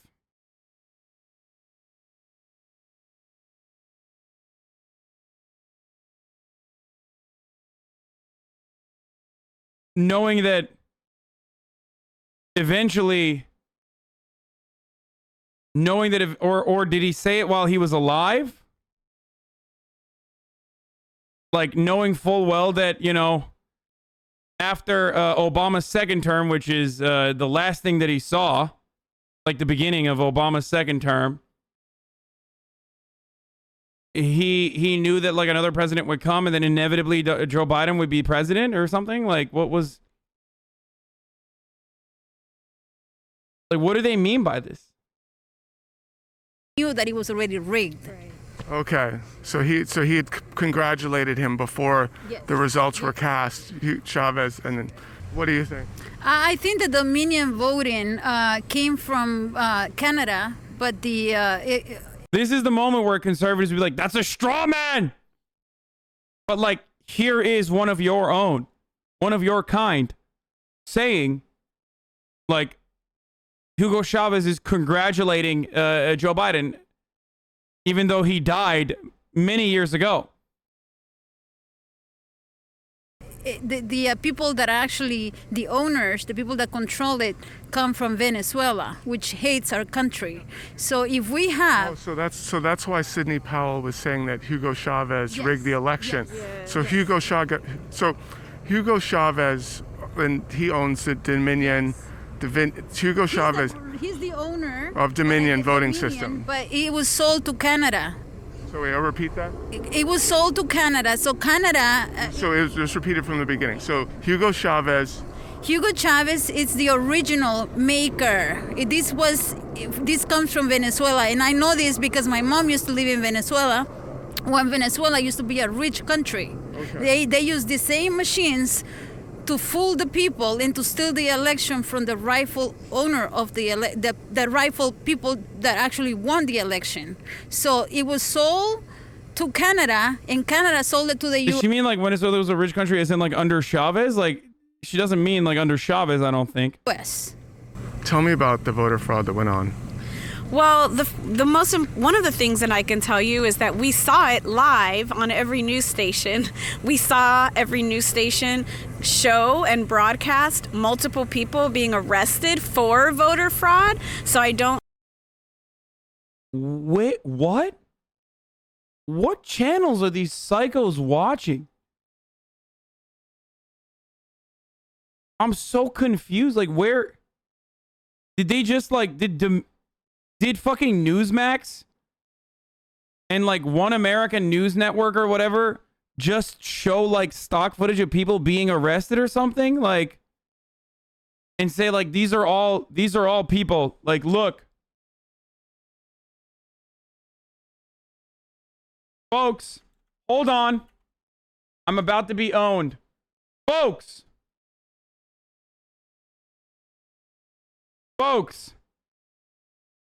never mind, I was wrong, folks. Here it is. Here it is, folks. I'm being told that Newsmax has obtained footage live of people who are arrested for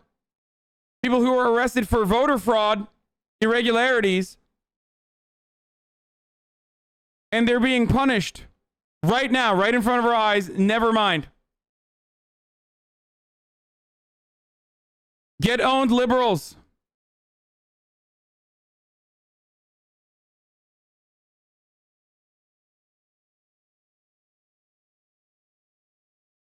Yes. Notice the Antifa uniforms supplied by George Soros. Yes, exactly. And the bucket hats. They're all wearing the same thing because they're Antifa.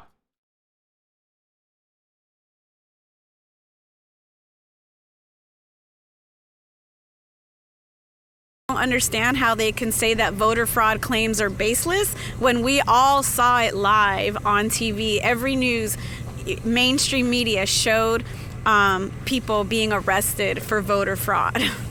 They were arrested on TV. Yes, or they were reported by the news. Some of them weren't actually caught in the moment, but the news still reported so-and-so was arrested for voter fraud. So-and-so was... The hilarity of this is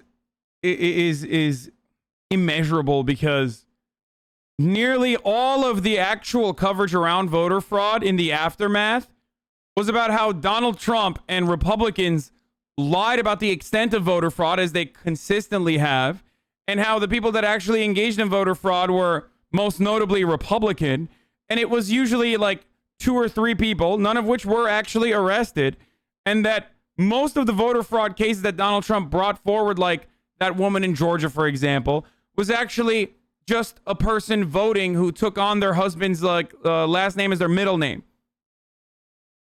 And that they were very much alive and not committing voter fraud and legally voting. So that was the real evidence on voter fraud. Was doing this and has now been arrested for voter fraud.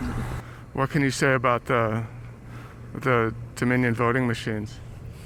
It's unbelievable that in spite of all of the evidence, time and time and time again, that it was presented, that they just continued to shut it down, ignore it, make it go away, cancel it, said it's not about anything.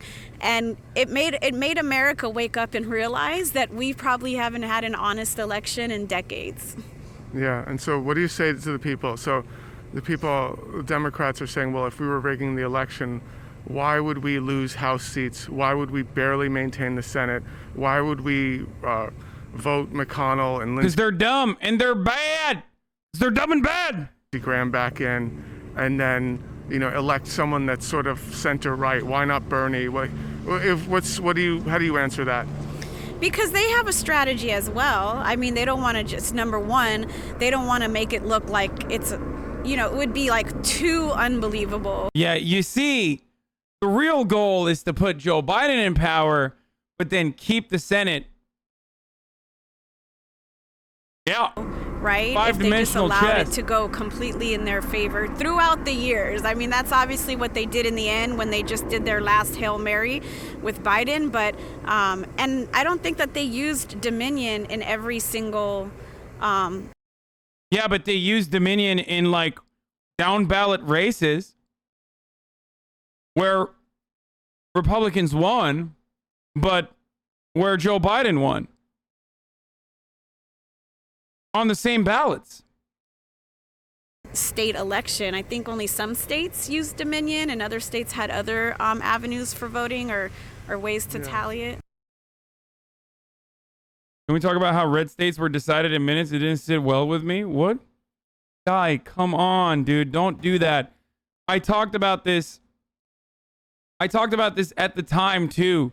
Like, no, the way that these projections are made over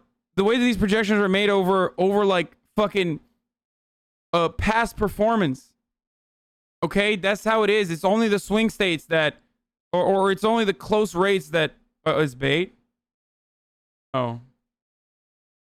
Oh my gosh, they have a gun. They're gonna kill you. They're trying to intimidate us. Well, it's absolutely just the opposite. The other people are trying to intimidate gun rights people.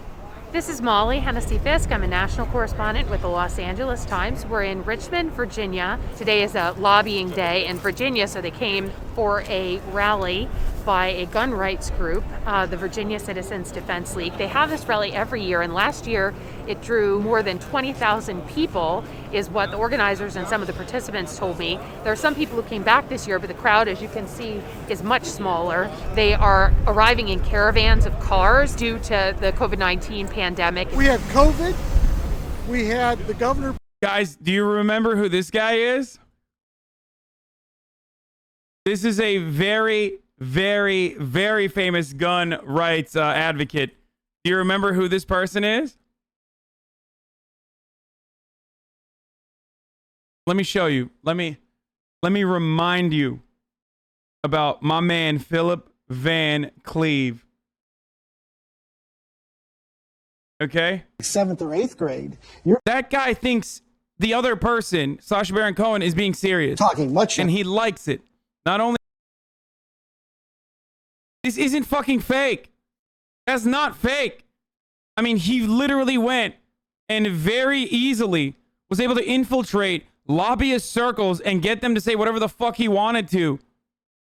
Because that's how much power, that is how much power you have over lobbyists and special interest groups and sitting and old congresspersons. Oh, it was a black guy on the target and a Muslim dude on the target. That's how easy it is. That's how easy it is when you are advocating for their worldview, when you are seen as someone who is on board. Playing games with giving out the permits, and this rolling Was a Sikh dude, but it was considered a Muslim thing was the perfect solution to it.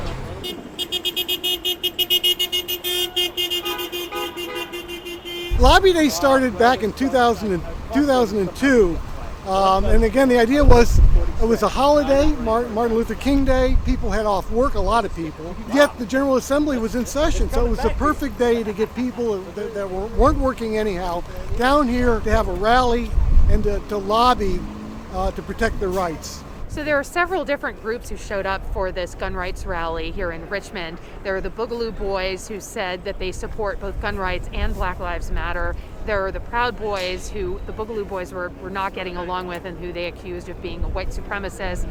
Then there's also a gentleman who has a transgender flag and said he supports the LGBTQ community. There also was a group of Black Panthers who came and marched by, and the Boogaloos shouted out their support for them, and the Black Panthers shouted back in agreement. And so some of the groups do get along, and that was evidence as well. Protest has become all of a sudden a bad word.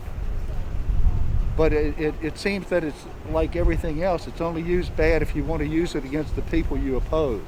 If you believe in your heart that that's wrong, you should have the right to a peaceful protest. We're not an offensive force, we're a defensive force. If the police make a move against us, we'll defend ourselves. If Proud Boys make a move against us, we'll defend ourselves. Even if Antifa wanted to make a move, we'll defend ourselves. But we'll support everybody's right to be here and speak openly and freely. The vast majority of the people who own weapons are law-abiding citizens. They don't own the weapon because they are thinking of a revolution. They want us to have a civil war. They want us fighting. Remember, Boogaloo, like the name Boogaloo comes from Civil War II Electric Boogaloo. That's why they called themselves the Boogaloo Boys, because their founding principle, and it's a mishmash of different types of conservatives and even some like psychotic fucking lefties, I guess, who love guns, believe that there should be a race war, a second civil war, and that's why they call themselves the Boogaloo Boys. Like, that's the meme that it's spurned off of. Okay? So for them to be like, oh yeah, you know, we're just here defending our rights, it's like, well, brother, you're kind of trying to do a race war. It's kind of weird. Each other, but we don't let that happen.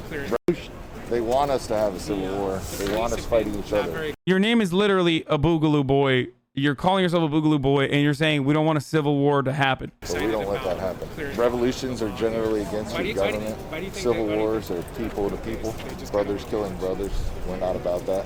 Well, we're not here like trying to beg for our rights or naturally ours. Right. We're not part of any political group or any kind of movement out there separate from everything else. We're not Trumpers, we're not Antifa, BLM, we're not part of any of that stuff. This is not a protest, this isn't an event, this is just us going for a walk. We do this several times a year. It's about the people. So we're not affiliated, we aren't affiliated, BLM 757, we are independent, we are not affiliated with anybody's political party. Independent straight down the line, whoever is right by the people. And we're willing to have a conversation with anybody. So we're not going to shut that out. So it's very important that we are asking this. We're asking the different people to reach out to us. We'll reach out. A bunch of the new Black Panther Party and affiliates are straight the fuck up, also classified as hate groups for good reason, by the way. I'm just letting you know. Like, this isn't the original Black Panther Party. Just letting you know. Some of these dudes are fucking hoteps and shit. Out to you, but we shouldn't have to always be the one reaching out. Y'all can see who's doing the work. Y'all can see who's been out here. It's clear and obvious. My main message is that the Second Amendment is the most important right, and it protects all rights. Like, the original Black Panther Party did not arm themselves because they liked how fucking guns looked like in their hands or how cool it was. Their forming principle wasn't around fucking having guns in their own hands, but more so about community defense, and also or I would go so far as to say, like, the more important things that they did were breakfast programs and things like that. They were also anti-capitalist as well. This, on the other hand, is just a bunch of dudes who love guns for the most part. And some of them are fucking, you know, some of them are even black Israelites and hoteps and shit. Yeah, the Black Panthers were about supporting a community the state wasn't. Exactly. And the reason why they armed themselves was to protect themselves and their communities, in a lot of instances, against the police as well. So, you love guns too, you've said it. Yeah, I think guns are fun. I think shooting guns are fun, but they're very dangerous. And I think gun control is an absolute necessity.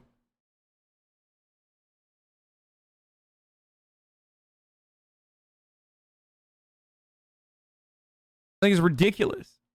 And I would not fucking walk down the street, kitted out, looking like I'm ready to do a mass shooting. In the Bill of Rights, and it must be defended. And I'm here exercising my First Amendment right, which is also under attack, so that we can defend ourselves. Gun defenses save 500,000 to 3 million lives per year. No, actually, you're wrong. I heard guns save 7 gorillion lives a year. Yeah. Anyone can just throw out numbers, dude. No, totally.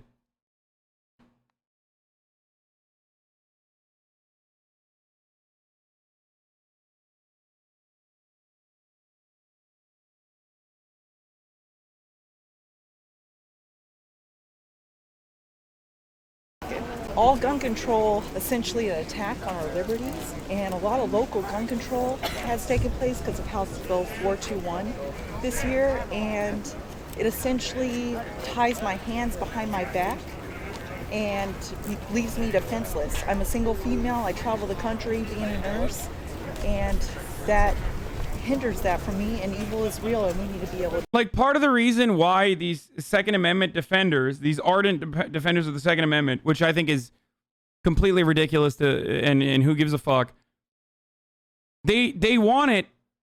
They want the Second Amendment because they want to potentially fight back against the tyrannical government, okay? The government, the state, owns a monopoly on violence. What does that mean? That means when cops are violent, that behavior is not seen outside of the norm, but when you're violent against the cops, that behavior is seen as true violence, right? Because the state, you expect the state to do violent things all the time, and it does.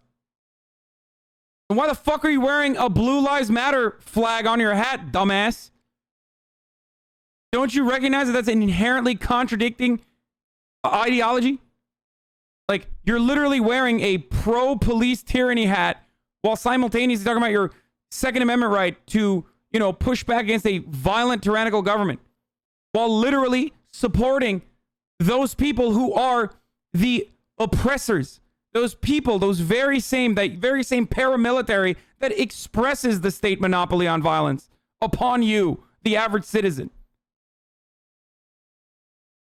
Because it's all just an aesthetic.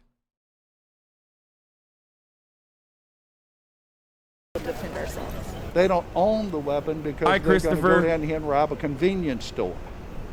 They don't own the weapon for all of those bad things that certain media, certain political groups put out there to, again, scare and intimidate the average citizen. Permit holders, they know the permit holders don't commit crimes because the state police keep track of that. They're trackable because they have permits. They don't commit crime. So why would you bar somebody that's got an excellent track record from being able to protect themselves? Because they don't like gun owners, they don't like guns, and they're in office. They should be protecting my rights, not stripping me of them. That's why this is important. We need to have dialogue, right? Absolutely, I'm all about dialogue. I'm all about dialogue. We don't have to agree. I'm all about common dialogue. ground. Yeah, absolutely. And there's always a common ground. There's You always just gotta find some it. kind of common ground. You know. What is it? He said it's a transgender flag. Of Oh, course. all right. That's fine. Transgender's all right. Yeah, we don't got Are no you problem. are you sure that's not a minor attracted person's flag? I'm positive. All right. All right. No, transgender. All right. Sure, No problem, looks yeah. like one to me. No. I hate pedophiles just as much as anyone else. It's got the white line Google it for you right now. That's the trans flag. Yeah, I know for a fact it's trans flag. Follow Yeah. your own advice. Yeah, that's no problem. I mean, As we've been doing for the past year, we've been encouraging black gun ownership, and we would like to take this opportunity to say that we will be collaborating with our brothers here, the Fairhead and Gun Club, to make sure that we are. That guy says a map flag, like what is it, like a pedophile acceptance or something? Isn't that what it's called?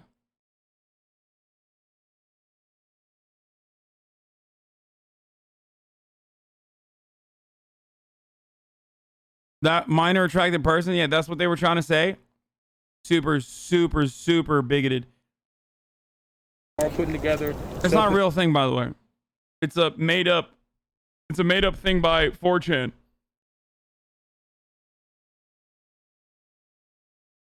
Like, there is no such thing as like an actual maps community. There's not like a real functioning, robust community of people who are like defending pedophiles or anything like that.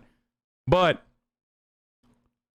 ever since the NAMBLA days, conservatives have always lied and said that LGBT community just are pedophiles, which is, again, pure projection.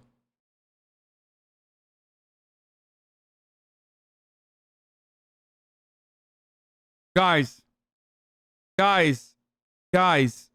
stop. When you say, yes, it exists, you're being ridiculous because you saw like one fucking anime lolly account say that they are mapped themselves, and now you're literally making it seem like it's a legitimate fucking thing. It's not. No, the more legitimate thing is that it's been used. The claims of pedophilia have been used against the LGBT community in perpetuity, okay? That's the whole point. Likening lesbians, gays, bisexuals, and transgender people to pedophilia is an antiquated and yet unfortunately still very successful way of vilifying the LGBT community.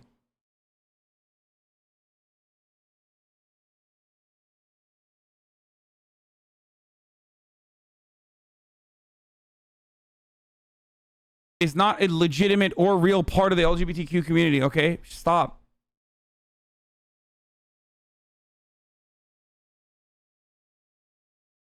Defense classes, making sure our queens are able to protect themselves from these domestic terrorists and things of that nature, making sure our children are even armed as well and being able to defend ourselves just like any other culture. We are in Virginia, which was the birthplace of slavery, which is... Even like the map community on fucking Twitter that supposedly exists is like tiny, luckily, holy shit, and inconsequential. Okay? Hasan just learned what map means like 5 months ago. Is acting like people don't actually claim that title. LMA, no one's saying they're LGBT though. They're still pedos. Dog. Before NAP existed NAMBLA. So what the fuck are you talking about? I'm still aware that like conservatives have tried to literally vilify the LGBT community by claiming that they're pedophiles for a very long time. Okay?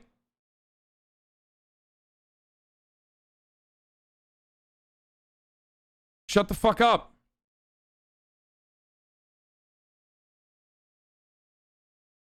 The birthplace of Confederacy, which is the birthplace of where Christopher Columbus came, which is the birthplace of 1619, where the first Africans were brought to Fort Monroe.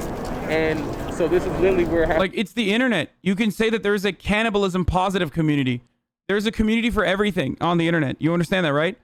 Just because a certain community exists in the fucking bowels, in the underbelly of like Tumblr or some shit, or like Tumblr refugees on Twitter does not mean that it's a legitimate fucking community that is like actively advocating for the rights. It's like saying there are people who are attracted to animals and want to do bestiality, and that's a legitimate fucking community. And I'm not talking about furries. I'm talking about like people who are zoophiles. Okay? Please stop. Where the hate would have to stop. We do feel like this is, if this is where it started, we have to be the ones to literally end it.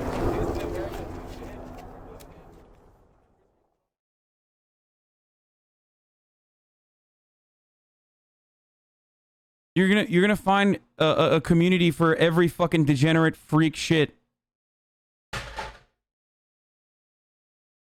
So shut the fuck up. From Black Panthers to Boogaloo Boys, meet Trump supporters with no regrets about the Capitol insurrection. Ooh, let's watch. Boone's Mill, Virginia, Bethlehem Road leads you directly. We're back. Let's go, baby. We're back. British people analyzing and taking a look at Trump supporters behaving like absolute fucking hogs.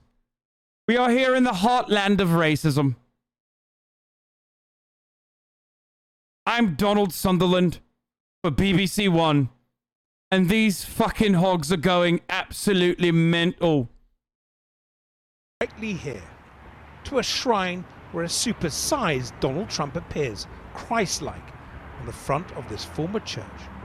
It's now a place where his devotees demonstrate piety to their earthly Messiah by buying up Chinese-made Trump merchandise. There's a Trump train knife all aboard. It's an unusual painting of the media as clowns. As your cap says here, Trump still made president. There you go. The owner, Donald Whitey Taylor, had 3 meetings with Trump and insists business is booming, even as their president reluctantly leaves office. He is the savior of the United States, but he's not God. Yeah. Yeah. Why do you say he's the savior of the United States? The liberals have... Everything is Chinese made. Literally everything. Gave it away. Obama's the worst thing that ever happened to America. There's a bit of a cult around Trump. Oh, sure. People love him. They admire him. So there's almost a religious devotion to him. I'd say it's just a cult. Yeah. Donald Trump has taken advantage of this zealous devotion to stoke fear among his supporters about what Democrats might do now they're in charge. No, we got to protect ourselves. We got to protect ourselves from the other side. Buy all the guns you can, get all the ammunition you can. If they start any crap, wipe them out. There has, of course, already been violence. 5 people died, including a police officer, during the storming of the U.S. Capitol, leading to Donald Trump's second impeachment. While the mob were united around a perceived election theft, the crowd was varied. Militia members mixed with QAnon conspiracists and off-duty law enforcement officers. 2 of them were these Virginian cops who posed for a selfie inside the building. Antifa! Them boys looking like Antifa to me. These folks do this every year, no matter who in charge. They're just ready for something. You think the Senate, when they look at Trump and then look at that, will do this and that? One giving the middle finger. The officers come from the small remote town of Rocky Mount and have now been charged with violent entry into the Capitol, which they both deny. Tell me what, yeah. One of them, Jacob Fracker, told me Capitol Police let them into the building and that they did nothing wrong. You see officers moving the... Weigel blessed me with a decent retweet? Wait, what?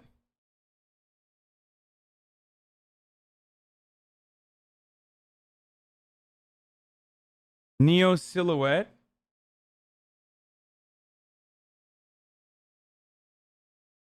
For what? Which one are you?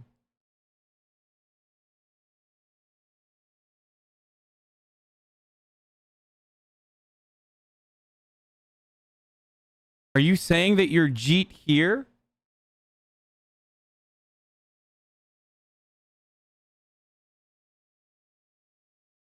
Because I know you're not Jeet here.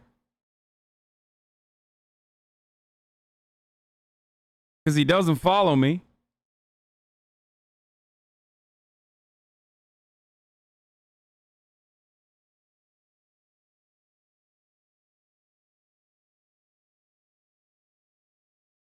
Oh, he said he saw the tweet. Oh, okay. It's a strange feeling when something you said as a joke is suddenly being offered by the right as a serious proposal. The problem with any kind of secession movement is American politics has less regional conflict than ever before. The cities are blue and the low density areas are red almost everywhere. I don't know. Might be fertile grounds for a Maoist strategy where the countryside radicalizes, surrounds, and then strangles the cities. Balkanized, the federal system is lost. Begin where Mao began, into hinterlands. Win state and local elections, make your red area redder. We are now a small rebel force, completely out of power, but that can be fun too. All is not lost.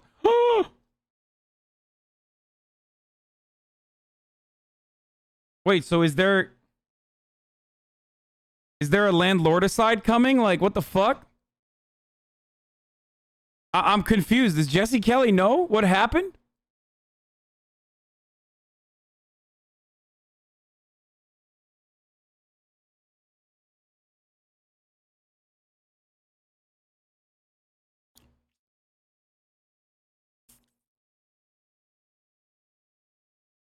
It heard itself in confusion. Okay, let's keep going. The barricades and just like, hey, come on. They're like, if you're coming, come on this way. It's safe this way, blah, blah, blah. It's like, okay, fantastic. The friend that you're with and you were pictured with is posting on Facebook, and you're posting on that Facebook page as well, saying, we attack the government. The we being a blanket statement, you know what I mean? We as people who just want to be heard, people who don't want to sit by and let, you know, tyrannical things happen. We don't feel any responsibility for the bigger picture of what is now seen as an assault on American democracy. No. You didn't see any vandalism. You didn't see any of the attacks going on at all. Nothing. Not that. No. But it was going on all around. It was, but not while we were there. You felt that day that it was important because Donald Trump has supported the way you see America, right? Over the police, Second Amendment rights. The military, national security, because, you know, I mean, he said it best. America first. Trump's mantra of America first is seen as a siren call for white nationalists. And Jacob says many see him that way. I mean, a lot of it around here is just, oh, he's a racist, or oh, he's this, or I bet he was wearing his Klansman's robes that day. Is just like, that's, it's pretty silly. It makes me laugh. Couldn't be further from the truth, brother. You don't understand. You know, I'm just regular racist. Not one of them Klansman racists, you know. Just one of them regular racists. That's silly as fuck. Why would I wear my Klan's robe? I don't have one. I mean... Honestly. What do you feel about that? I don't care. You don't know anything. In a sign of how fractured Rocky Mount has become, this angry confrontation erupted after the picture of the officers emerged, supporters facing off against protesters demanding the men be prosecuted. Penny Edwards Blue has lived in this town all of her life. The way that this case is handled, it is going to be a point of conflict in our town, regardless whether it's handled correctly. Folks, Joe Biden is walking to the White House, folks. When they get to the White House today. He's doing it. Well, they will find their new residence, and it is quickly, I think we talked about this a little earlier, it is quickly turned over He's from running. one administration to the next, where the cleaning crew. He's running, folks. Well, got a fist bump. There you go. Al, you can come home now. Al, only you. Only you, my friend. Al, are you feeling pretty satisfied? You went all the way to Washington. You sat in the cold all day long for that moment, but you got it, even in a pandemic. It's a pretty nice feeling. Look, this is a man who's waited 50 years, who was first elected in 1970 to a county official job, and now here he is, the leader of the free world. And that's what America is all about. And it's pretty exciting. And making time for you, Al. Making time for you. Well, you know, making... He's running, yeah, he's running like that to make sure divorce courts are more powerful than ever before, folks. I tell you what, Now we're waiting for the vice president, and he's on his way to cancel conservatism. Who knows? Who knows? Are they out of their vehicles yet? We haven't seen them. We haven't seen them I yet. have not seen them yet. So we will have to wait and see. All right, Al, well done. The legend lives for Al Roker and his inaugural moments. We'll keep watching. Al, you'll be happy to know we have 17 perspectives on that same shot, that same moment. So you can be talking about that. And there, it looks like he's talking to Mike Memoli, our producer who has covered Joe Biden for, more than a decade. There goes now. Al's exclusive.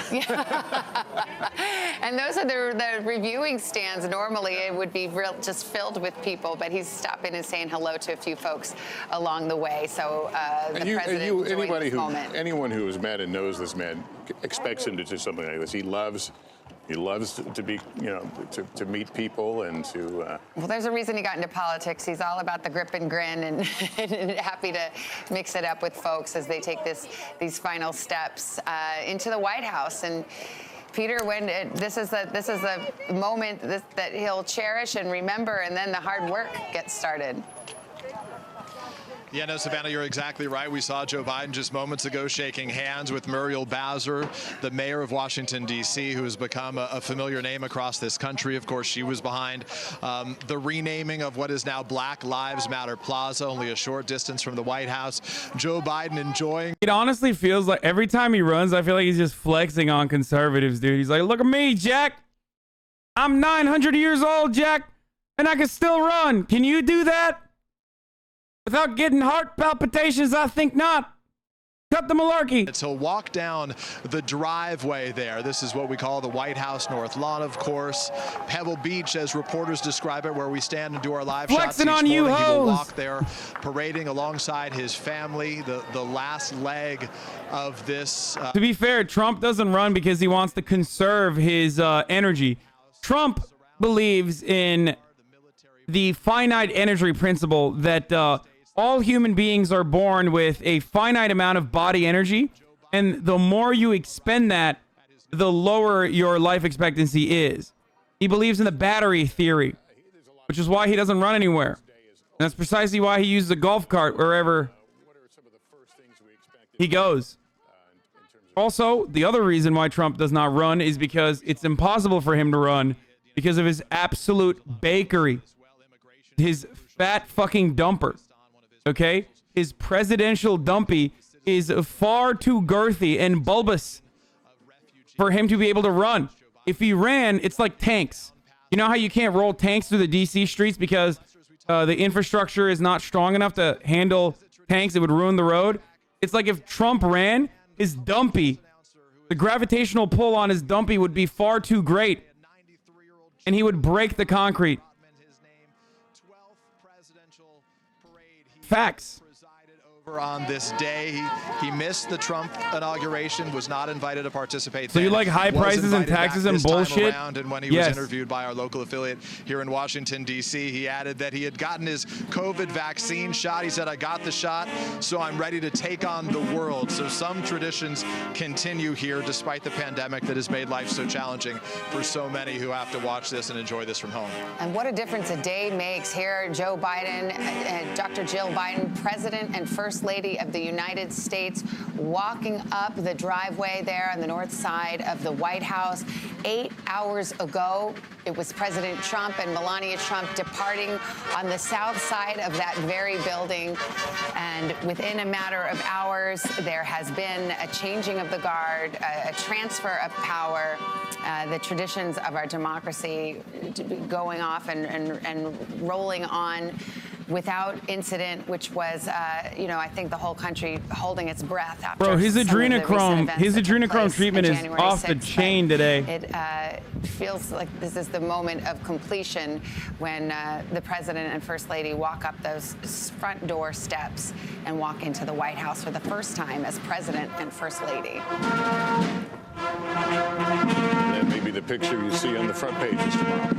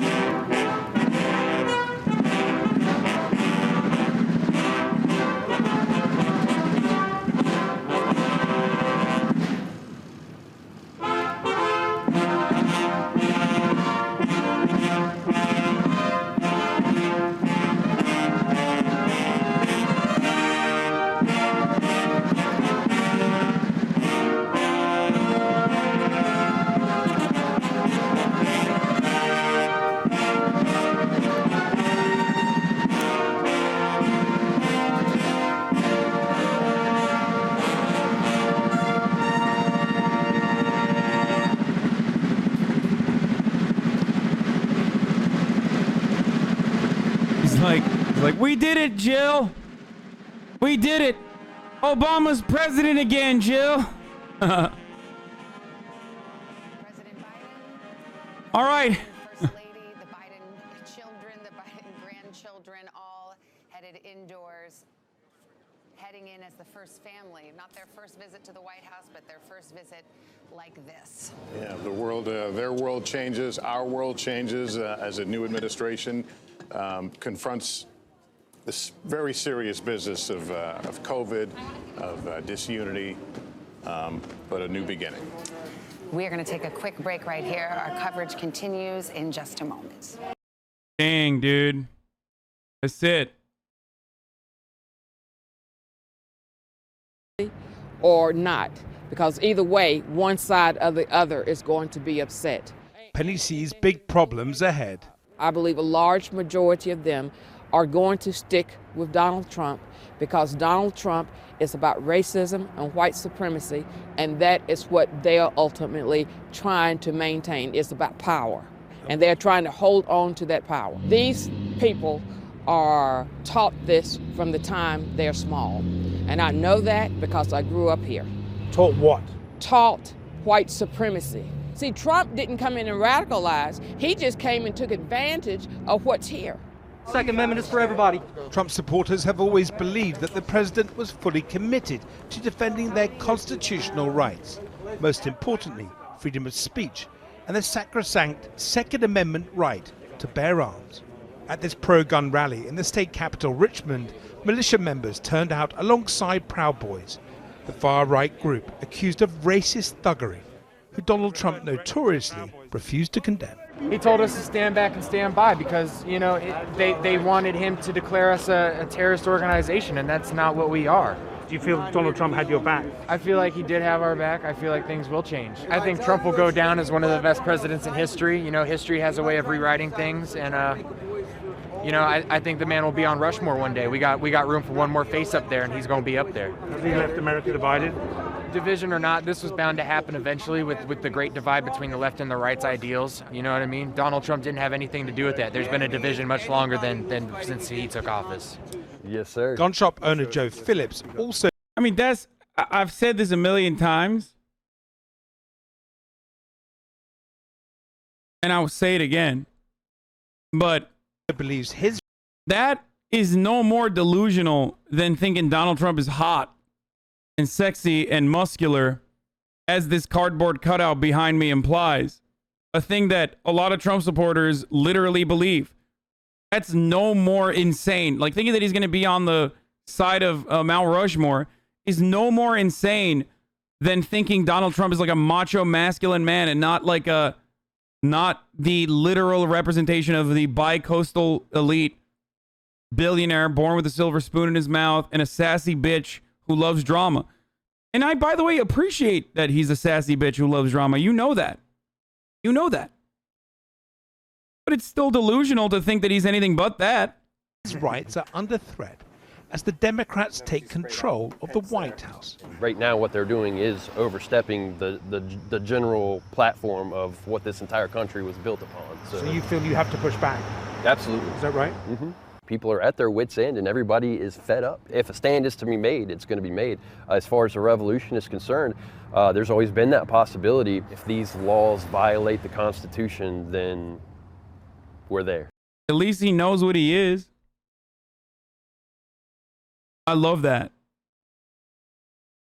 I love that they know what they are. They're hogs.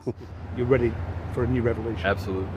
Joe's gun shop is in Madison, which has declared itself a sanctuary county, one of more than 100 in Virginia, where local sheriffs refused to recognize new gun laws brought in by Democrats last year.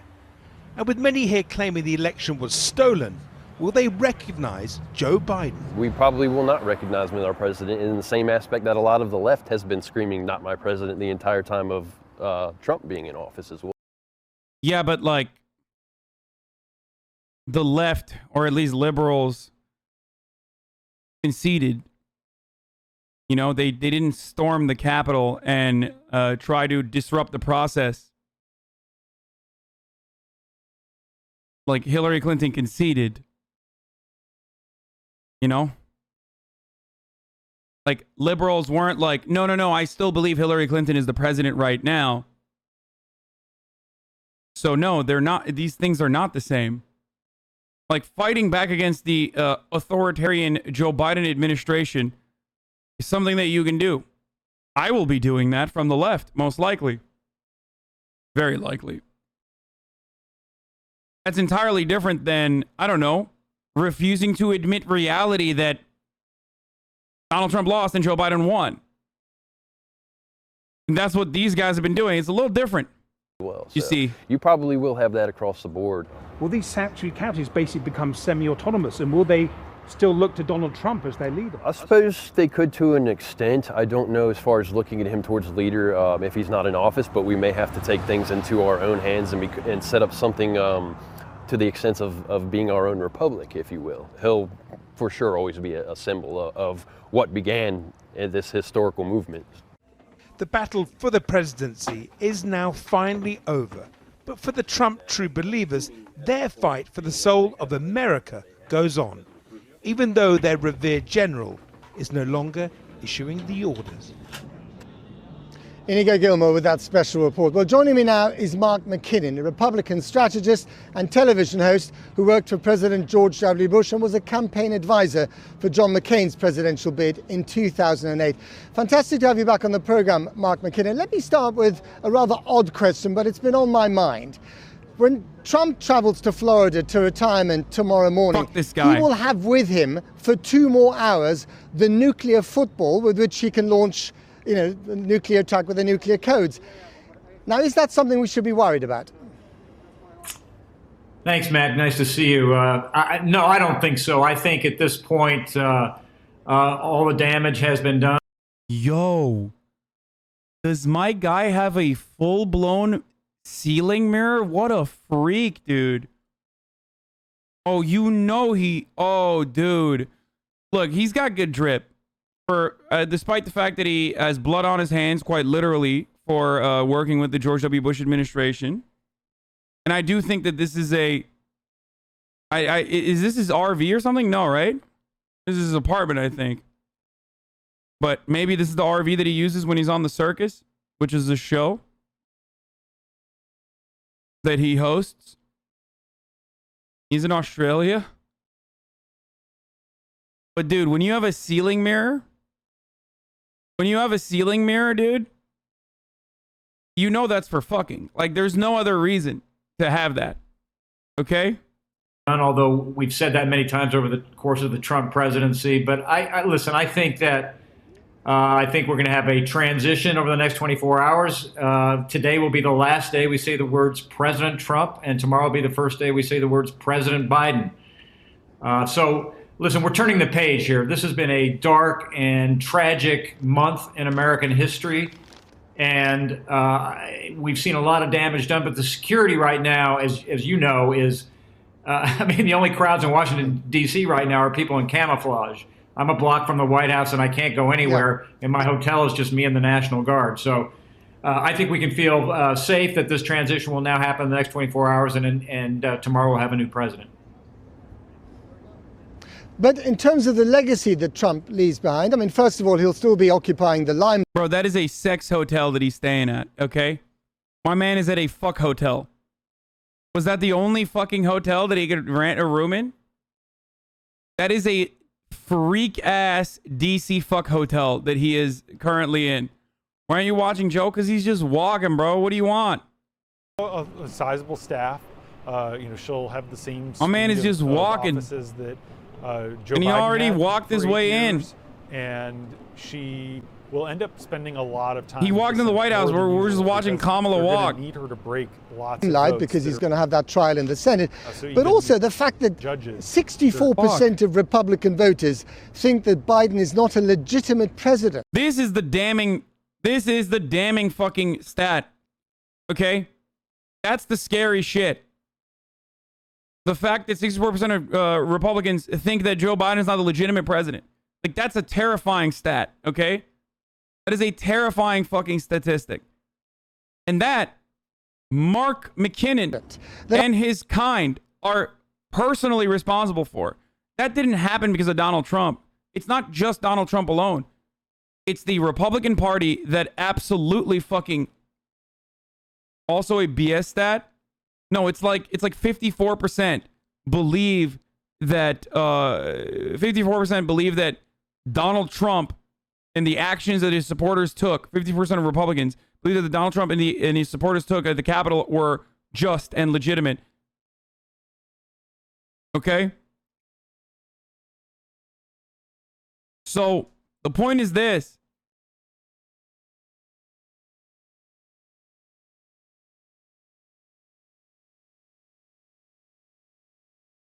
The point is this.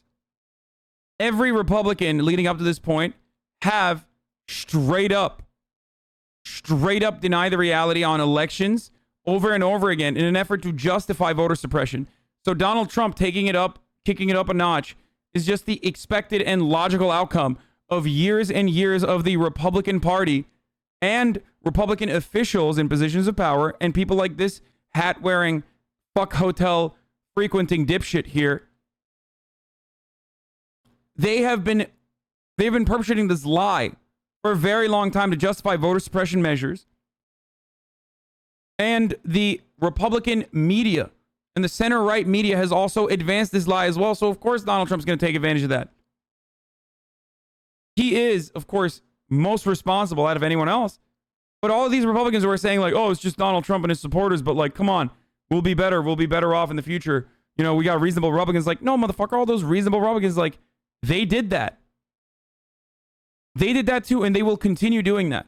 So if you think that, like, reasonable Republicans aren't going to civilly, in a civil manner, continue the same nefarious, reality-denying bullshit that they have, you're out of your mind. You're delusional.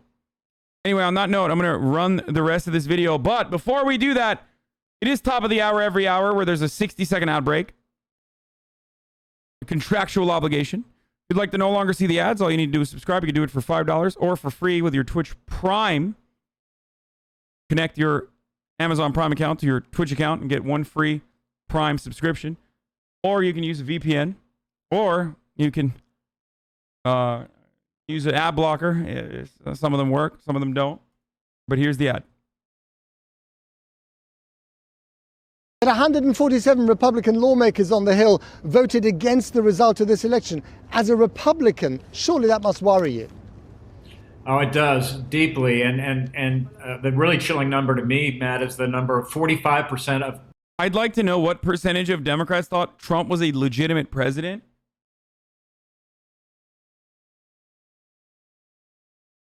You literally tell us how to avoid the ads. You're the best streamer, man. Thanks for your permission to use Adblock. I mean, you can do whatever the fuck you want.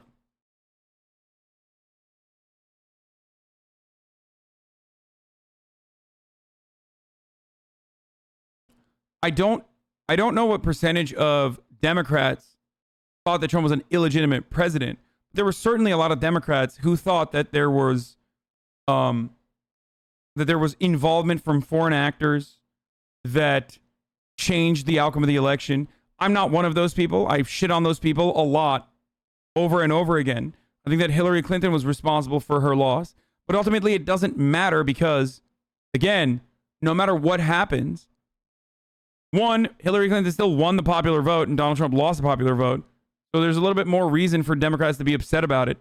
And two, it doesn't matter because people in positions of power didn't actively say that Donald Trump is not the president and Hillary Clinton is actually the president now in the same capacity that Republicans did with Donald Trump. Do you get it? Do you understand the difference there?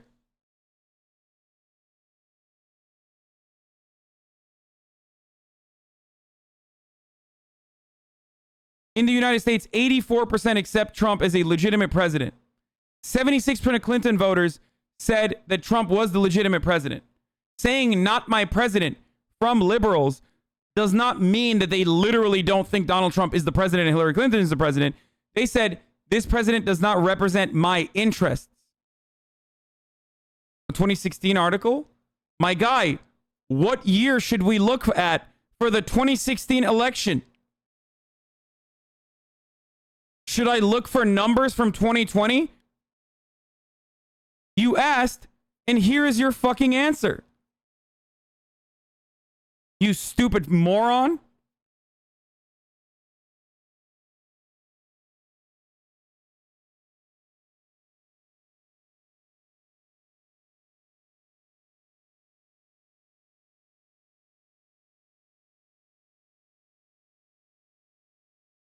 What year should we look at? This is a direct comparison to that other 64% number.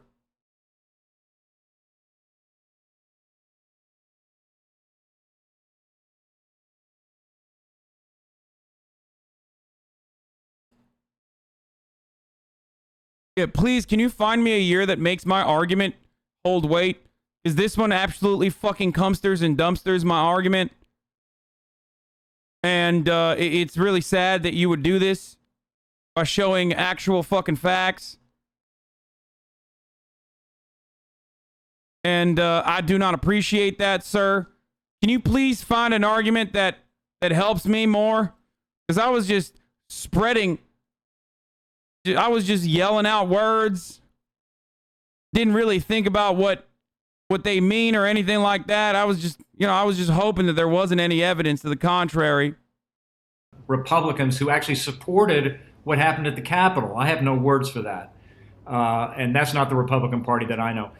I mean, the one thing we do know is now, particularly because of last week, that Donald Trump will no longer have the monopoly hold that he has on the party. He will always be a cult figure. He will always be adored and idolized by a portion of the electorate on the Republican side. But there are clearly now people like leadership positions like Liz Cheney and even Mitch McConnell who are now stepping away from Donald Trump. And when he's not president, that power dissipates pretty quickly. I know he thinks he would want to run for president again, but he may be denied that through the impeachment process or other legal proceedings.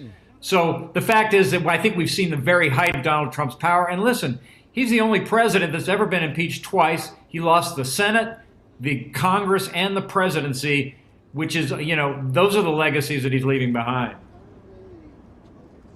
But for American democracy to function, you need two viable, stable political parties, and that includes the Republicans. Do you think that the Republican Party can make that journey back to where it was, a moderate party? It's not going to be easy. It's not going to be quick, and I don't know what shape it will end up, whether it's moderate. Yeah, that's really crazy because, when was there a stable and normal Republican Party?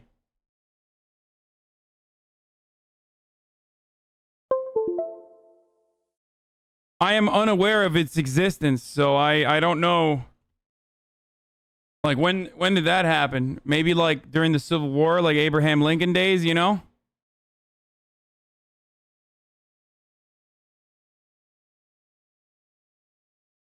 Long gone are those days, so. Seems like the contemporary Republican Party, especially post-civil rights movement, has been a festering wound on American democracy, specifically operating for the purpose of like eliminating all matter of congressional power, beefing up executive authority, and also leaving everything up to the court system, which they are trying to fill to the brim with psychopathic Federalist Society Republican judges. So it seems weird that, this wasn't the only election where the Republican Party was being ridiculous. Or not, but I think it's going to be different. It's got to evolve. It's got to, in politics, you evolve or you die. And so, that's what the Republican Party will have to do, or it will be a minority party into the indefinite future. So there's a lot that has to happen. But listen, there are some optimistic things out there as well. 67% of the country thinks that Joe Biden has handled this transition process well. That includes Democrats needed 20K military members to bring in a new regime. Sounds familiar to what we do in Iraq, Afghanistan, and Cuba. Don't be ignorant. What? Oh wait. Oh fuck. What's the person's name? I gotta look at their history. That's a really good take. That's like a really, really psychotic take. I need to know what else they've said in the chat. Did anyone catch who said that? Was it partially? Ooh, that's good. Ooh, that's good stuff. Shit isn't comfortable at all. You mean socialized medicine would never be able to get the broken ass fixed? Accurate questions. Ended racism. Are you dumb? Ignorant. LMFAO. Wait.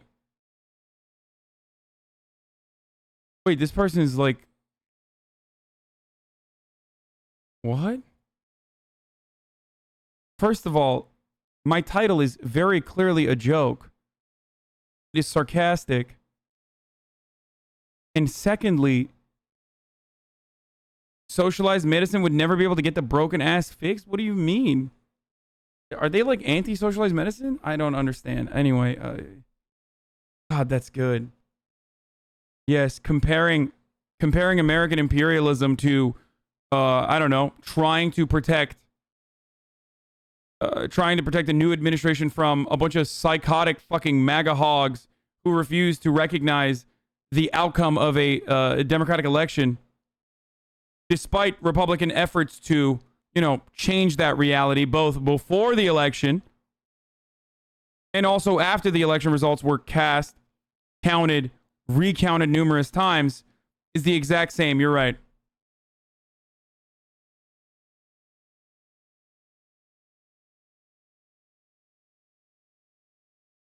Incredible. Includes a lot of Republicans. So I think that Joe Biden is already getting very good marks from not just Democrats, but independents and people across the board. So that's a good signal. And listen, we've got a lot of work to do, but hopefully the worst is behind us.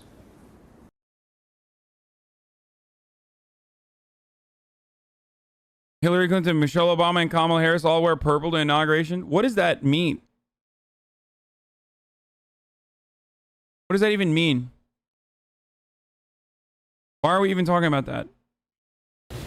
That kind of affection from the two of them for so many years. And it was almost as though, without saying it, she was saying, "You did it, Joe." And this is a life lesson that he has put on display for the American people in heartache, heartbreak, and a lot of hard work through the years as senator, as vice president, working across the aisle, genuinely caring about people and empathy, and through demonstrating what has happened to him in his own life. Like Red and Blue United? Wife, his baby girl, and then his son much later in life. Yeah, I can't wait for this kind of coverage to take over the airwaves as like, I hope I'm wrong about this. Let me say something. I hope I'm really, really wrong about this. And maybe I am. I have seen evidence to the contrary. But I do believe that the Joe Biden administration is going to be a repeat of the Obama administration in terms of fake incrementalism, in terms of like deficit hawking and the conversation revolving around the deficit, both by Democrats themselves and Republicans, all manner of relief still exclusively covering corporations of the wealthy, the elites, and rarely ever will the workers get more than breadcrumbs. I hope I'm wrong about all of that. Okay? I hope I'm wrong about all of that. With Democrats consistently trying to compromise with the Republicans that are very clearly not even remotely interested in that sort of compromise at all. We have Congress now. Obama had a larger majority in the Senate than Joe Biden has right now. Okay? And all while this is happening, I assume that the media is just going to focus on the aesthetics, talk about how nice Joe Biden is, talk about how kind Jill Biden is, talk about how great they are, and talk about how bad Donald Trump was. And routinely talk about how bad Donald Trump was and how good it is now. We can all just have a sigh of relief collectively. Because Joe Biden is now president and democracy has been saved. Okay? The proverbial brunch time is now upon us. Look at how kind he is. Look at him kissing babies. That sort of thing.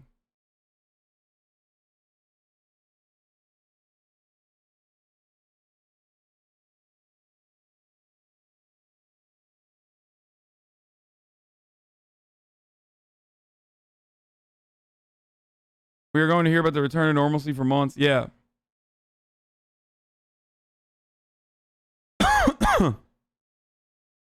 And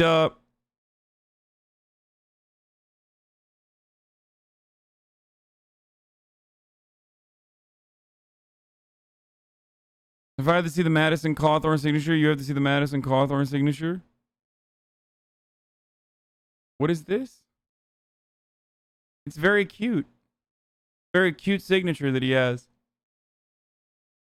I know Donald Trump has been banned from Twitch, brother. I know.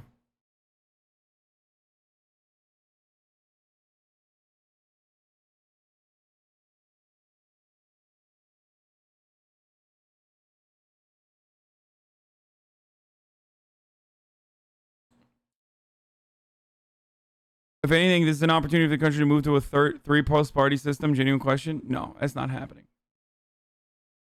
Isn't Joe meant to be the man who is great at reaching across the aisle, though? Let's see if he can live up to it. There is no reaching across the aisle. That's not a real concept. Okay? That will never be a real concept. Why would you fucking reach across the aisle when you have fought hard? When so many people on the ground have fought hard to maintain that majority, to win a majority in the Senate and in the House of Representatives. Why the fuck would you reach across the aisle when you're literally fighting to win? It makes no sense. Okay?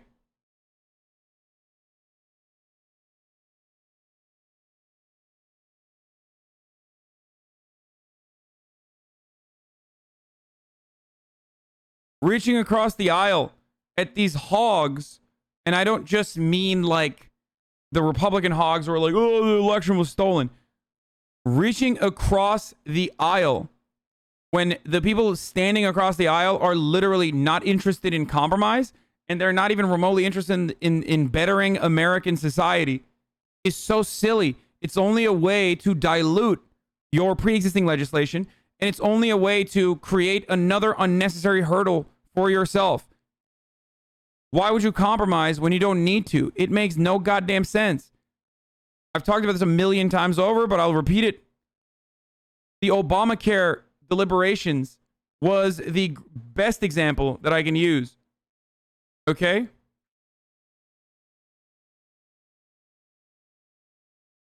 The Obama administration did not need Republican votes. They waited. They still went back and forth endlessly. They diluted their own bills. Okay? They didn't get a single Republican vote in the end. Why the fuck would you do that? Why would you do that? Obama fucked himself over from the jump. He had the grassroots mobilization, which he, in the form of Obama for America, exclusively created with 500,000 active members, exclusively created for pushing for healthcare legislation. He took that, turned it into Organizing for America, and shoved it under the DNC and shuttered it. Okay? That's 500,000 people you could have used to pressure the likes of Joe Lieberman, for example, to do the right thing. There is absolutely zero reason to ever in a million years compromise with Republicans when the conversation that we're having revolves around like giving people health care and shit. There's no compromising with fascists, especially if you have power. No, beef up your fucking ranks.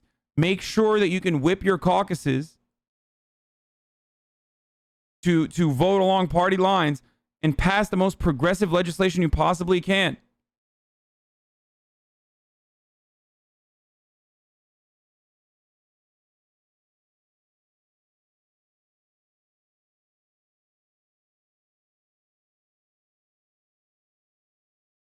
The longer the Senate process takes, the longer the passing of legislation is, the more political capital you expend. And you don't need to expend that kind of, you don't need to spend that kind of political capital. If you pass legislation in a hurry. Okay?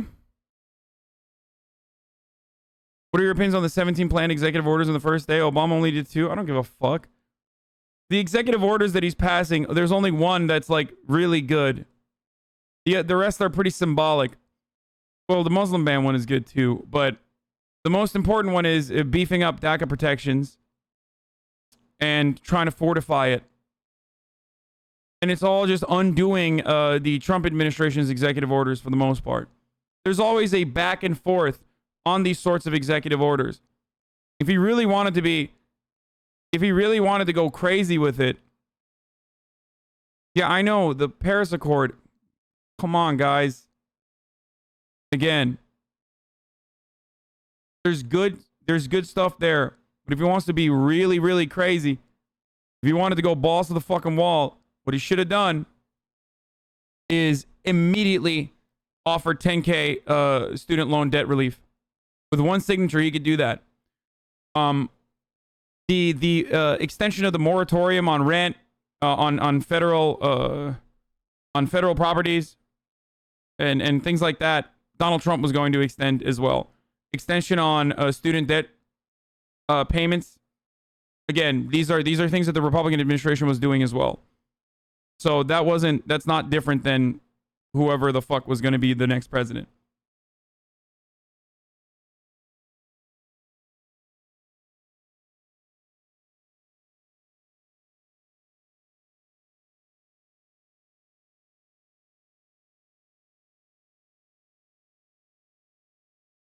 Why is it all your sources and articles just come from chat?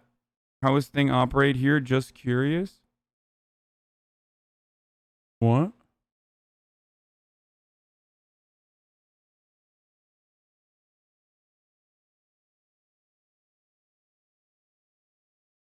Fucking just curious Andy over here. Here, get timed out, bitch.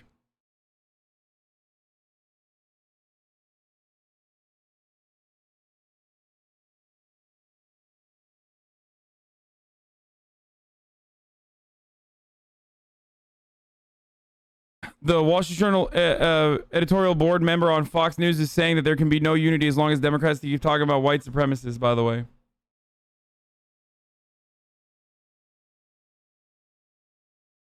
Oh, there's a Teamsters JC16 strike in the Bronx. Workers at Hunts Point, where 60% of New York City's produce is distributed, are striking for a fair wage and healthcare. When the Teamsters win, we all win. They're showing workers everywhere that we deserve more. Show your support by sharing photos and stories with hashtag Hunt Point Strike. Nice.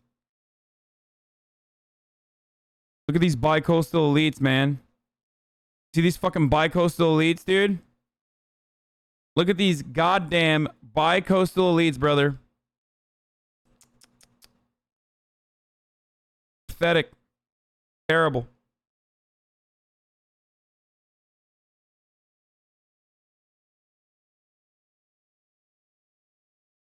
Oh, there's an immigration bill that's really good too. There's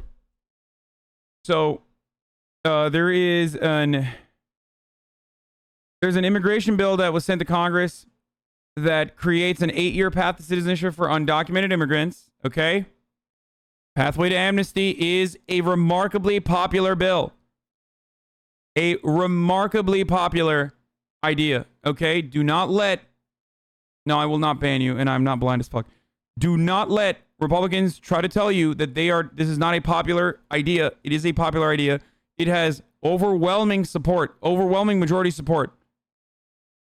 Scrap per country visa caps that have kept citizens in some countries like India in long ways for green cards. Fund attorneys for kids in immigration court.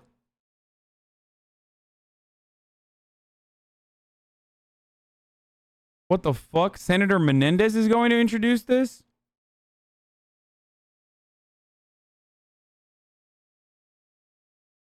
It's kind of weird.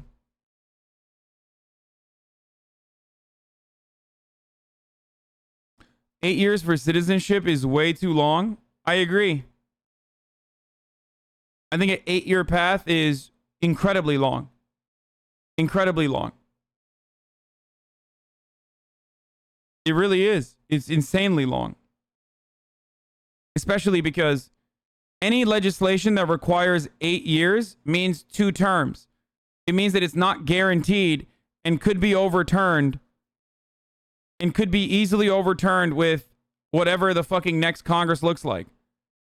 Legislation that is supposed to be good or legislation that's supposed to be helpful has to be legislation that has a 2-year window in order to maximize the power that you have.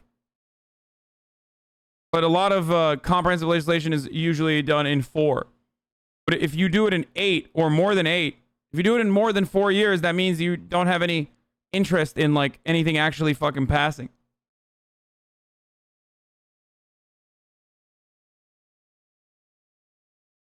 But the good thing about an 8-year path to citizenship is that you probably get documentation immediately.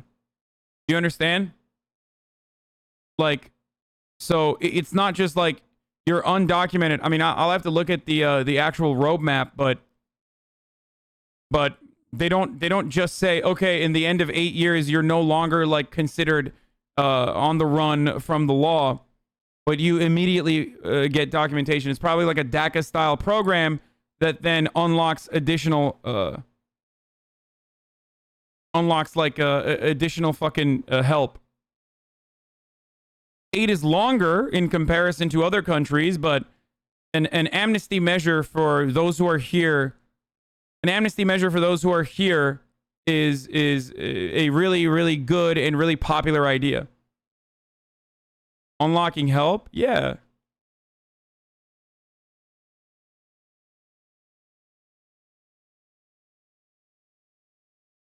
Why do you support removing the per country capita? I support having it. Why?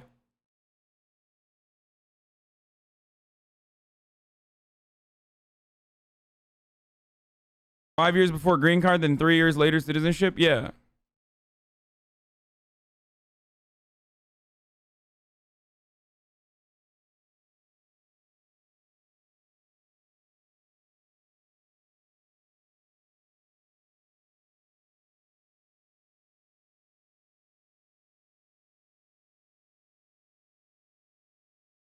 Great plan. It takes long enough to get the next Republican president. Can you use it as a deportation list? Look, that's what we said about DACA, and ultimately that didn't happen, okay?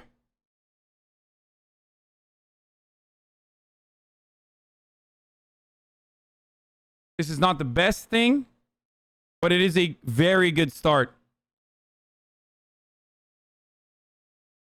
It did happen. What do you mean it did happen?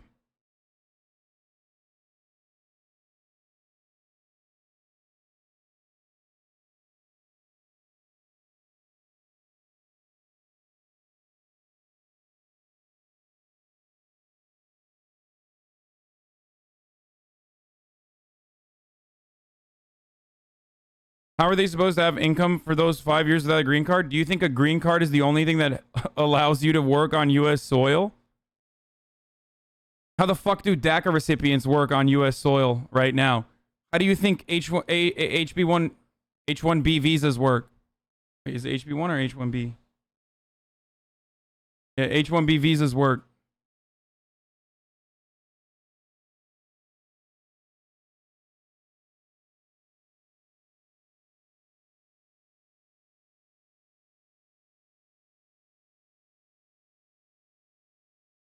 No, you get a permit.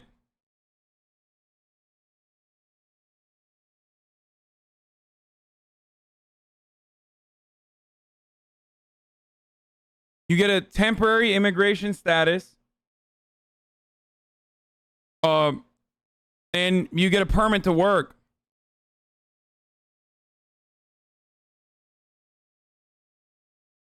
How do you think meatpacking plants and farms are operating?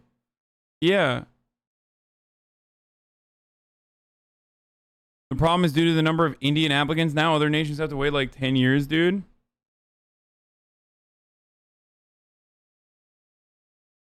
I don't know how that works. But I doubt I doubt it fucking caps off other nations. It's not like on a first come first serve basis. And that would imply that like every Indian person is literally fucking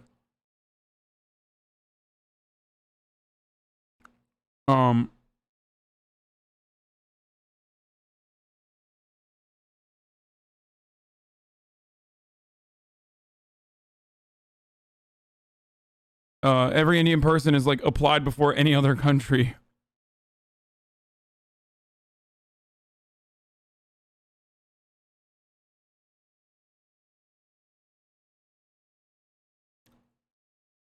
2 years is also hugely beneficial because the vast majority of the newly naturalized people would vote Dem in the next election, increasing Dem's power. Brother, I don't even know about that. We'll see. It is actually, that is the point of view. That's part of the reason why Republicans hate undocumented immigration or immigration in general, is because first-generation immigrants of undocumented parents overwhelmingly vote Democrat. That's why they constantly talk about a demographic shift changing the electoral landscape. Right? Anyway, let's look at what the fuck? John Ossoff and radical liberal Raphael Warnock being sworn in. Where is it? What the fuck is this? What is this lib shit?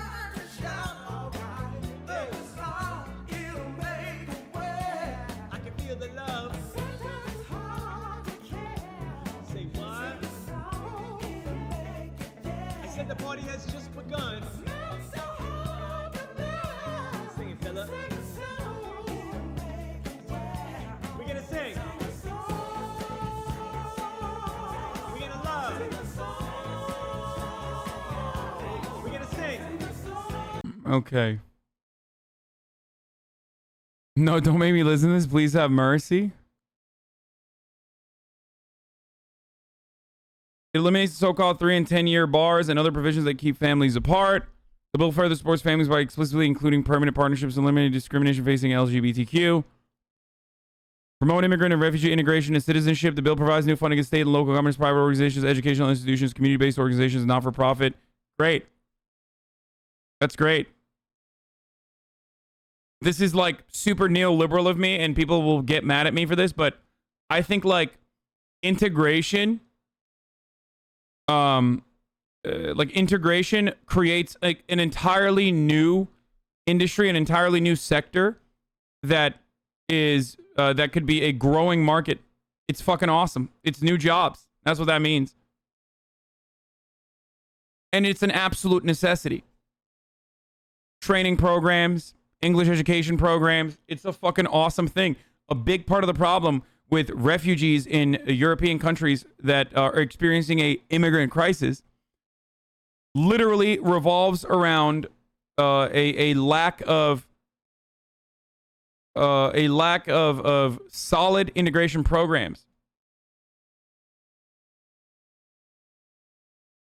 Like pushing immigrants to poor neighborhoods and cultural and social enclaves, and then creating a two-tiered work system for those who are here on refugee status or immigration status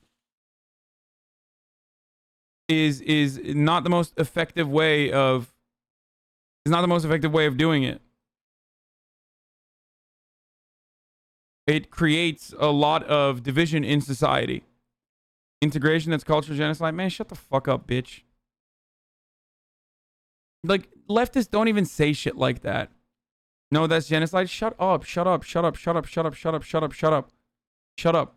Suck my dick. Suck my dick. Shut up. Stop. Shut your stupid mouth, okay? Please.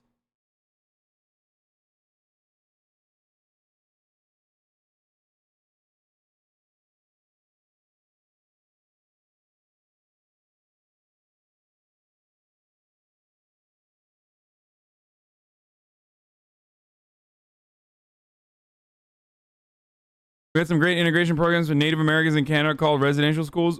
Okay, bro. Yes. Integration programs for immigrants willingly coming here are the exact same as like literally doing genocide to an indigenous population. You're right. These two things are the same. Thank you for that explainer. That was very cool and here is a bad thing. And then here is a good thing that could be a helpful program that literally offers job opportunities to people that are literally looking for jobs, and that's precisely why they're fucking here. Thank you. Thank you. Very cool. Yeah, integration. When I say integration, I mean literally beating the shit out of Mexican people for not learning English. That's what I mean.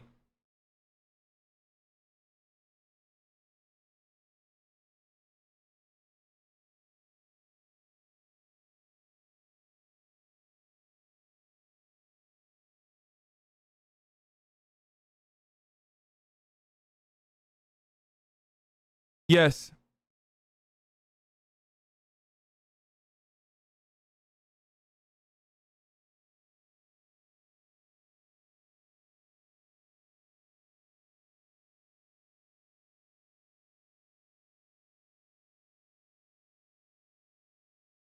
Integration does not have to mean cultural re-education. Having programs that teach English and educate folks on social services that are out there would be extremely helpful in my first generation Mexi opinion. I mean, yeah, me too. Yes. I am a beneficiary of cultural assimilation, I would even go so far as to say. Like, I have been very interested in American culture when I was growing up, and that is part of the reason that I am an English speaker in a country that I didn't grow up in, okay? And I've been able to literally fucking own American-born, American podcasters and streamers in their own competitive field. And the only reason why I can do that is because, well, one, I work hard, but also two, I have a command over the English language. That is a valuable skill, a valuable fucking thing that I had to basically teach myself and learn because of my own personal interest, but that is wonderful for first-generation immigrants. That would be a wonderful resource for immigrants coming into the country. So shut the fuck up with your stupid ass saying like, oh yeah. Love it when fucking white leftists in Iowa are talking about how integration programs are actually bad.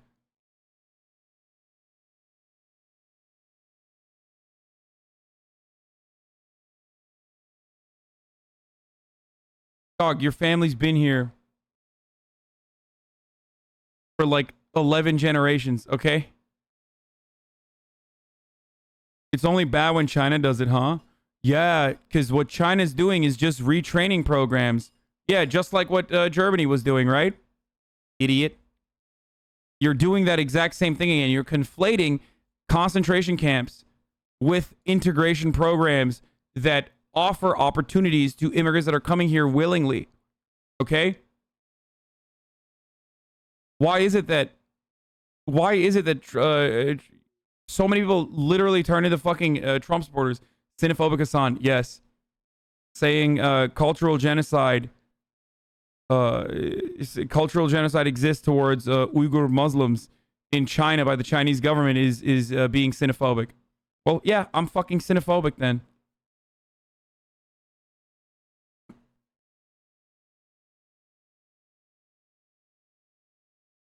Dumbass.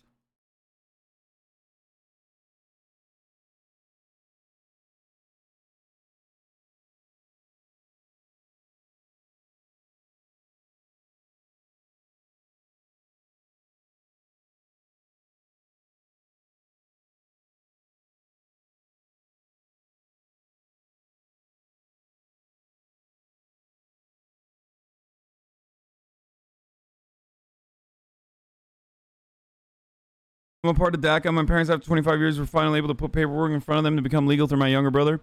Hopefully everything is successful so this nightmare can be over after being here for 25 years, paying taxes and no criminal record. Heart. Yeah.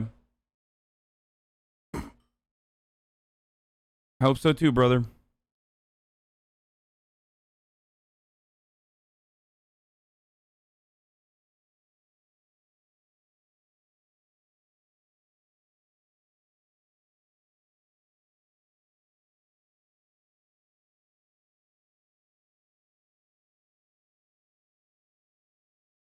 Can they change to 8 years after they implement it for 2 years? No, the 8-year program is long, but again, you have to remember that it's not literally 8 years of being undocumented and then boom, all of a sudden you become a citizen. So the pathway to citizenship is always going to be a long one. I think it's 5 years for a green card and then 3 for citizenship, which is normal. And even before that, you get paperwork done so that you can literally your application towards amnesty offers you temporary immigration status so you can fucking work. So it's not like it doesn't work that way. Like you don't get fucked over that way. I mean, people will still get fucked over no matter what, but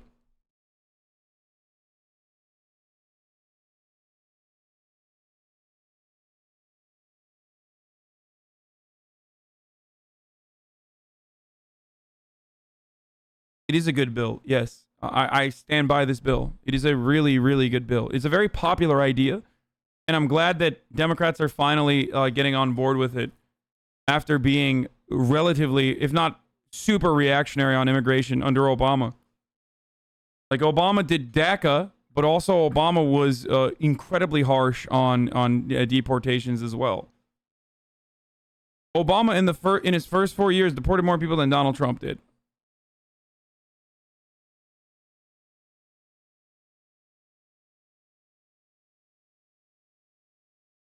There's a weird thing that people don't understand. Where I say, like, when I say Obama deported more people than Donald Trump did, people are like, that's not true. Fuck you. You're wrong. You lie. And then that very same thing exists on the other side, where I say Donald Trump has droned more people than Obama did, and they say, no, that's a lie. No, Donald Trump droned more people than Obama did, just like Obama deported more people than Donald Trump did.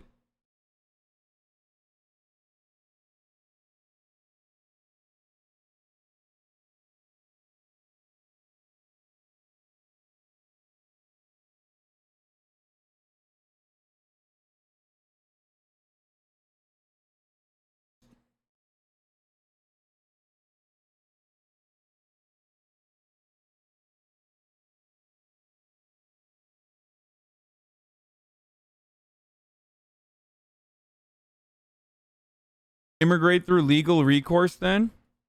Why don't you immigrate some bitches, dude? How about that? Immigrate through legal recourse.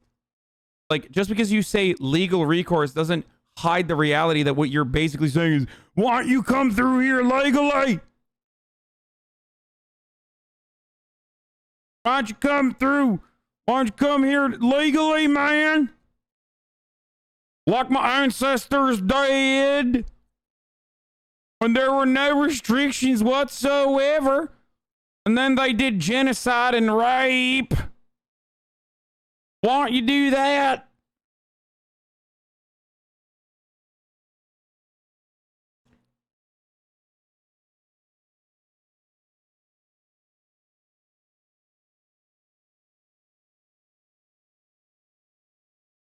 What do you mean when you say integration will create jobs? Do you mean roles for like English language instructor, etc.? Yes.